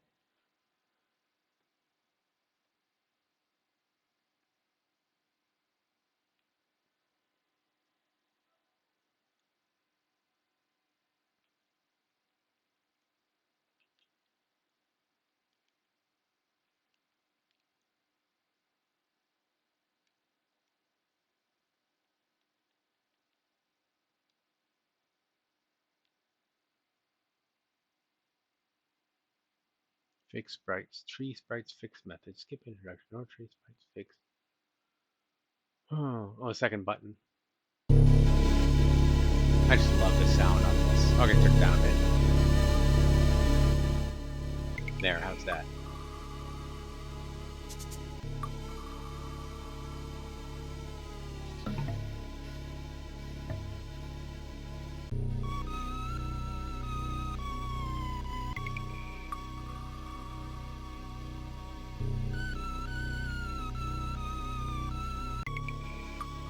I don't care what people say. This is a good game. It has its detractors, but it's a good game. It's not perfect, you know. It's kind of unfairly hard, but you don't have to have pixel perfect, or you don't have to have frame perfect stuff. You do kind of have to memorize where the enemies are coming and stuff. And there are some parts that are a little unfair that will hit you no matter what. But it's gorgeous, it sounds great, and it is playable. That screen's interlaced normally on the Amiga, so if that looks weird, that would be why. Seems like it's okay on the stream, but that is, of course, Roger Dean artwork.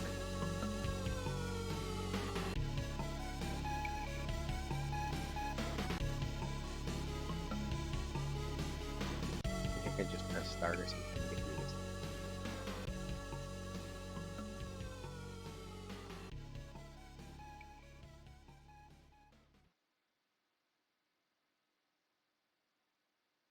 You know, he did the Yes album covers and stuff like that.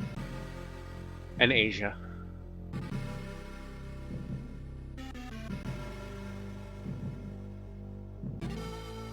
It's really small.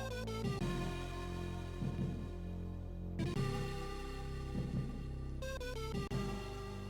I change the mode or something? Yeah, Roger Dean is great. Love his stuff. It's only that one thing that's Roger Dean in there, except for the font of the title screen, or of the title. I think he did it was either him or his style of the Killing Game Show, the title, where it has the words "The Killing Game Show." That's also like kind of his style. Not positive that was actually him. Yeah, it's small. That's weird.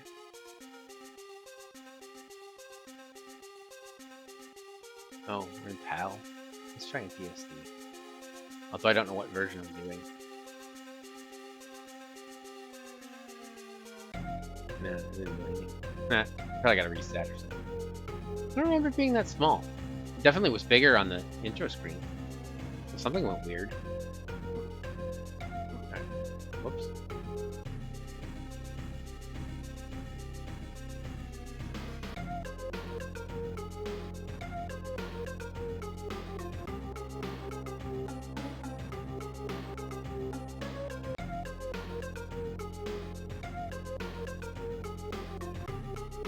Yeah.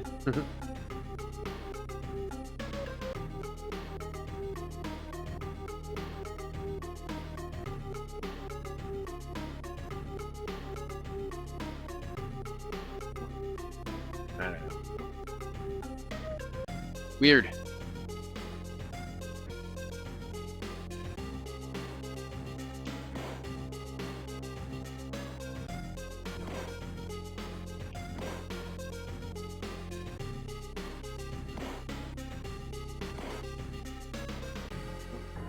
See, I got hit once. You can actually do that flawlessly. It's hard, but it's doable. You know, it's not like this game is impossible by any means. I saw my friend get all the way up to the final boss back in the day. The ending is, you know, not exciting.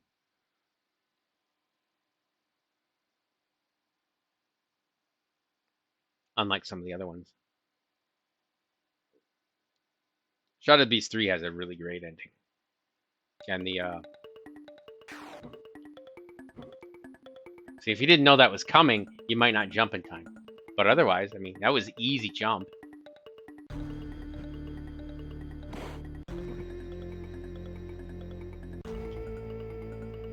You know, and you do have to memorize the path. Yeah, these guys are a little bit iffy. Because you gotta time it just right, otherwise they hit you.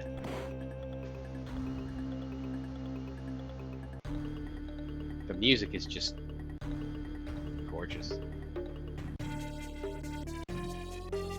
And And yeah, it's been so long since I played it. Now those come down kind of randomly, so they can get you. That's one of those cheap areas, you know. Or as somebody was saying, those European games where like a drop of water kills you. Yeah, they have that in this. Oh, I'm doing terrible. I'm gonna die. Yeah. So you do have to line those up right and stuff. It's weird that it's small. Usually it's big on there. I know it was big when it started. When Killing Game Show was full screen. I don't know what happened. No, I just kind of skipped the end.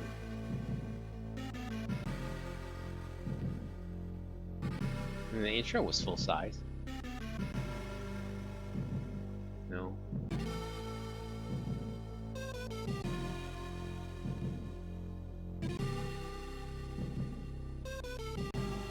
I don't know. It's weird. It's like small. Oh, finish screen adjustment. Yeah, right. I don't know what I was supposed to press to adjust the screen.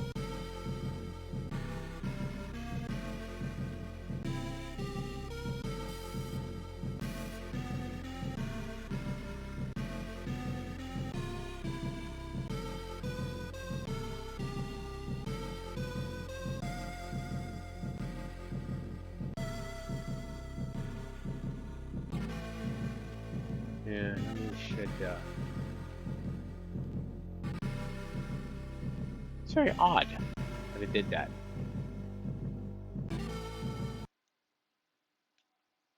That was some fun, though. I didn't get very far.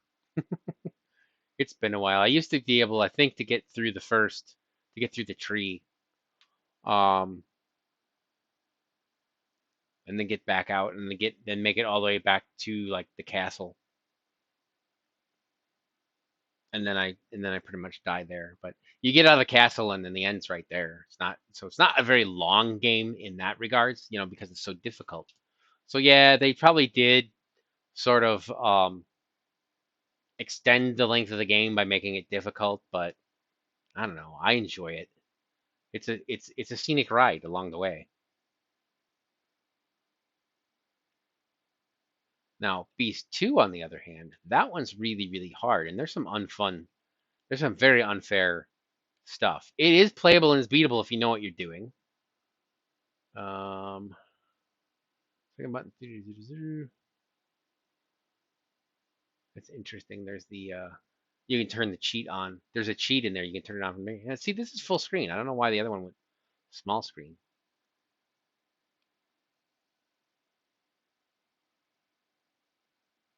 But yeah, that's a Roger Dean thing there.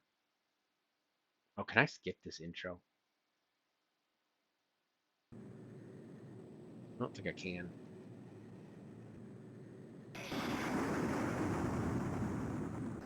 Has a nice intro.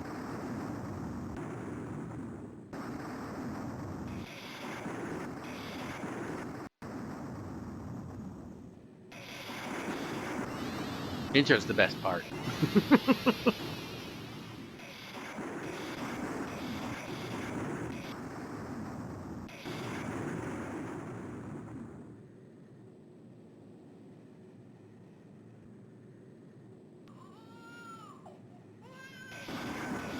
He's capturing your baby sister.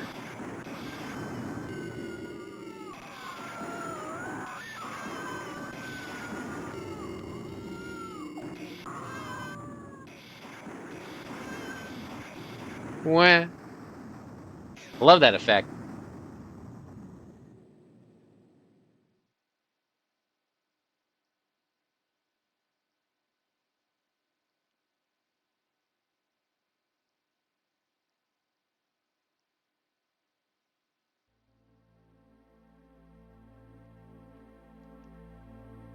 I think I did beat this on the Genesis, though.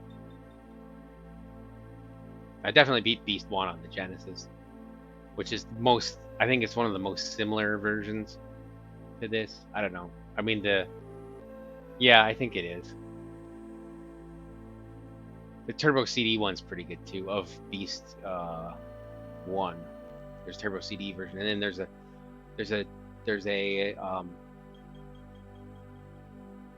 Mega CD, you know, Genesis, whatever you call the Genesis 1 CD of Beast 2.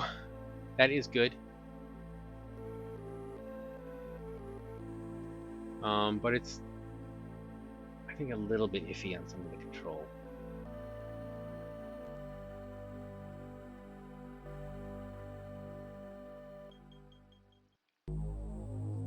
But I think the regular Genesis version is probably the most playable. Again, beautiful music.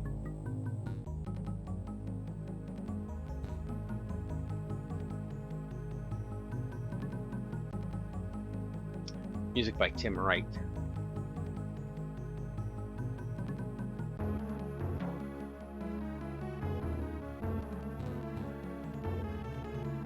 But these guys keep coming, so there's no reason to like try and do them. You get points, I guess. That's what the 50s and stuff is for, but there's no score on the screen, so what's the point of that? You know, so there are things to complain about. It's very, very difficult. My energy's halfway down already. My companion has already been kidnapped and taken to Ishram. If you rescue him, I'm sure our master Bar will reward you. Be warned though, the way is heavily protected. There are many traps. And you're supposed to ask him, I think. Did it enter? I don't remember. Ask about what?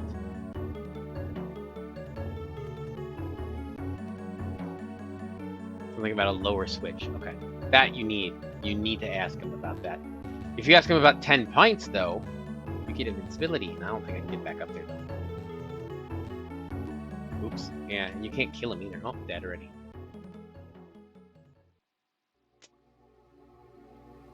Lovely, lovely game over screen. Beautiful artwork.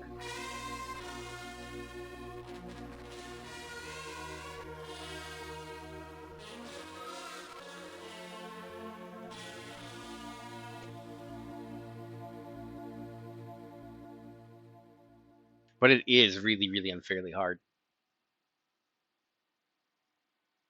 Even if you turn the cheat on, you can still lose. Just because you're invincible, There are like conditions, no win conditions that you can get into.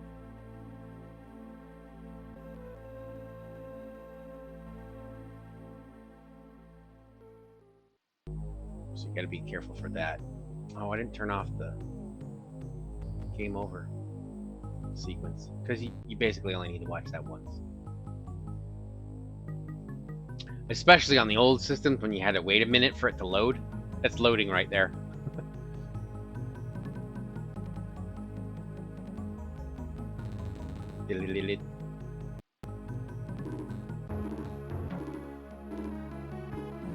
There. Thank you. Oops. Well, now I'm screwed. No win condition. Oh well. I forgot what I was pressing for the thing. Oh well. You gotta get this guy first. If you don't get that guy, he cuts the rope, and that's a no-win condition. And then this is like a pixel perfect. You gotta do this.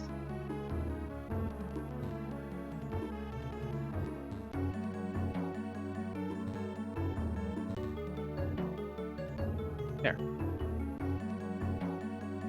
Not too bad, except I have no life left.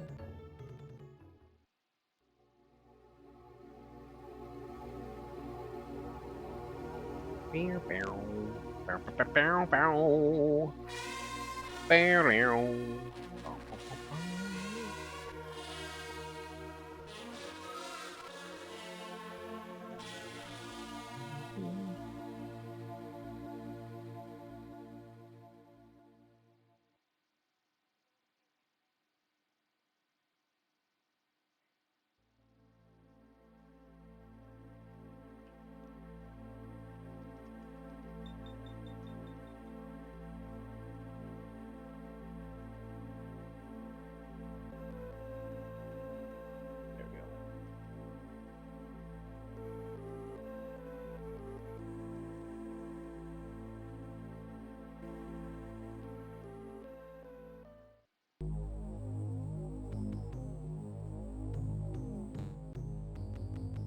You know, and those things hitting you, they're random, so there's no like easy way to like always dodge them.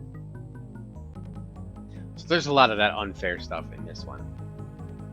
So the criticisms against this game I get.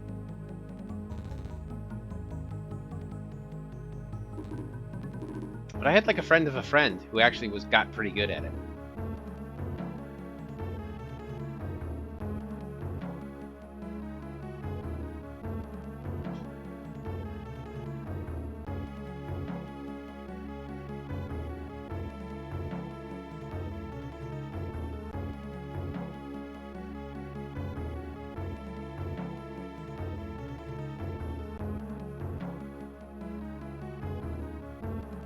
Lower switch, okay.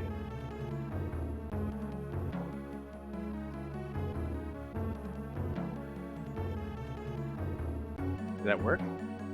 Maybe it didn't work.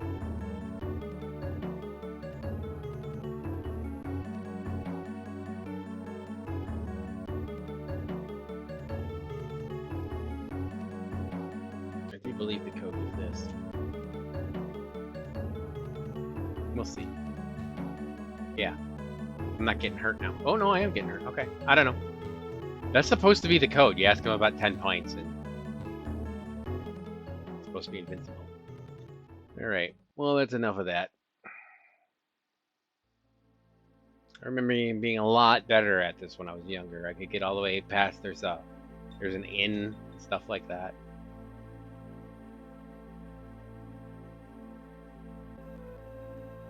I did beat Shadow Beast 3.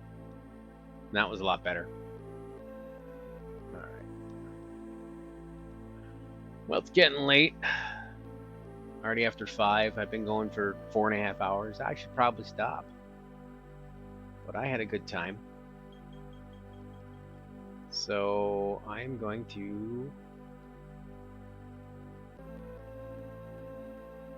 I'm going to end.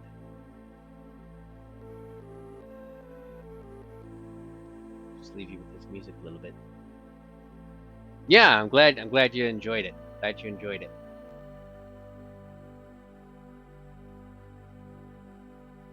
Yeah, I figured you'd be needing to get away anyway, so I should probably get going and doing stuff too. But it's been great. I kind of like taking requests, you know. It's fun.